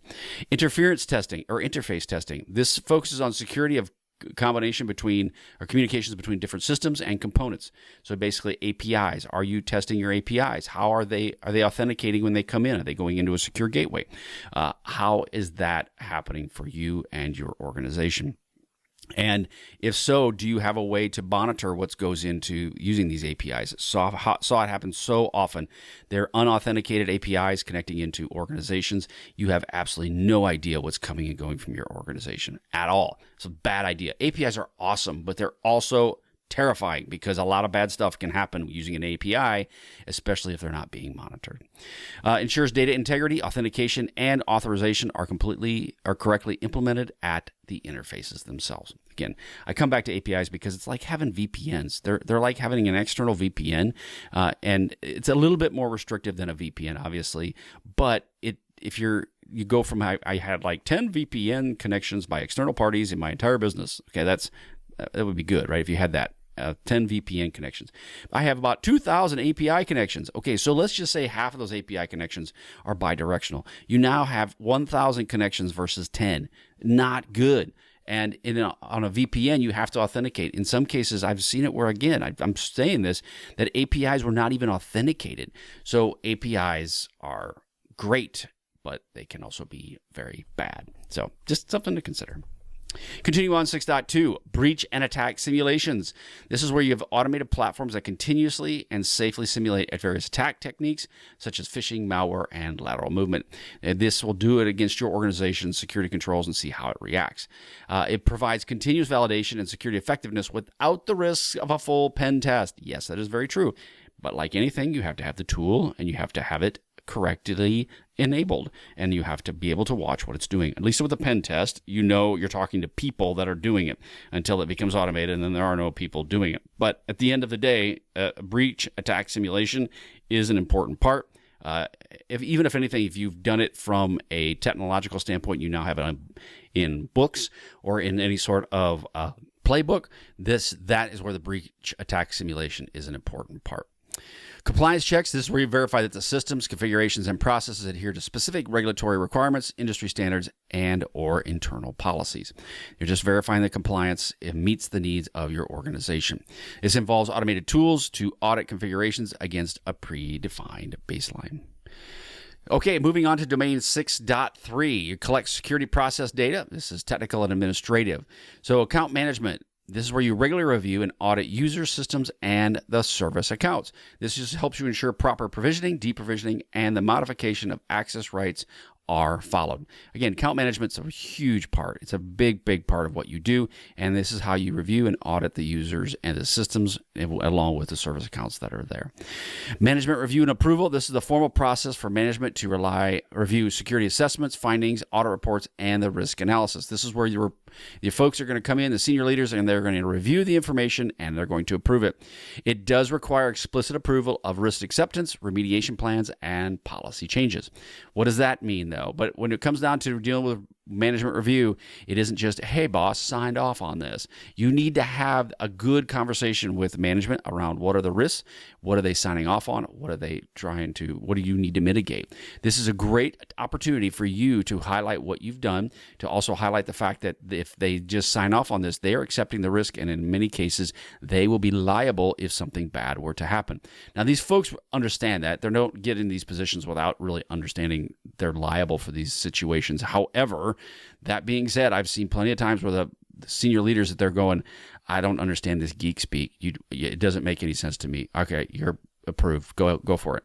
I'm like, that's a bad idea. That's a really bad idea. But here's the thing. You as a senior security professional, it's going to be your neck on the line as well, not just theirs. So I think it's imperative that you explain to them in nauseating detail what they are accepting and what they're not accepting. And we've seen it time and again where companies like the SEC is going after CISOs. That is bad. And so therefore, you better have a good plan. Just stating. Key performance and risk indicators, KPIs, KRIs, great thing. I love KPIs and KRIs. When you're dealing with metrics for your organization, you need to have those as performance and risk indicators. Now, these will track the metrics and provide insight and effectiveness of your security controls and the organization's risk posture. Depending upon what sort of risk framework you follow and depending upon the regulatory requirements, I know in the financial industry, you have to have some pretty defined KPIs and KRIs. Now, these can mean time to detect, mean time to respond, vulnerability density, percentage of patched systems. All of those are important. But you need to have metrics not just for the sake of metrics, but that you have metrics that actually make you do actionable things. But KPIs and KRIs are something you need to understand, and you need to understand the difference that they help within your organization. So key performance and key risk indicators. Continue with 6.3, backup verification data. This is where you regularly test backups and recovery procedures to ensure data integrity and the availability to restore critical systems.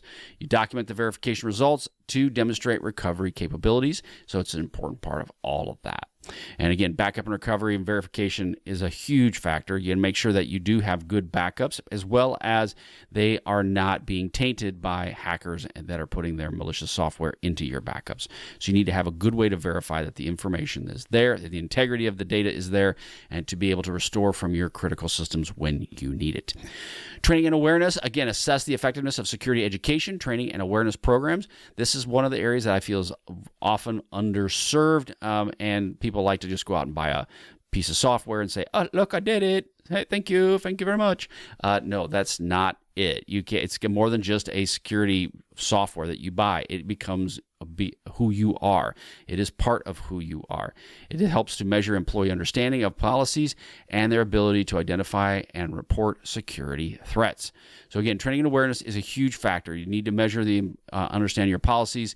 And again, it's really, really important. Disaster recovery, DR and BC. Okay, so a lot of times the DR piece gets kind of rolled in with resiliency, and then kind of business continuity gets all shoved in with DR. They are different and separate. One DR is a large program, a large system. Business continuity is usually just key systems and key areas within your organization that are important for your business to run. But you need to conduct regular exercises and test DR and BC plans. You need to understand how a DR and BC plans work. Evaluate the organization's ability to recover in critical operations and systems after a disruptive event. So DR may be just focused on your entire order to cash process. I should say not even order to cash. It's your entire system needs to be planned for DR, like your SAP environment needs to have that in place. But when you're dealing with business continuity, it's your order to cash solution where someone puts in an order and then I want to get paid on it. So that's the whole entire life cycle. But that's one piece of maybe your SAP deployment. That would be business continuity. So you need to understand the differences between DR and business continuity, especially for the CISSP exam. Now we are into domain 6.4, analyze test output and generate reports. So this is a process, you have to have remediation. This is the process of addressing and fixing identified vulnerabilities or weaknesses in systems, applications, or processes. So you have a remediation plan in place for these vulnerabilities, and this is a report that would come out of that. This would involve patches, reconfiguring systems, code, new controls, risk accounts, right? You may want to change your service accounts or different types of admin accounts. Prioritization of remediation efforts is based on the risk assessment, which would be likelihood and impact, and the criticality of the affected asset and regulatory requirements. So you'll prioritize those based on what kind of drama that you have to deal with. Is it the fact that, these are critical systems, we got to get them addressed? Or is this a regulatory compliance type of issue that if I don't do this, I will be out of compliance? You have to make the decision of which is best for you and how you're going to handle that. But again, that is a part of remediation.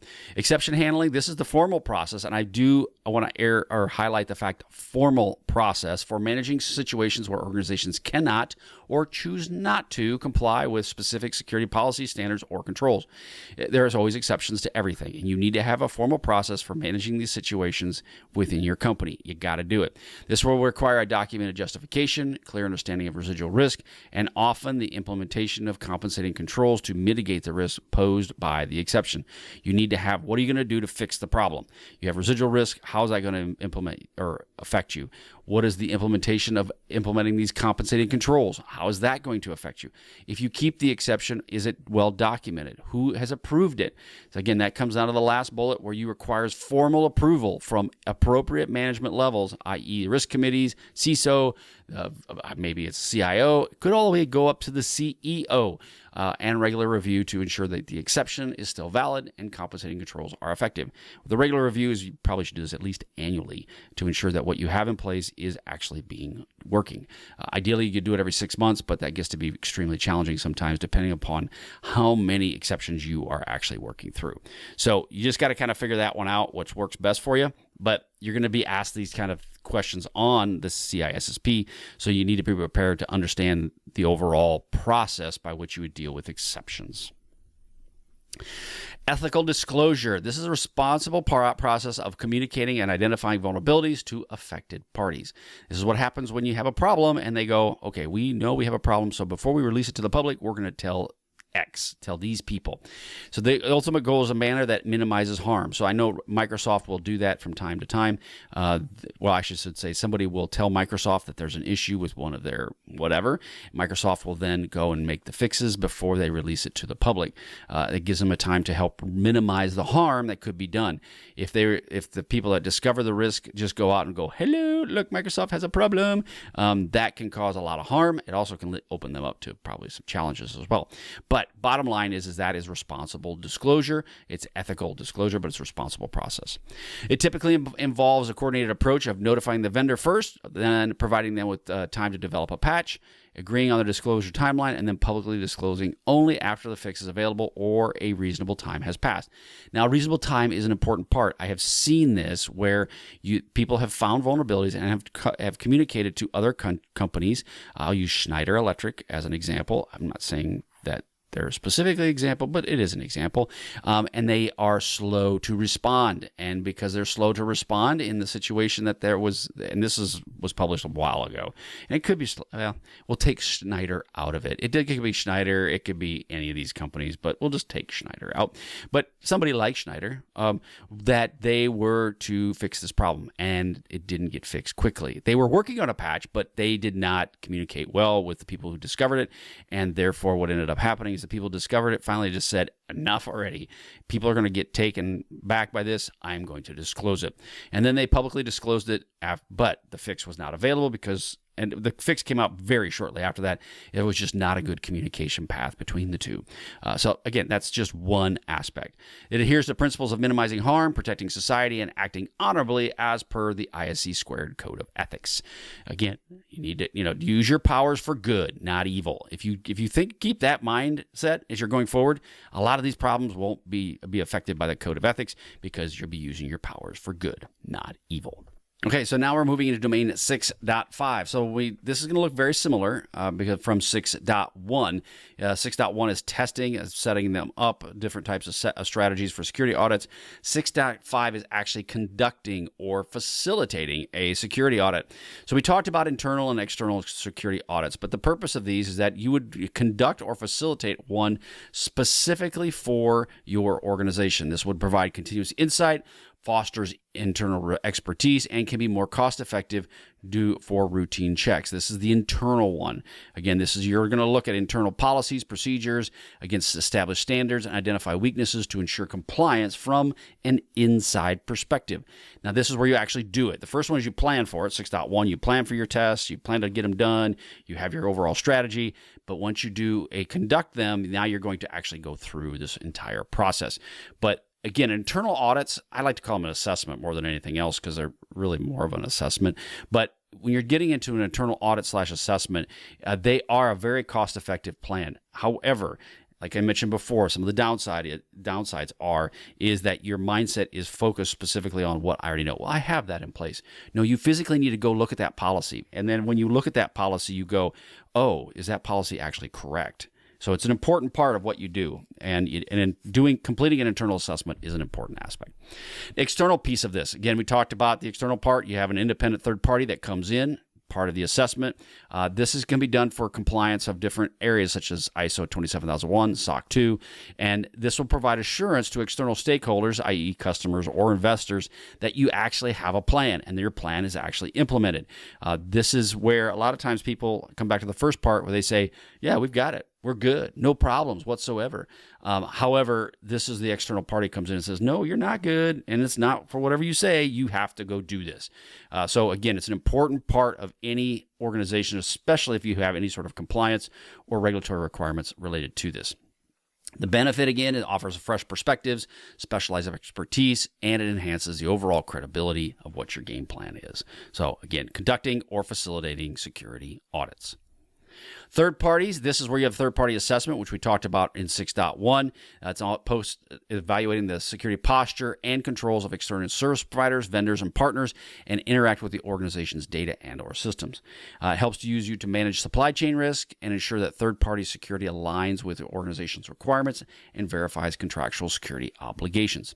The benefit of this, it mitigates risks induced by the supply chain, ensures compliance with third parties, risk management regulations, and protects the organization's extended perimeter. When they say extended perimeter, yeah, baby, your third parties are your extended perimeter. Whether you like it or not, they're connected into you in many different ways. And if those guys get pwned, that stuff rolls downhill. It's brown, nasty, and yucky, and it comes right downhill if your organization has an extended perimeter with these third parties, which in many cases you do, and you probably don't even realize it. So understanding an assessment around what are your third parties and what is their connection into your company, big deal, huge monster deal. So it's an important part of what any organization, you need to really truly think about it hard. Again, I come back to the fact that where I work with NextPeak and my partners at NextPeak, we have the ability to help you with your third-party assessments as well as your tabletop exercises and your disaster recovery planning. A lot of great stuff there. If you are interested, just reach out to me at CISSP Cyber Training. I can help you with that because it is a lot of times you don't know who to actually talk to about it, but that is there and available for you. Okay, so this is CISSP Rapid Review Exam Prep. This is for Domain 7. So if you are connected with CISSP Cyber Training, you know that we are big into providing a lot of free content for you all. That's the ultimate goal, is to provide enough information you need to pass the CISSP the first time. But what we want to have with that is I wanted to provide you all a rapid review exam prep for the various domains within the CISSP. And you can get all of these at CISSP Cyber Training, and you can gain access to them as part of my free content that's out there. And these are designed specifically to help you with the last final mile of the exam prep. What that means is that you've already gone through a lot of the training, and hopefully you've gone through CISSP Cyber Training, but you've gone through a lot of the training, whatever you've found, and now you are ready for the final throws. This is a great way for you to understand what are the things you need to be aware of. And as we go through this rapid review exam prep, you realize, okay, do I have everything I need? And then you hear this, you go, oh wait, I missed that. Let's go back and look at that again. That's the purpose of the exam prep. So each of these preps are anywhere from 30 to potentially an hour long, but they're designed specifically to help you with the overall exam.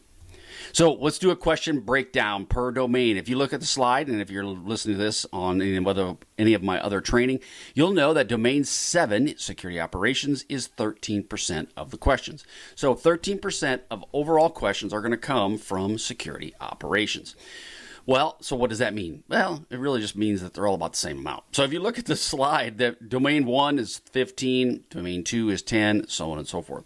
Now, I will say that the majority of the content comes from Domain 1 and Domain 7 for the CISSP exam. I say the majority of the content is actually spread out, the questions are, but a big chunk of the content that you will have to learn is in Domain 1 and Domain 7. Now, you can get all these free resources at CISSP Cyber Training. I've got weekly podcasts, I've got a study plan, I've got over 360 study questions, as well as I have all the rapid review videos that are all there.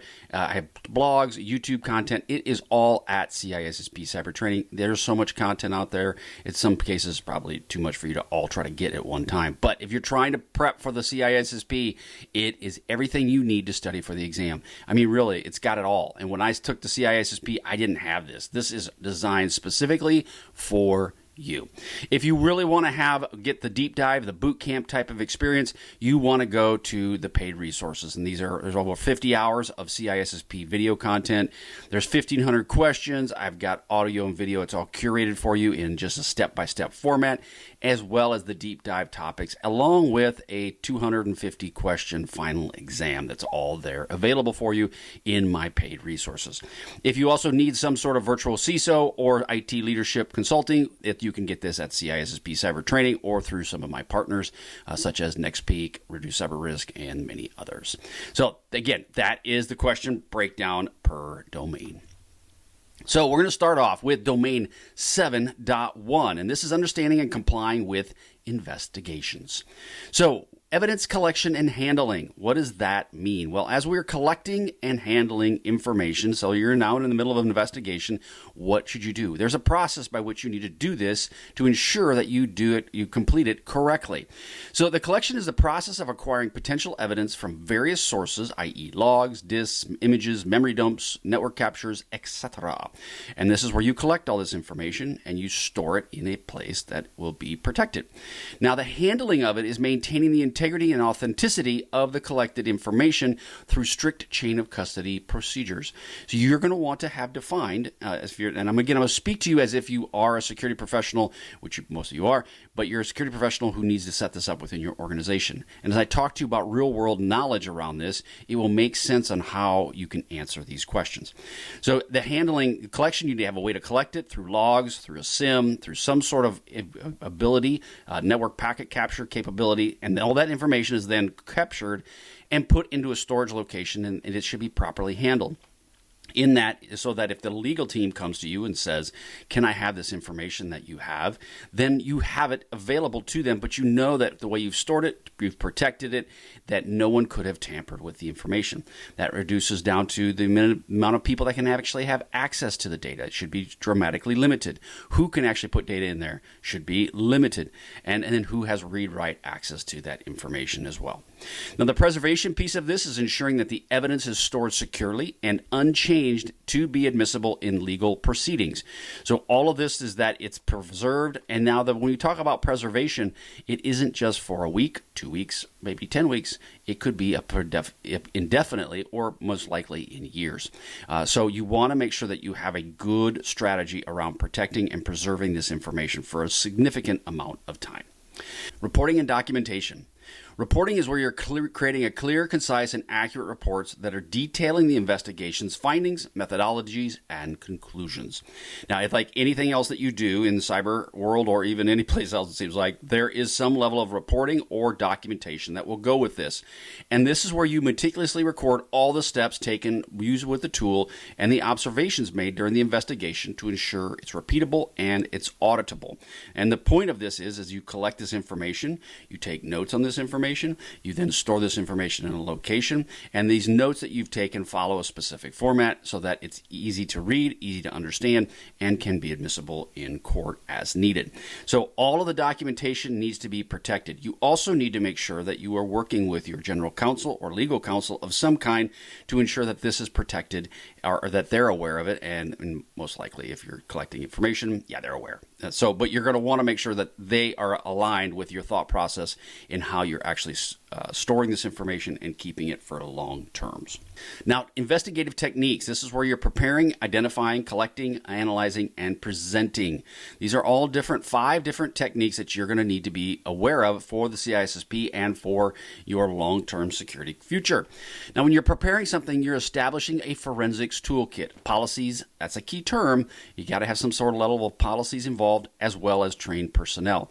You need to prepare for this ahead of time.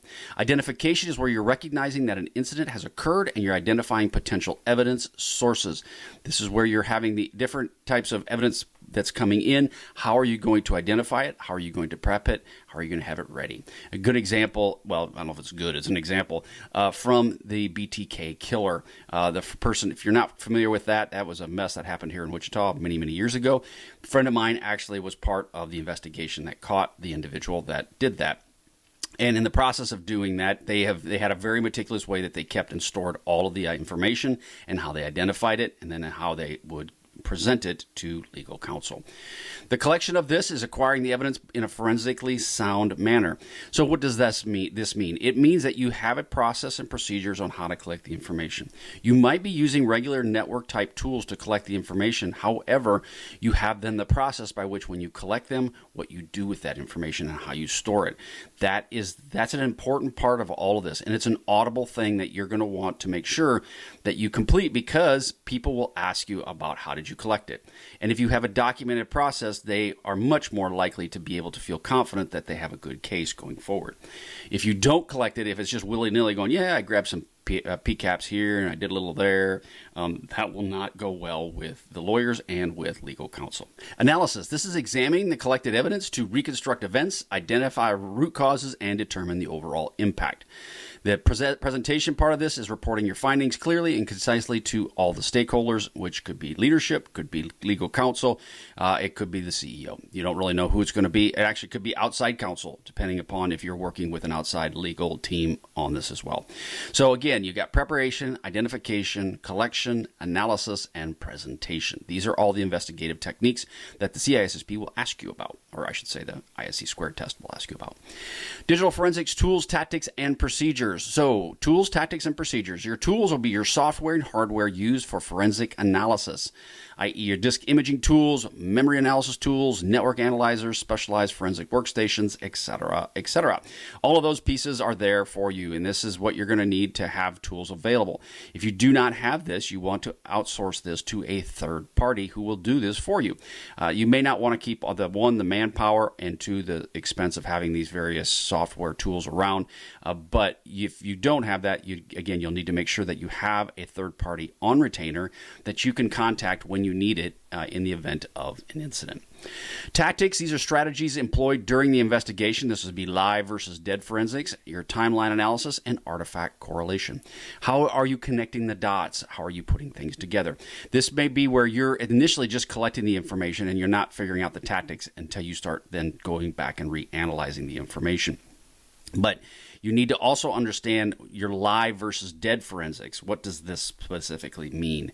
It means that if you are looking at a product that is taken off the network, it's not live on the network. It is, they call it dead, but you can call it whatever you want. It's just not on the network. Then that would be something that you wouldn't be seeing it live as it's streaming. Whereas if it is getting live updates and live PCAPs that are going on the network immediately, and that is being stored, then that would be a live situation. And again, you have to decide what is the best solution for you. Depending upon, one thing I've run into putting in packet capture tools, you have to be very careful with where the data is actually traversing the network. If it is going through certain areas, packet capture tools can be much better or more useful. A lot of times people will put them on the perimeter, and they're not as useful there because there's just so much data, for one, and two, not all the traffic sometimes is more narrowed down in those areas. It's just gobs of data. So you need to consider, where do you want to put listening devices at. Procedures, these are standardized, repeatable steps for conducting forensic examinations to ensure consistency and validity. You want to ensure that you have procedures in place to manage this, and you want to make sure that they're available for people, your forensics team, to that they can ensure some level of consistency and validity. Artifacts. This is computer artifacts, network artifacts, and mobile device artifacts. So, computer artifacts, these are data remnants found on computers, i.e. file systems, metadata, registry entries, browser history, event logs, and the memory contents as well. So it's all the things that are found on your specific computers. As we get in more of a virtual type environment, that changes a little bit, but you need to understand from a hardware standpoint, where is all this information stored. Network artifacts, this is where data is captured from the network traffic, i.e. NetFlow, packet captures, firewall logs, DNS logs, etc. These are all the different types of places, like I mentioned with a PCAP, you would store this information. And then your mobile device pieces. So as we all know, about 70% of all of your internet traffic goes over mobile devices at some point. So you're going to want to make sure that you have mobile device protection in place and that you can collect data on these mobile devices. Now, in all of these, especially the mobile device piece, if you allow a bring your own device type of solution in your environment, you're going to want to make sure you have legal counsel around what you can collect and what you cannot. You want to have policies in place on what you can collect and what you cannot. This includes call logs, SMS, GPS, app data, images, and videos. All of that information needs to be properly stored and collected, and because of that situation and you're dealing with it, you need to make sure that also the employees that are using these devices are aware of your policies. Now, they don't need to necessarily know what you're collecting, and I actually would not recommend that they know what you're collecting, but I would work with your legal counsel to come up with draft policies to ensure that they understand that their information is being collected and their activities are being collected in some form or fashion. So again, mobile device is a big factor. I highly recommend, if you do not have an MDM solution out there right now, especially if you're dealing with BYOD, you have something in place. Now, again, it can get very hairy, very squirrely when you're dealing with this, but it can be done. I did it. It works well, and you just have to consider, okay, if these people do things wrong, can I collect or confiscate their devices? And in some cases, yes. In some cases, that might be a bit more of a challenge. But it also could be just more of a veiled threat that actually isn't going to happen. So this, again, that's domain 7.1. Now, 7.2, we're conducting logging and monitoring activities. What is this? So, intrusion detection and prevention. We've mentioned that a lot in the CISSP Cyber Training. There's a lot of this available, but what is it? So you're basically collecting information from these IDSs and IPS systems, and you're looking for any sort of malicious behavior that might be occurring. The IDS will identify an alert on suspicious activity, and the IPS will actively block or modify traffic in real time. So this is a big factor, right? You've got a problem, you've got a malware on your environment, and it's doing bad stuff. Well, your IPS can shut it down. It can take it out. Yes, but then it also could take out your business too, because it then provides an internal denial of service, which is not fun or good, but it might be necessary depending on how bad the situation is. But the intrusion detection and prevention systems that are there, they're available for you. They can collect all kinds of data from these as a network type tap, and I would highly recommend them. I dealt with network taps off of these devices, and I would shunt the data. I would move the data to another tool to analyze it. So you can use these types of hardware tools for that capability. You may have to put in network taps in various locations as well, outside of these IDS and IPSs, but they can work in a pinch to at least give you the information you need. Security Information and Event Management, SIEM. This is a centralized platform that aggregates, normalizes, and correlates security logs and event data. It's basically the brains where all the information goes into, and then it is analyzed by your analysts. So it's the SIEM, and that is you'll hear that term used a lot in my training and pretty much anywhere out on the web on any sort of content that you might see. This provides capabilities for alerting, reporting, dashboarding, and long-term storage of security events. All of that is available to you. Again, all of this is available when you get a SIEM in your environment. Now, do you need to buy a SIEM? I will tell you, if you go and buy this personally, one, it's expensive to just have it internally on your own. Two, you have to buy the people or pay for the people to work for you to manage the SIEM. That's expensive as well. And then you got to have the ongoing tools and the log aggregation and storage data, which is also expensive. So all of these things going together can get really, really pricey if you bring it internally. If you do this to an external party, then it becomes a much more manageable process. It's still expensive, don't get me wrong, but it is a much easier process than having it in internal, unless you need that internal for your organization. Continuous monitoring. This is the ongoing process of collecting and analyzing and reporting security information to maintain a posture of awareness. So you want to make sure that you have all this information going into one central log source, one central. You say one, you're going to have lots of log sources that are going to be brought into one area, and that would typically be in your SIEM. This includes monitoring systems, network applications, and user behavior and compliance status. All of these things would go into your SIEM or into your storage locations. Egress monitoring. This is the practice of monitoring and analyzing all outbound network traffic from internal networks. So it goes through your proxy in many ways. You may have this information leaving. You want to monitor what's going outbound, because what happens, the bad guys and girls will use the outbound connections to basically filter your data out to their location. So again, the mothership starts sucking data back from your company, and you will want to monitor your outbound egress. This focuses on detecting and preventing exfiltration, command and control communications, etc. So again, all these are big factors with dealing in the egress monitoring space. Log management. This is the process of generating, collecting, storing, retaining, and disposing of security logs. So you want to have a good log management plan in place as well. And this log management aspects will be something on what is your policies around the storage of log data. Log data is typically extremely expensive, and you want to have a good plan on how you're going to, one, collect the information, the log data, and then two, maintain it, and then lastly, to destroy it, because you don't need logs forever. You just don't. Now, in some cases, when you're on legal hold, you may, but in most cases, you do not need the logs to last for a generation. So therefore, you need to have a good policy around this. Now, these key principles include centralization, time sinks, normalization, and integrity. All of those fall into the log management process. So threat intelligence. This is where threat feeds, threat hunting, and so forth are all part of this, and this is when you're dealing with your indicators of compromise. So around contextual knowledge of existing and emerging threats, including their capabilities and the infrastructure they may have to be able to attack you. So understanding how, if it's a nation-state threat, then how does that look? If it's just Billy Bob down the street, what does that look? Does Billy Bob interested in my business? Maybe. Is Billy Bob interested in moonshine? He is, and you are a moonshine distributor. Then he might be interested in you. But if you are a nonprofit helping pregnant women in Africa, Billy Bob probably doesn't care a whole lot about you. So there's just different things about that. This involves automated threat feeds, your IOCs, and proactive threat hunting to detect and advanced threats. So again, threat intelligence, big factor. I brought up the pregnant women in Africa because we are part of a nonprofit that helps women. It's called Mercy for Mamas. Highly recommended if you want to help them. Great place to go help them.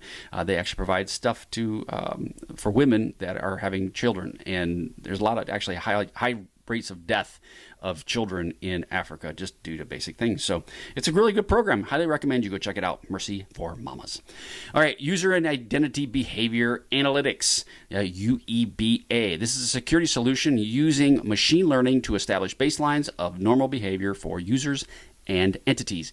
This detects deviations from these baselines, flagging anomalous activities, and indicating insider threats or compromised accounts.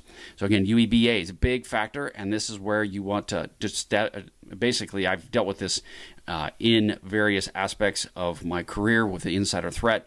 UEBA is a great tool that can help you understand what are some of your employees doing and what are they doing incorrectly. Yes, UEBA is a big deal. I would highly recommend you roll that through your organization if you have not already. There's some great products out there that can help you. Platform Configuration Management, or CM. So Platform Configuration Management, this is a systematic process of managing and controlling changes to the configuration of hardware, software, firmware, documentation, and other assets. That's a mouthful. But the point of it is that you have to have a plan in place to deal with configurations within your network. This includes hardware, software, firmware, and the overall documentation as well. This ensures that systems are configured securely and consistently across your company. And a good CM management platform and process is imperative for your company. If you don't have this, you need to really look at deploying it. So CM, big deal. Provisioning, this is the process of setting up, configuring new systems, applications, and services according to a predefined security baselines and organizational standards. Your organization should have a provisioning process in place so that if a new person comes into your organization, they then get a computer. How do they get the computer? How do they get provisioned access? How do they get provisioned the overall mouse? How do they get access to the various SharePoint libraries, so on and so forth? There should be a setting up and configuring of new systems and accounts to help them with this. This involves installing operating systems, applications, agents, you name it. So there should be something that is you just click a button and you go. Baselines, this is defined minimum security configurations and settings that all systems or specific types of systems must meet. And this serves as a secure starting point and a reference against which future configurations are compared to detect drift.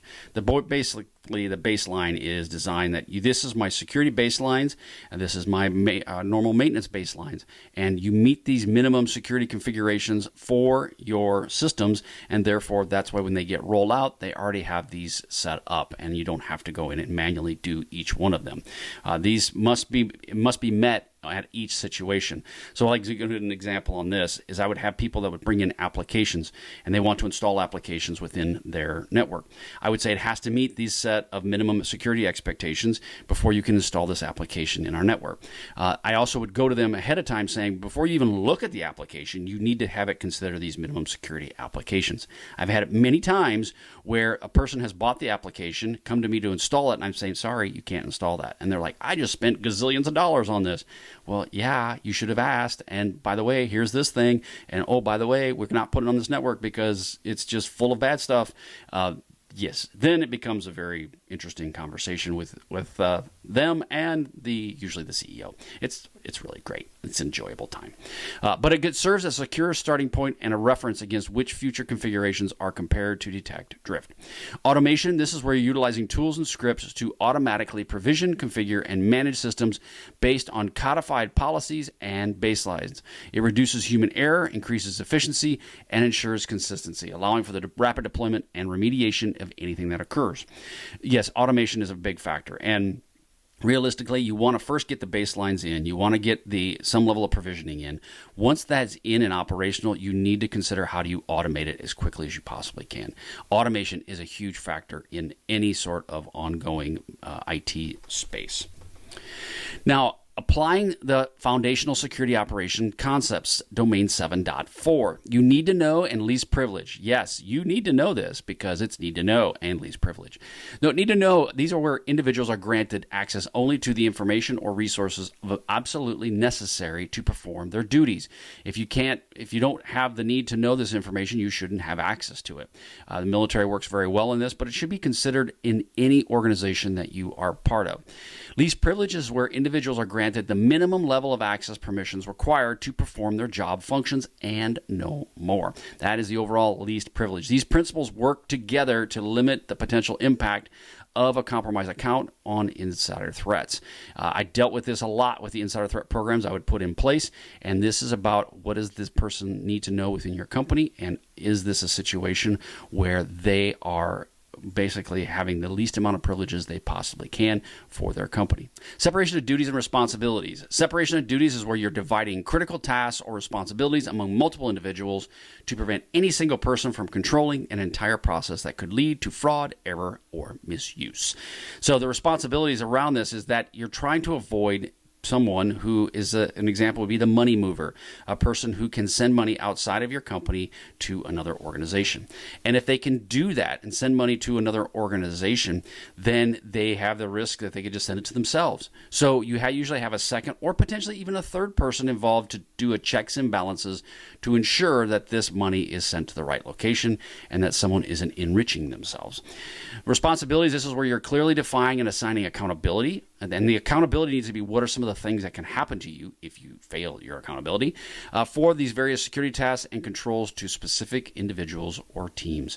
We had people that worked on the money side of the house and security, and that's all they did. But we had a job rotation policy that would move them out of that role, and someone else would go into that role specifically.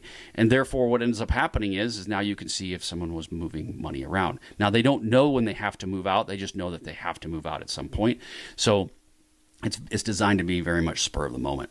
This reduces the risk of collusion and also ensures checks and balances. Privileged account management, or PAM. This isn't the spray that you put on your pans. This is PAM, privileged account management. What is that? Well, that is when you're dealing with accounts such as your domain admins, your service accounts, and this is a comprehensive management of accounts that have elevated permissions across systems and applications, such as administrators and service accounts.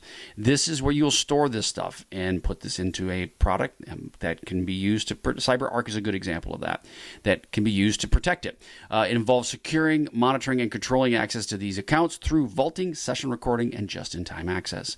So you've got your vaulting where it's put in a vault and you have to check it in, check it out. Your sessions that when you're going in and pulling the accounts out, they're being recorded. And then your just-in-time access where it's being sent to your computer or sent to the system for you to gain access. And then once you're done doing what you need to do, then access is removed and the passwords are changed. That's your just-in-time piece of this. Now, job rotation, I mentioned this just briefly earlier. This is where you're periodically rotating employees through different job roles and or responsibilities. It helps detect potential fraud or misuse by preventing any single individual from having prolonged, unchecked control over a critical process. It serves as a cross-training benefit and increases your organizational resilience as well. So this is job rotation. Highly recommended in areas where you have a lot of people that have access to some significant information. Job rotation is a very good place to be. Service level agreements. This is where you have formal contracts or agreements that define the level of service expected from a vendor or internal department. Now, for security, SLAs are often include metrics for uptime, response times for incidents, and patch application timelines. So you may have an SLA with an MSP. Wow, that's some acronym soup. Your service level agreement and your managed service provider. They are the ones that you'll probably have these SLAs with you. And you may have that set up where you have a certain amount of uptime is required for these systems. How fast do they respond in the event of an incident? Maybe they do, maybe they don't. Do not assume that they are going to respond to an incident, because if you haven't built that into your SOW, then you probably don't have it. So you'll need to consider what does that entail. Ensures external and internal service providers meet defined security and operational performance benchmarks. All of those pieces are a key factor in your service level agreement. Domain 7.5, apply resource protection. So we're going to get into media management. This is the process of controlling, tracking, and securing all forms of information storage, media, such as hard drives, SSDs, USBs, you name it, all those things. How are you going to manage it, track it, and secure it? This ensures that data stored on media is protected from unauthorized access, modifications, or destructions, and that the media is handled appropriately through its entire life cycle. So all of that is part of media management. And so therefore, it's an imperative that you have a good plan on how you're going to do this. And you also have this documented so that you can ensure that you have the ability to maintain this information on a ongoing aspects around this. And again, you want to have the destruction process, the modification process, all of that should be done throughout this entire life cycle for media management. You need to have a documented and well thought out how you're going to roll with this. Media protection techniques. This includes classification and labeling. This media should be classified based on sensitivity of the data it contains and clearly labeled to indicate its classification and handling requirements. Storage controls could be physical security, environmental controls. All of those are an important part when you're dealing with the overall storage of this data. So, or this this equipment. This could include locked cabinets, secure data centers, fire-resistant safes, etc. And this environmental controls would be protecting the media from environmental hazards such as temperature, humidity, and magnetic fields. Access controls. This is implementing a logical and physical access controls to ensure only unauthorized personnel can access or retrieve the media. This is an important part where you have these physical, logical controls in place and that only individuals can do this that you have defined within your team. Inventory and tracking. This is maintaining a detailed inventory of all media and tracking its movements. So media, especially depending on the size of it, has a tendency to move and has a tendency to walk away. So you need to have a way to track this information. Now, I will tell you that when you're dealing with USB sticks, that can be a challenge, right? Those things are very tiny. And I would highly recommend you don't use USB if you can avoid it. But if you have any sort of media that your employees are using, you may want to have some level of tracking involved, at least on the most valuable things within your company. What are some media protection techniques? So encryption. You're encrypting the data on media, i.e. full disk encryption, file level encryption, to protect the data, especially from portable and offsite media.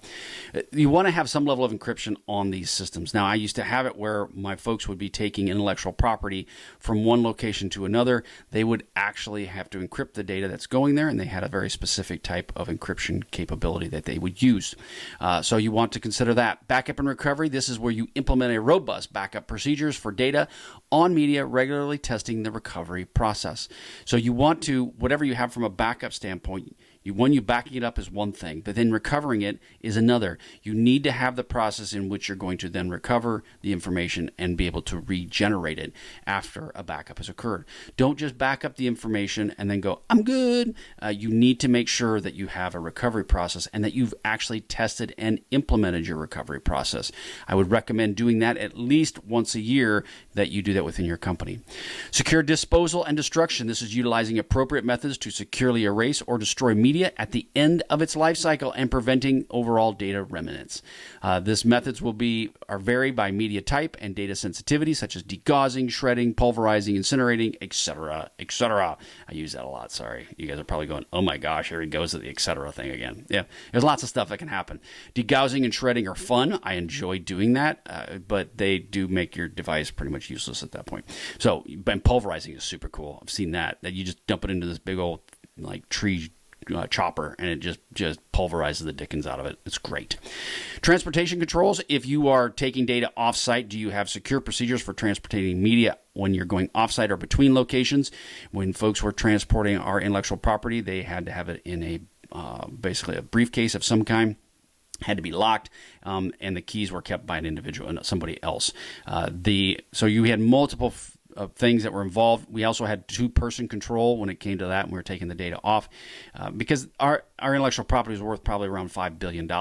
And so you want to, it's worth a lot of money. You don't want to lose it. So you have to have some level of transportation controls in place to avoid someone taking advantage of it. Conducting incident management, domain 7.6. We're almost halfway there. So detection, this is the process of identifying cybersecurity event or an anomaly. Now, we talked about this relies on the tools such as a SIM, IDS, or IPS, and threat intelligence and human vigilance. So you need to be able to detect it. This is where you're dealing with incident management. Response, this is the immediate actions taken upon detection of an incident. This involves initial triage, validation, activation of an incident response team.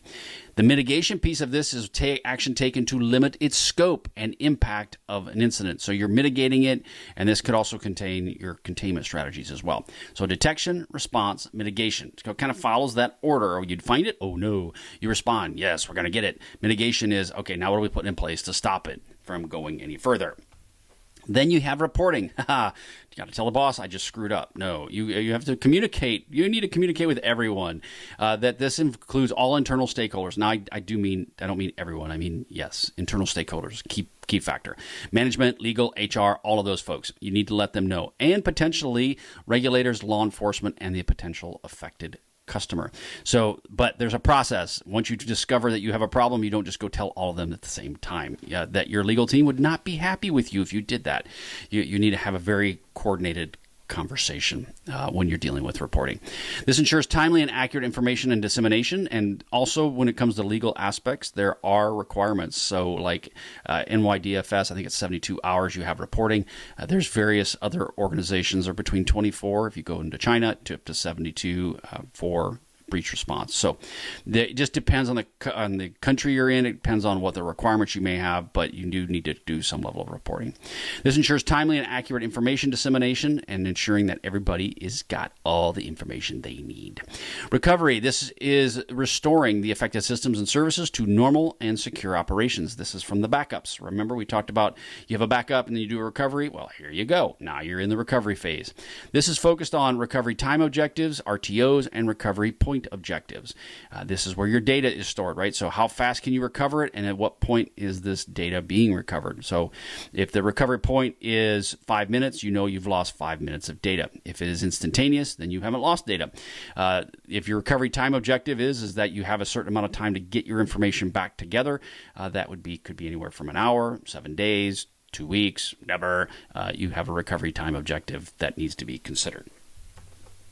Remediation. This is where you're addressing the root cause of the incident. Now you've fixed it. You've got to deal with it. You've backed up, recovered. You're in business. Now you got to try to remediate what the dickens happened and how do I prevent this from reoccurring in the future. This includes patching vulnerabilities, reconfiguring systems, and updating security controls. Remediation is a big factor, and many times once you fix the problem, people just go, okay, I'm good, no problem, and they don't go back to the remediation issue as much as they should. They address the initial problem that they got hacked by, but they don't really look at the overall underpinnings of why it happened. So that's why remediation, it's a big step, and you really need to take the time on remediation for your company. Lessons learned. This is a final area where it's a formal review process after the incident to identify what went well, what went wrong, and what can be improved. Basically the good, the bad, and the ugly. That all needs to be considered from a lessons learned standpoint. This feeds back into policies, procedures, and technology, as well as training for continued enhancement of your security program. So now you got to go and reinvest yourself. Look, what do I do? How do I make it better? So on and so forth. It doesn't stop once you get the bad guys and girls out. It's just an ongoing issue. And the problem is, if you also were accepted, this might be the person who's replacing you doing this. But that, not to say that would happen, of course not. But yes, sometimes after an incident, either the CISO decides to leave or is forced to leave, one of the two, because it's a very significant emotional event that occurs in your life, and I don't recommend it. If you can avoid it, avoid it. Domain 7.7, this is where you operate and maintain detective and preventive measures. This is your firewall, next generation web application, and network firewalls. This is network security devices that are designed to monitor and control incoming, outgoing network traffic on a predefined security rules. And these types are part of a traditional network firewalls. So you have your next generation firewalls, you have your web application firewalls. If you're dealing with the cloud, you're dealing with security groups, different types of words, but they're basically the same thing. Your firewalls are a great tool to help limit the amount of activity somebody can gain within your network, and I highly recommend that you use them. They're probably kind of like one of the foundational pieces. If you don't use these, then you really got a problem. Now, you might be using something else because for some reason, like a security group, you might be using that and not using firewalls because you're in the web, or are you all on a third party, but you want to consider their use in some form or fashion. Intrusion detection systems and IPSs, we talked about those pretty much, where you got their network host and they look for different types of activities. They will actively block or modify traffic in real time. That's your IDS and IPSs. Now, we're getting into whitelisting and blacklisting. Yes, whitelisting, this is an access control strategy that explicitly allows only approved items, applications, IP addresses, etc., to be implicitly denies all others. So those are all allowed in. Blacklisting basically is an access control strategy that denies malicious items such as malware hashes, malicious IPs, and it implicitly allows all others. So it's basically focused on, hey, if it's a bad site, I'm blacklisting it. If it's a good site, I'm going to only do whitelisting areas that I'm going to allow to occur. Now, the blacklisting is easier, but the downside with the blacklisting is that these folks there might be a situation where the IP is not considered a malicious IP, and it is allowed in until it is then registered as a malicious IP, and then therefore it becomes a problem. So whitelisting can be very problematic for your company if that you're just only explicitly allowing only approved items. You can actually end up causing a denial of service to yourself. So we would blacklist typical any sort of IP that came from malicious. It was automatically blacklisted, knowing full well that that did not protect us from everything, and that we would then, when the new IP came up, it would be put into the blacklist. A lot of times we had this set up on automation. That's a key factor if you can automate this, because manually going in and doing this is quite tedious and painful. Third-party security services. This is where security functions or operations are outsourced to external parties. Managed security service providers, or MSPs or MSSPs. They will provide you that information or that capability.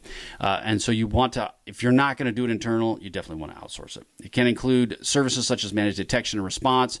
They also have EDR is another part of this, is where your endpoint detection and response, security monitoring, and penetration testing. They can provide all those things. Sandboxing, this is a security mechanism for running untrusted code or applications in an isolated environment. This prevents potential threats from affecting the host or the network. You put them in the sandbox, they play in the sandbox. If they're a cat, they do other things in the sandbox, but you basically run untrusted code in there and wait to blow it up and see what happens. If it works, great. If it's got malicious stuff, it stays in the sandbox and it's never allowed out. So sandboxing works really good. The downside is we used to put stuff in sandbox and it was in there for a period of time. The bad guys and girls got smart and they put timers on their code so that it wouldn't run its malicious code for a period of time, so that the sandbox would go in, it would look for it to detonate. Nothing happened, you'd be allowed to have the information go to your network. And then what happens is after a period of time, 7 days, it pops up and comes to life. So yeah, that's not good. Okay, we're dealing with honeypots and honeynets. A honeypot is a security resource intentionally designed to be attacked and compromised. The honeynet is a network of honeypots used to gather information about attacker tactics, techniques, and procedures. So I've used these with meh kind of capabilities. Sometimes they work. I would say I haven't seen many people go to them. So therefore, is it working? Maybe. Are there bad guys on your network? Maybe, maybe not. But they're kind of one of those that I'm not a big fan of. Now, it's not because they're not good. It's just because I've had limited successful use with them. But honeypots are out there and they're designed to be attacked and compromised.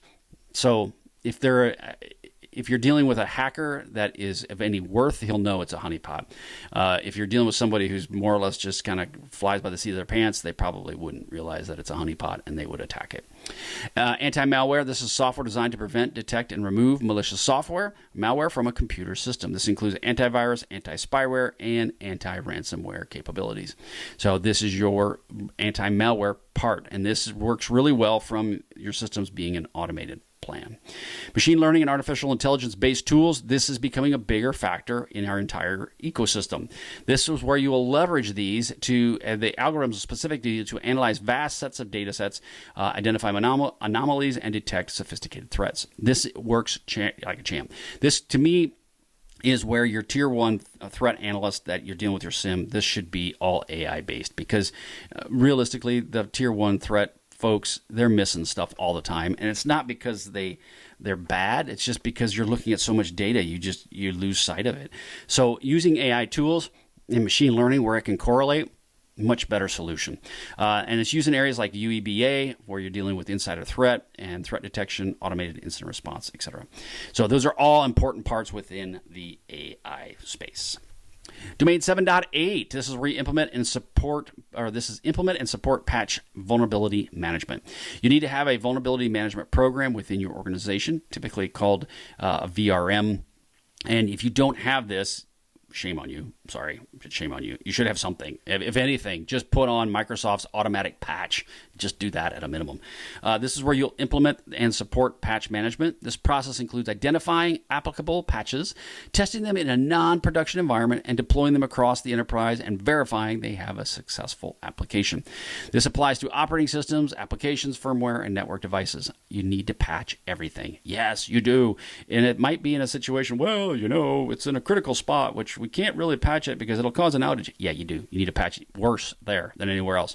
Or you're in a situation where, we're separated from the network, and therefore you can't gain access to us. So because you can't gain access to that network, we're not going to patch it. No, wrong idea. You need to patch it. Please patch. That stuff's out there for a reason.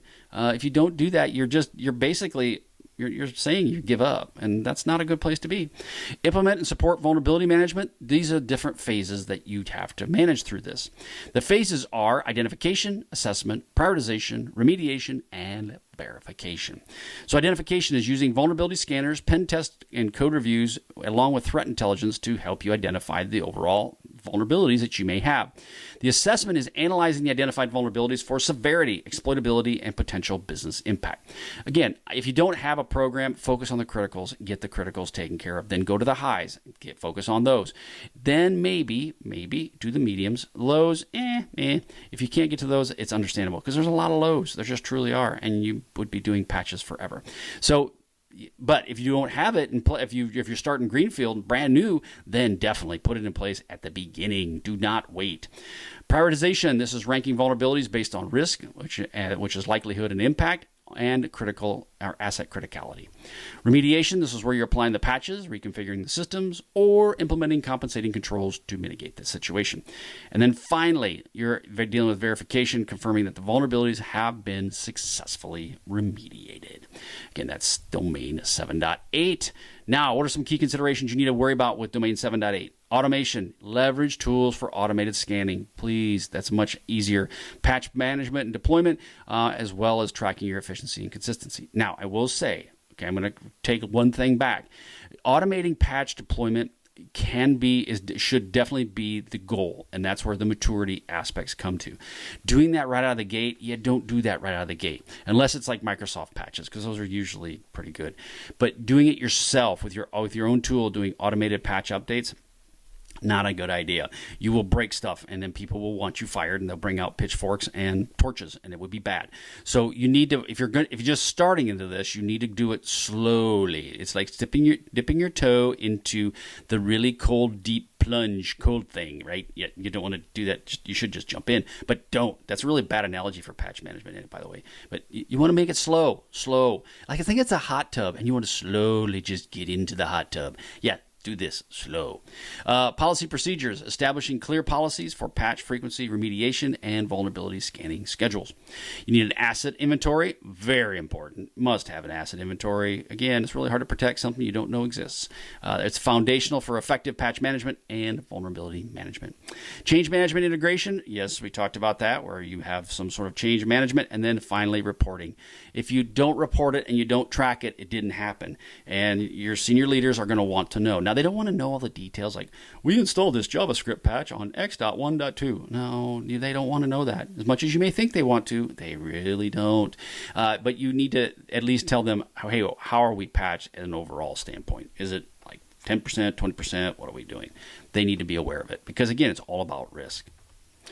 Domain 7.9. This is understanding and participating in change management. We briefly mentioned this. So what is the change management process? This is controlling, tracking, and documenting all changes made to an organization's IT infrastructure. It's to minimize risks associated with changes, prevent unauthorized modifications, and ensure that you are basically stable and secure. Now, you participate in this change management process through a couple different ways. Security representation, security review, approval, testing, documentation, and rollback planning. So, security representation. You need to have a security person on the change management board. When you're doing these changes, who's a security person, the belly button, who's going to be there? Then there needs to be a security impact review done on any of the proposed changes that identify potential vulnerabilities or risks introduced. So what does that mean? You are going to be patching, let's say, a very old system, and you're using a patch that just rolled out. You want to really look at that pretty hard, because what's going to happen is, did you test it? Did you get it approved? What'd you do with that? Because the moment you push it out there, you and I both know it will fall over, and therefore then you will fall over because someone will be mad at you. Approval, you need to provide security-specific approvals or recommendations for changes based on risk analysis. Test it. You need to ensure that it had proper security testing and it's integrated into the change validation process. This does not mean that your change is going to go out on Friday. Well, you typically don't do it on a Friday. They do it on a Monday. Your change is going to go out on a Monday, and you're just going, I'm putting this in right now on Friday afternoon, not really have tested it. Yeah, it's going to be good. It'll all be good. No. If you're going to be doing that, you need to push it out to about 2 weeks, give yourself a week of testing, and then push the change. Again, you cannot impact business options unless you have a dumpster fire, everything is on fire and things are going bad, well, then you just push out stuff. Then that's fine because you're already dealing with the fire. You might as well just do it. Documentation, this is where you verify that security considerations, risks, and controls related to the change are properly documented. And then rollback planning. This ensures that secure rollback procedures are defined in case a change introduces unforeseen issues. Rollback procedures are important. Yeah, you deploy it and then, oh no, this isn't working. Rollback. Pull out. You know, that's just not good. Yeah, that's not a good place to be. And been there, done that, had the t-shirt. And then you know when it gets really bad, when the heat just rolls up your back. It starts at your feet, goes up through you, and then rolls in the back of your ears, and you're like, no. Yeah, then it's just, oh, I suck so bad. Yeah, that had it, been there, done that. If you're in IT, you'll have had it too. And all of you out there are probably laughing because you all can relate. So 7.10, backup storage strategies. This is defining a method and locations for storing backups, on-site, off-site, cloud. Where are you going to put it? How are you going to manage it? And this includes media rotation, encryption, and integrity checks for the various stored backups. Do you have a plan for that? Recovery site strategies. You have a hot site, warm site, and cold site. Your hot site is a fully equipped off-site data center with hardware, software, connectivity, ready for immediate activation. So it's ready to go. What you do is push a button, and you're in hot site mode. Yes, no, those work well. A hot site is good. You need to make sure you test them, and a lot of times they'll fall over to a hot site a couple times a year. Hot sites are very expensive. So you need to make sure that you need a hot site within your company. And this is all off RTOs and RPOs, right? So your warm site, this is particularly where it's a partially equipped offsite location with necessary infrastructure, but requires additional hardware and configuration for activation. These are probably typically where many people work, and they wouldn't even deal with a physical equipment. A lot of it's in the cloud, which makes it a much easier situation. And then that was where a good warm site would be, is some sort of cloud capability.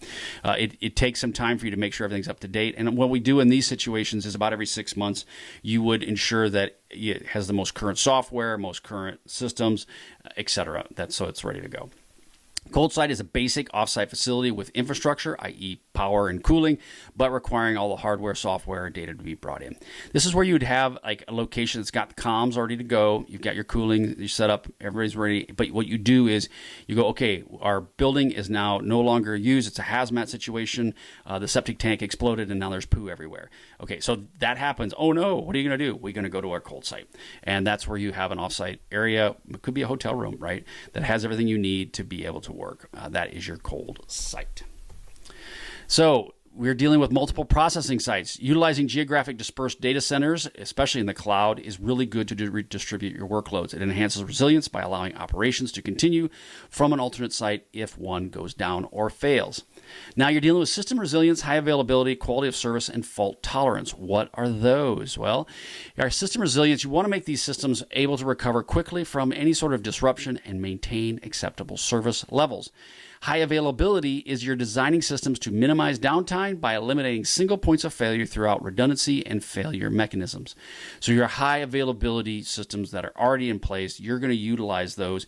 You may have already built that into your overall architecture, and you have high, or HA, call them HA, and they could be an HA pair. Now, your quality of service is where you're prioritizing network traffic to ensure critical applications and services receive the bandwidth and the low latency. So the point is you have software that's out there doing QoS for you. Something is labeled as critical, it is allowed network traffic. Other things that are not labeled critical are deprioritized, and therefore they're not allowed as much bandwidth time. Now, this is a big factor, especially if you're dealing with you have low or high bandwidth requirements and you have low capability. This can also occur during a denial of service situation where your pipe that's coming in is getting flooded with all sorts of packets, and therefore you're having to manage that. And you have a limited amount of outbound data that can go out. You'll use QoS to help limit that. Fault tolerance is the ability for a system to continue operating without interruption, even when one or more of its components fail. And this is where you also run into the HA pairs. If you have an HA pair that's fault tolerant, something goes bad, it will now work for you in place of that. Domain 7.11, implement disaster recovery processes. DR is a big deal, and it's something that you need to consider. A lot of times people don't even mess with it. So response, this is your initial actions taken upon detection of an incident. This involves triage, validation, and activation of your IR team. So something bad happens, your incident response team now kicks in gear and is in place. They're running. Your personnel, this is where you define roles, responsibilities, and escalation paths for incident response team members. So your people that are there, what are their roles? What are their responsibilities? That need to be defined ahead of time. And then what is the process for which this is going to occur? This only happens really well if you exercise it. Yes, you need to do some sort of tabletop exercises to make this happen. This ensures availability of trained staff to handle various incident types, etc. So again, that's the personnel piece of this. You need to have them defined, you need to have your availability, and they need to be trained. Communications, this is where you're establishing clear protocols for internal notifications, management, legal, and HR. What are they going to do? How are they going to do it? Who are you going to contact? Ghostbusters. No, you're not going to call Ghostbusters because that's not going to help you. But the management, HR, and legal team, they'll help you. Actually, they'll probably make your life worse because they're going to ask you a million questions over and over and over again. But you need to have clear protocols in place for these internal communications. You need to define procedures for external communications, i.e. regulators, law enforcement, and affected parties. Yes, you need to have this defined immediately with how you're going to handle your law enforcement and regulators in the event something bad is going to happen. Assessment, restoration, training awareness, and lessons learned. What are these? Well, your assessment is determining the scope and impact and root cause of the incident. How did it occur? What are you going to do? How are you going to manage it? It involves forensic analysis, evidence collection, and vulnerability identification. So again, in your DR process, how are you going to assess the problem? How are you going to restore it? What are you going to bring it back to? Again, back to RTOs, your recovery time objectives, and your recovery point objectives. How do you bring them back to a recovery or to an operational state from when they were in a bad state? So that's your restoration process. And again, defined, it has to be defined and available for people. Training and awareness, education personnel on incident response procedures and their roles. They need to be trained. They need to have routine training. It isn't just you do it once in the year and you don't have to do it again. You may want to do it multiple times. And again, this can be done with your security aware, or can be done during exercises or tabletop exercises you have set up. This is to the point of conducting regular exercises to test response plans and improve team readiness. Lessons learned, this is a formal review process after an incident to identify what worked well and what needs improvement. So the lesson learned is a big factor. You need to do these at the end of every incident to find out what did go well and give pats on the back to people who did well. And then also what are areas that you should have probably not missed and done better at. Feeds back into policies, procedures, and security controls. This is where that continuous loop is. You will go back in and change your policies and procedures to meet what you learned from your lessons learned. So it's an important part. Domain 7.12, 7.12. Does that test your disaster recovery plans, DRP, right? So that's how do you test this?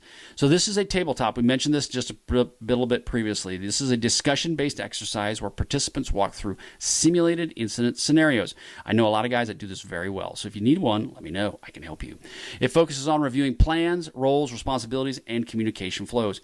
This is an interesting part, and I would highly recommend you do this with an IT group as one group. Then you do this with your senior leadership as another group, and then you do one together with your IT and your senior leadership. It's a very different dynamic, and you can learn a lot by doing it this way. This would include all your senior leaders. Some of your senior leaders go, I'm too good for this. I don't have time. Yes, I've had that happen. And but the funny thing about it is they're going to be the first person screaming at you when their business can't perform because they have no money, because everything's broken. Yes, you need to and educate these folks on how this works. Focuses on reviewing plans, roles, responsibilities, and the overall communication flows, which you kind of talked about already. It's a structured walkthrough, a more detailed exercise where teams physically walk through specific steps of a plan. So the tabletop is you talk through it. The walkthrough is that, okay, what would you do? Okay, now go do that. How are you doing this? Go do that. This involves reviewing documentation and validating procedures in a step-by-step manner. Kind of similar to what you would do when you're sending the Apollo missions. Okay, step 1, check. Step 2, check. Step 3, and so forth. You walk through the overall documentation. And you realize when you get to step 3, you go, oh, wait a minute. That's like 1970s. That's not going to work. Then you can now make changes to your documentation. And it works well.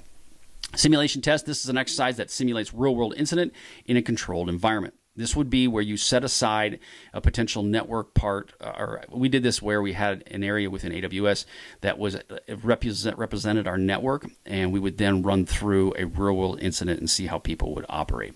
Operational teams and systems testing, technical controls, response procedures, all of these folks would be involved in everything of this simulation test.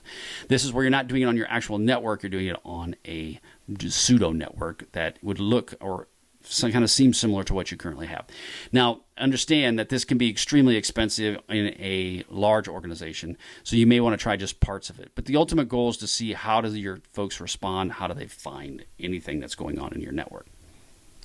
Parallel test. This is a test where recovery systems are brought online and a secondary site, but production operations continue at the primary site. So you use data from your primary site, you send it to your secondary site, and you bring it up online, and everything is running. Yeah, it's working great, but you're not doing a full interruption test. This is just where you're running it. They're running parallel, side by side. Everything's working fine. This validates the recovery site's functionality and capacity without interrupting the live service. So capacity is a big deal, especially if you've never brought it up. Your systems, you've slowly built these systems up to a certain size over time, and now you have another site which you need to actually run it in parallel to figure out, oh, wait, we're missing this database. Oh, wait, we're missing that. That's a really great important part of doing a parallel test. It's expensive, though. It's going to be expensive to do a parallel test. It will be. And then once you get it up and operational, I would then roll into the full interruption test, which is a comprehensive test where primary production systems are intentionally shut down and operations are fully transferred to the recovery site. Parallel test is running. Shut one down, one's operational. And then people do that for a period of time, and then they bring this one back up, run parallel, bring the other one down. Okay, so that's the full interruption test. This provides the most realistic assessment of your organization's ability to recover and resume critical functions. So, participating in business continuity planning, 7.3. This is identifying critical business processes and conducting a BIA, or business impact analysis, to determine RTOs and RPOs, and developing recovery strategies and documenting your BC plan. Now, BC and DR are very different. They are very different animals. They get used a lot together. The terms get used interchangeably in many ways, but they're not. They're very different. The point of this is focused specifically on business continuity, ensuring the business is running and operational. Role of security. The security professionals contribute to ensuring BC plans incorporate cybersecurity considerations such as data integrity, secure recovery environments, and incident response and integration. Now, the risk team may be the ones that are doing a lot of your BC stuff, but it could be you. I was highly involved with my BC people because security was such a huge factor in this, of data integrity, data storage. When you bring the systems back up and operational, are they be able to run? This happened. We put a really good plan in place right before COVID hit, and it was actually a huge blessing that we didn't anticipate, is that when we recovered to when COVID hit and everybody went working from home, we were up and operational in no time because we had good BC plans enabled. Now, you need to participate in BC exercises. These are typically a range of tabletop exercises that are discussion-based. You could get a full-scale simulation, which we did, and you test the actual recovery procedures that would occur.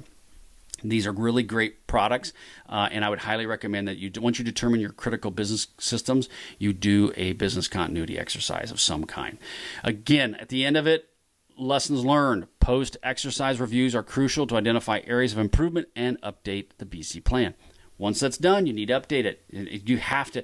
You just don't do the exercise. You have to take the information from the lessons learned and not put those in a file somewhere. You need to actually implement them within your organization and the documentation that you have. Facility security. This is domain 7.14. This involves site selection, building construction, and perimeter defenses, such as fencing, lighting, and gates. This includes environmental controls, such as HVAC, humidity regulation, and water detection systems. So your facility security is an important part, and you wouldn't know that a security professional, yes, you will probably be the person that's going to help them with facility security. As a consulting gig, one of my partners, he's actually going to do a facility security review here at a couple locations on the East Coast this next week. So for security reviews are an important part. Physical access controls, these are the mechanisms to restrict access to facilities, rooms, and sensitive areas. The examples include locks, manual electronic, access control systems, card readers, biometrics, and security guards. Do you have these in place, and are you watching them? Surveillance, this is monitoring activities within and around facilities to deter, detect unauthorized access or suspicious behaviors. So one thing around this is you'll see a lot of times there's cameras up in the corners. Yes. Is somebody watching them 24/7? No. Now, it used to be, or a lot of them didn't even have cameras in there because cameras were expensive. CCTV is extremely expensive. But now with the Wi-Fi stuff that's out there and the availability, and it's really good. You used to think, well, there's no camera in that little bubble there. Yeah, no, there's probably a camera in there, most definitely. However, is it being monitored 24/7? Yeah, no, it's probably not. But it is being recorded and stuck somewhere. Alarm systems and motion detectors, all of those are part of your surveillance plan and your CCTV overall strategy. Environmental controls. These are where systems are designed to maintain optimal operating conditions for IT equipment and prevent damage. Again, you have your data center that has raised floors where all the wires go, and then you have very cold HVAC that's going in there and it's making it extremely frigid. Yeah, I remember those days. Oh my gosh, you're just like freezing inside those rooms, and you're just like, yeah, that was bad. This includes fire suppression systems such as inert gas, sprinklers, power conditioning, your UPS generators, and temperature and humidity control. All are part of your environmental controls for your data centers. You need to understand that for the CISSP, most definitely. You need to just kind of have a good grasp of that. Equipment security, this measures to protect individual hardware and components from theft or tampering. Are your laptops and desktops connected to your desks so that someone just can't walk off with them? This involves secure rack or your server racks as well. So do you have cameras that are watching people coming and going, equipment cages, and protecting network cabling? I did have a situation where an individual who was being fired went by these. He knew what were the critical cables, and he just got the snippers and went snip, snip, snip. And yes, the whole organization shut down. It was amazing. And yes, that was a bad day for him and a bad day for us. Quickly realized what had occurred, but actually it took a while to figure out what exactly happened, because it was like everything went down. I'm like, what the dickens is this? Until we did a little bit of snooping and then realized, oh, he severed those cables. Nice. That was awesome. Not really. No, we were not very happy. We used his name in vain many, many times. 7.15, again, 15, address personal safety and security concerns. Travel. You need to implement some level of security protocols for employees traveling, especially to high-risk areas. This includes secure communications, device protection, and awareness of local threats. Security awareness training. You need to educate personnel on physical security policies, procedures, and best practices. This includes training on recognizing suspicious behavior and reporting incidents. All that should be done. You should have a security awareness training enabled for your company. Emergency management. This is developing and implementing plans for responding to various emergencies, i.e. natural disasters, fires, active threats, etc. And then focus on the evacuation procedures, shelter-in-place protocols, and communications during a crisis. So you need to have all of these things kind of developed and baked out. Now, even if they're not done to a point where they are at 100%, at least having them on a piece of paper so that they've been thought of is an important part. Duress, implementing mechanisms to signal a threat or force compliance without alerting the attacker. You need to have duress signals. In the case of my ice cream has a banana and frosting on it, it really wouldn't be a good duress signal, but it could be yellow unicorns. My wife and I had a situation when I flew B-1s that if something was going down, we wouldn't talk about security, but if I told her, this is bad, right? This is when something's really bad. I gave her a code word that said, if I call you and tell you XYZ, you need to read that is not good, and you need to get the kids, and you need to head the heck out of town. So again, those are areas that we would talk to our kids about and my wife about, so that she knew a duress word. This includes duress codes for access control systems and silent alarms. So again, you want to make sure that you have thought about this. I would say this one, the duress codes, is probably one that is least utilized. Now, in some areas where it's highly effective, yes, but it's probably one that most people forget about and don't actually talk about. Okay, this is CISSP Rapid Review Exam Prep Domain 8, Software Development Security. Okay, so these are the questions per domain breakdown, like we've talked about so many other times. But this is domain 8. There's about 11% of the CISSP questions that are available on that test. Now, like we've talked about, this is computer-aided testing, and so it's going to work with you. And if you start making mistakes, it's going to start adding more questions that are harder onto you. But about 11% of the overall question bank is considered part of the software development security. Now, I will tell you that this is probably one of the areas that people struggle with most in the CISSP exam. And the reason is because they just don't deal with it. And they don't really deal with it on a daily basis. Now, this is obviously isn't everybody. There's many people out there that deal with software development routinely, but as an overall whole, it is probably one of the least known areas of the security space. And that is actually changing dramatically, because as we see all of this software development that's occurring now, everything is running on some sort of application. That is even more important that you understand software development. And looking back at myself in a previous life, as a CISO, I didn't have really much background in software development. So I went to my CIO and said, hey, there was a software development team that was in our multinational that we had, and it was global, and they were dealing with all kinds of fun stuff. I said, I want to take those guys on. I want to lead them. I want them to be part of my team. And it was done for two specific reasons. One, they needed a leader. So I wanted to show that I could help lead this group. Two, I didn't understand software development. And since I didn't understand software development, I wanted to have an opportunity to learn how to grow my knowledge in software development and be able to pass on security to them. So that was the purpose around me doing this with the development team that I worked with.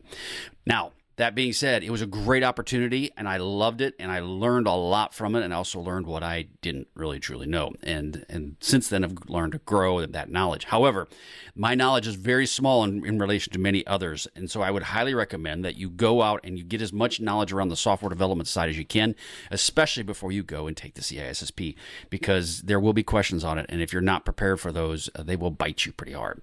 But before we get into what we're going to talk about today, I wanted to throw out my free resources and paid resources at CISSP Cyber Training. So there are the free resources. I have got tons of information out there for you. I've got a 3 to 5 month study plan. I've got questions, over 360 questions that are available to you. All of the rapid review content is there.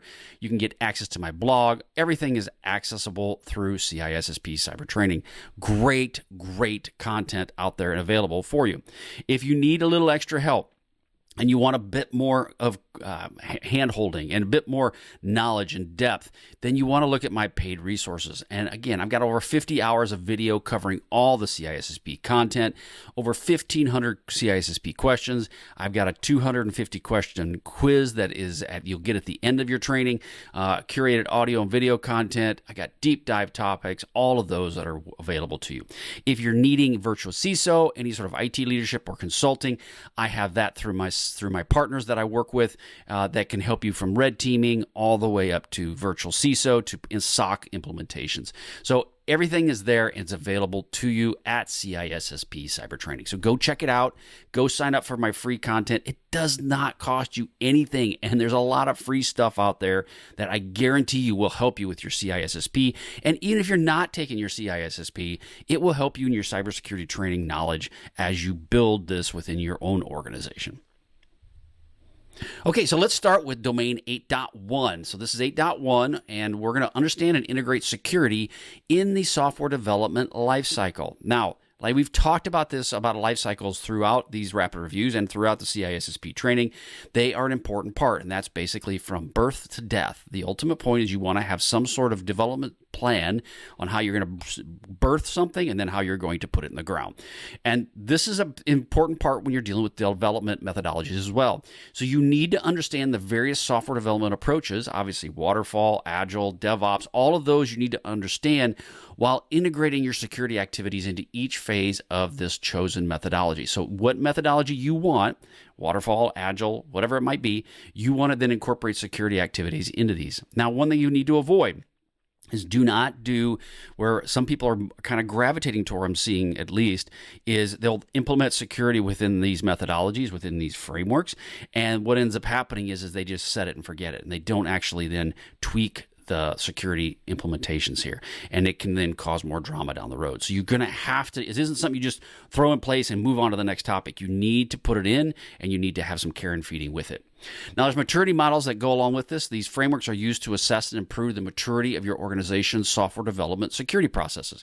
And as you start off, you're not going to be very mature. You're barely going to be able to walk. But as you get better walking, then you'll get to running, and then you'll get to sprinting, and that's the whole point of it.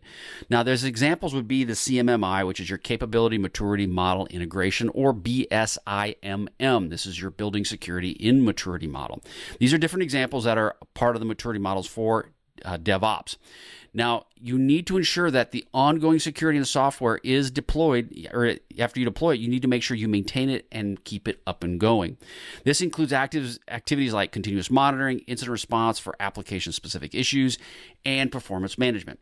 So the whole, once you put these, it's like everything else, you put the tools in place, you do have to continue the care and feeding, the monitoring of it. You need to make sure you have incident response in place in the event that something bad happens. You can respond to it. If you're a fully set up software development shop, your incident response needs to mirror how that would work. If you have on-prem, you're in a hybrid model or on-prem and cloud, how does that work? Do you have third parties involved that are doing your development work, and then how do you report to them and to give them notification that something's occurred? And then on the flip side, how do you then notify your regulators that something has occurred and your customers?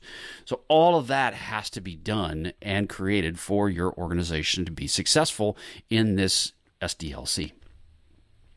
You also have to have change management, which we've mentioned over and time again, is that you have to have a formal process that's implemented to control and track all modifications to your software. And this can be done through tools. This can be done through even spreadsheets, but you need to have a way to track what modifications have you done to it. Because there's one, you're going to get audited. Two, if something goes sideways, you have the ability to go back and look at what happened with it. What did you do? What changes did you implement? So you really need to make sure that that is a formalized process. Do not do this off the hip. You need to make sure that no matter if you start off and you say, hey, we're starting our brand new development team, begin this process with understanding your change management to begin with. Do not just go, well, hey, we're going to start making some stuff and we'll just kind of throw stuff on the wall and see how it works. Yeah, getting things started and doing that is fine. I say that out of both sides of my mouth because you want to show some sort of work. However, if you're doing that, you need to make sure that you at least have some sort of documented change management, even if it is just a spreadsheet. What did you do and how did you do it and why did you do it? You need to ensure that security impact assessments are performed for every change.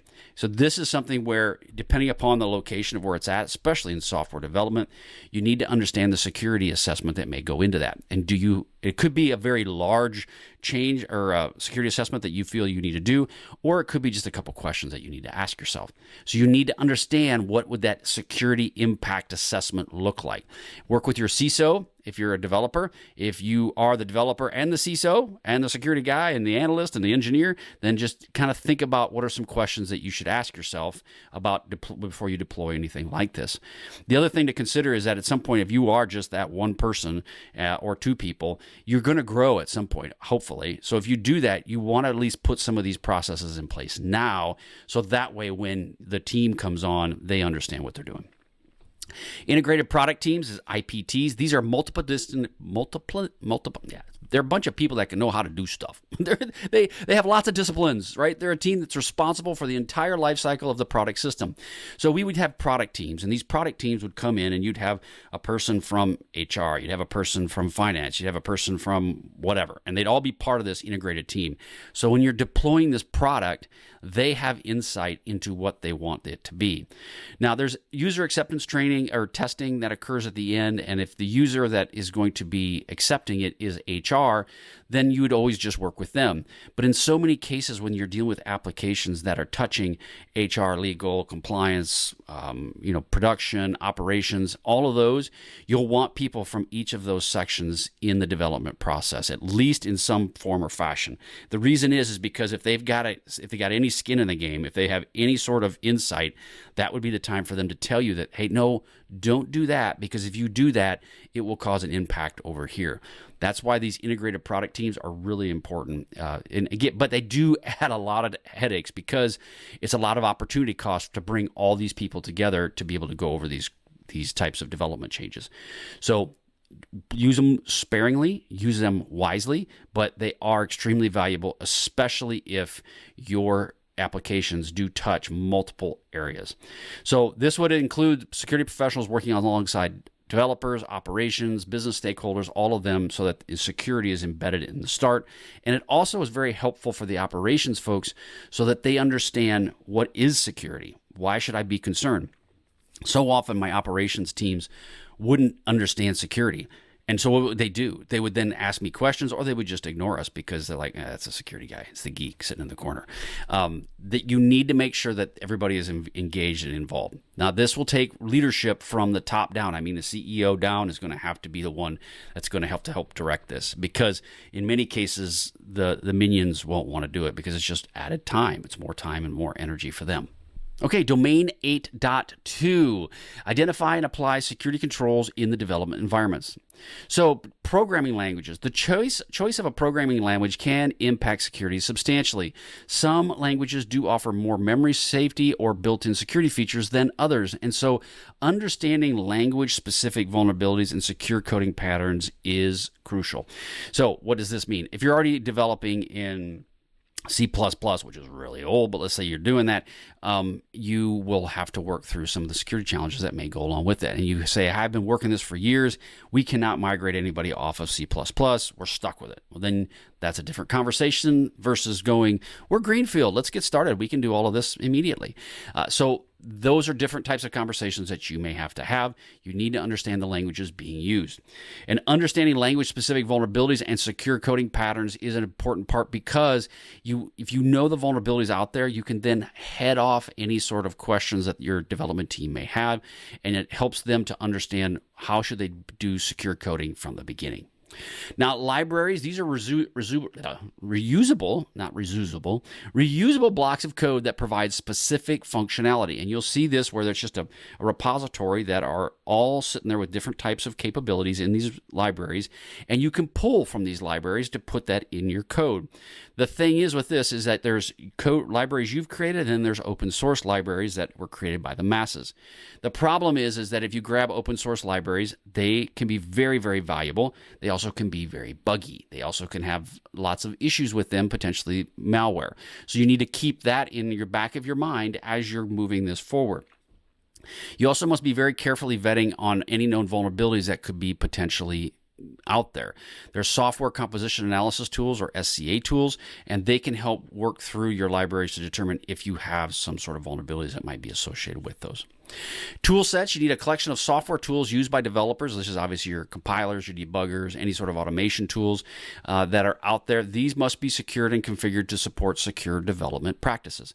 We had user acceptance training testing tools, and these user acceptance tools would automatically do push buttons. They would automatically run the code, but you want to make sure that those are actually secure as well, because if you run some sort of development code in there, depending upon where your development area is at, if you're just testing on production, these tools could actually cause substantial challenges to your organization. Not that you would actually do that. Testing on production is not a good idea. I would highly dissuade you from doing that, but it has happened, and I do see people doing it. They're like, well, let's just give it a shot and see what happens.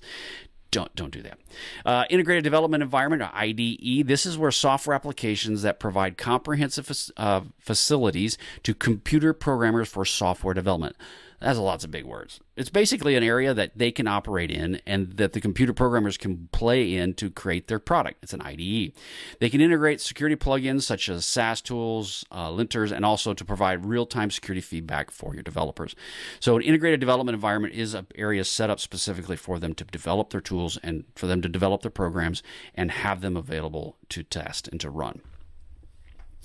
Runtime. This is the environment in which the program actually executes, right? So, and you secure the runtime environment basically through container security, virtual machine hardening, etc. Those are different ways you can do it, and it's critical to prevent code execution and vulnerabilities. So, it's an area that's like a sandbox where you would operate and run your your code in a virtual machine or a virtual type environment. And then that is what you typically in a test type environment. Once you do all of that and everything looks good, then you would migrate that out of test into production. So it's like lab, test, production. It's usually the typical environments that people are operating out of. Now you have continuous integration and continuous delivery, CI/CD. So continuous integration, this is where you automatically merges code changes into a central repository, followed by automated builds and tests. So in the past, you would build it, you then would test it, you would then make tweaks to it, roll it back through the cycle, and then you would build it, you would modify it, throw it in build, roll it in test, and you just keep reiterating on this. That was very manually, very time consuming. Now it does this where it merges it all together and puts it in a one big format for you. It's pretty amazing. CD is the automation of delivery of these validated code to production environments. So you can have it set up, we did at least, where once we got out of test and everything was good, it automatically would push to production. Once someone agreed, all the tests ran, no vulnerabilities, no issues, they just mash a button and then it deploys to production. And it was pretty awesome. It worked really, really well. The first days we did this, before we got into a CI/CD pipeline, it was laborious. It was painful. It was like, okay, now we move one step. Ready? Push the button. Good. Everything good now? Yeah, everything's good. Okay, now we move to the second step. Okay, push the button. Yep, good. So you can see it was just very, very painful. So the point is that you can now mash a button. It runs it through test, comes back and says, any issues? Nope, no issues. Okay, push the button. We're into production. Awesome. It worked really, really well. Security is now shifted left by integrating automated security testing such as SAST, DAST, and SCA into the pipeline. And now the pipeline has security testing in it. So you can actually put your code in there and you can have the security tools will come out and flag saying, hey, the way you have this coded is going to allow for a cross-site scripting attack, or it's going to allow for whatever. You can add JavaScript to this line. So it's going to tell you that before you even do it. So it's pretty doggone cool. Security orchestration, automation, and response, SOAR. So now SOAR, you can do this within the development space as well as your security operations center. Now, it automates security workflows and tasks. It often responds to security alerts. SOAR, if you can correctly connect it and do it well, it can save your people a lot of time. The challenge is you got to set it up right and do it well. It can be used to automate security checks within the CI/CD pipeline or to respond to application security incidents. So again, it's a SOAR tool, works great in the development space as well as in other areas where you might need some level of orchestration and automation and response, i.e. the SOC. Software Configuration Management, SCM. This manages and controls changes to software, including source code, documentation, and configurations. So like SCCM, it's very similar. It manages and controls and changes. It ensures integrity, traceability, version control, and on all the software assets. Again, really great tool, really great capabilities. Your code repositories, this is a centralized system for storing and managing all your source code, such as Git, SVN. It must be secure with strong access controls and vulnerability scanning and secret detection. Secret detection is a big factor where you're using your repository and now you have people that are putting passwords within their code to make their code run. Well, you need some level of secret detection within that repository to make sure that people are not doing that. So that's an important piece of this as well. You need to really consider that. Application security testing, this is where you can get into static and dynamic testing. The static testing, this analyzes your source code, your bytecode, or your binary for security vulnerabilities without executing the actual code. Air quotes, white box testing. So this is SAST. This is what you call your static application security testing. DAST, which is your dynamic application security testing, this analyzes the running application from the outside, such as what an attacker would do to find vulnerabilities. This is air quotes, black box testing. So each of these are essential for identifying security flaws throughout the entire development process. You really need to utilize SAST at a minimum. If you're not doing anything else and you don't have a DAST or you don't have a SAST, start with SAST. Get SAST in place within your organization. Once it's running and you at least gets those initial vulnerabilities done, then you can roll into DAST and look at that from the outside. But step 1 would be SAST, step 2 would be DAST. So domain 8.3, assess the effectiveness of software security. So this is what we're going to talk about is audit and logging changes. So you need to implement any sort of mechanism to record all modifications made to the code. It's imperative that you do this. I can't stress this enough because this comes down to any changes to the code, the configurations, or the development environment. You have to have a log of what happened, because if you don't, when you go back, when things break, which they will, you're going to go, I don't know what we did. How did we do that? Why did that happen? You have to track these changes. It needs to be very methodical. It needs to be very much attention to detail. And I just can't stress that enough. It ensures traceability, accountability, and provides data and forensics analysis. So you make sure you know what has actually occurred with the overall development that you've done. Risk analysis and mitigation. This is where you're conducting systematic assessments to identify and evaluate security risks within the development environment and the overall processes. And you're implementing appropriate controls and strategies to reduce identified risks to an acceptable level. You need to analyze it from a risk standpoint. If you have developers, you need to work with them very hard on understanding risk analysis and mitigation. They need to understand risk. So often it's the senior leaders that understand risk for the company, and they don't really communicate that to the minions that work in there. But if you help people understand risk to the company, risk to the organization, risk to the data, now the people that are working on these systems will utilize the appropriate level of protections to ensure that they reduce the risk to their company. Commercial off the shelf. So this is prepackaged software products widely available from vendors. So if you go out and buy a package or your software as a service type package, this is software that's available from vendors. Most places you can get all this, right? Your QuickBooks, your whatever it might be. I mean, right? Anything you can get online. Now, the security relies heavily on the vendor's development practices and their patch management. That's all hidden behind the scenes. You're just assuming they're doing what they're supposed to be doing. Unfortunately, the news is littered with plenty of places that don't do that. But this is where you're dealing with commercial off-the-shelf type of software, COTS. Open source, this is software with a publicly available source code allowing for the community to review and make modifications to it.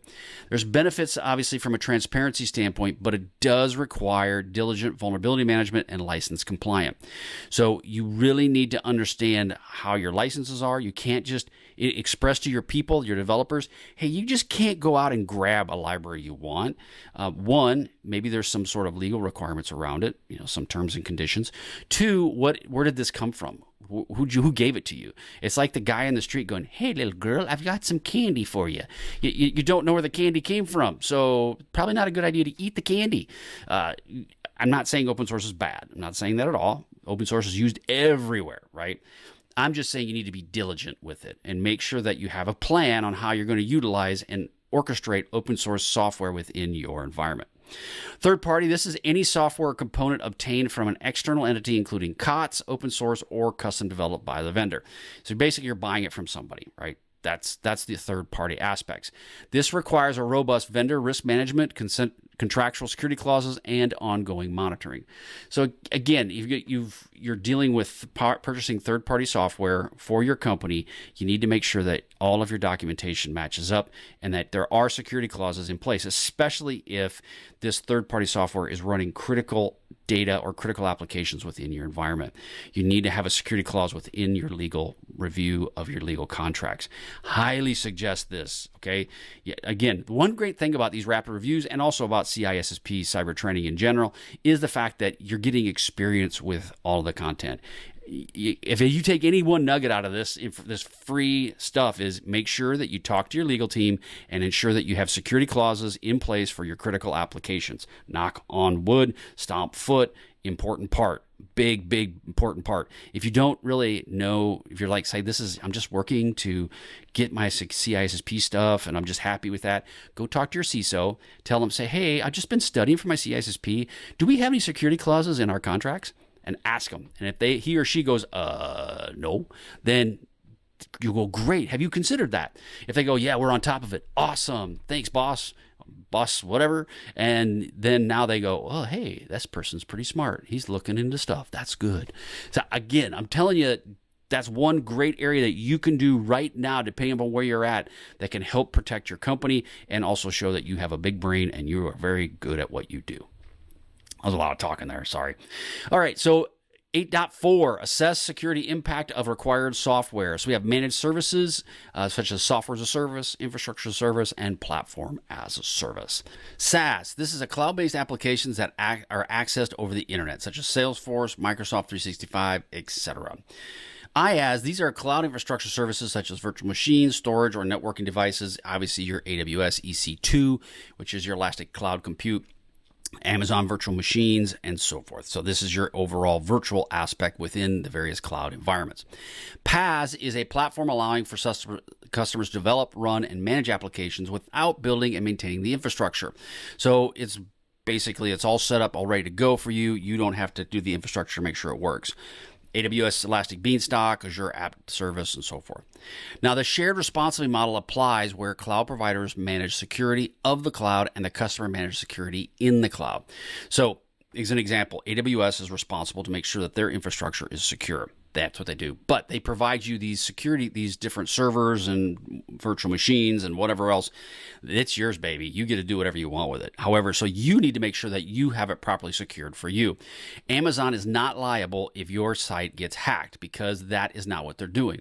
Now, if their infrastructure gets hacked overall, yes, they are liable for that.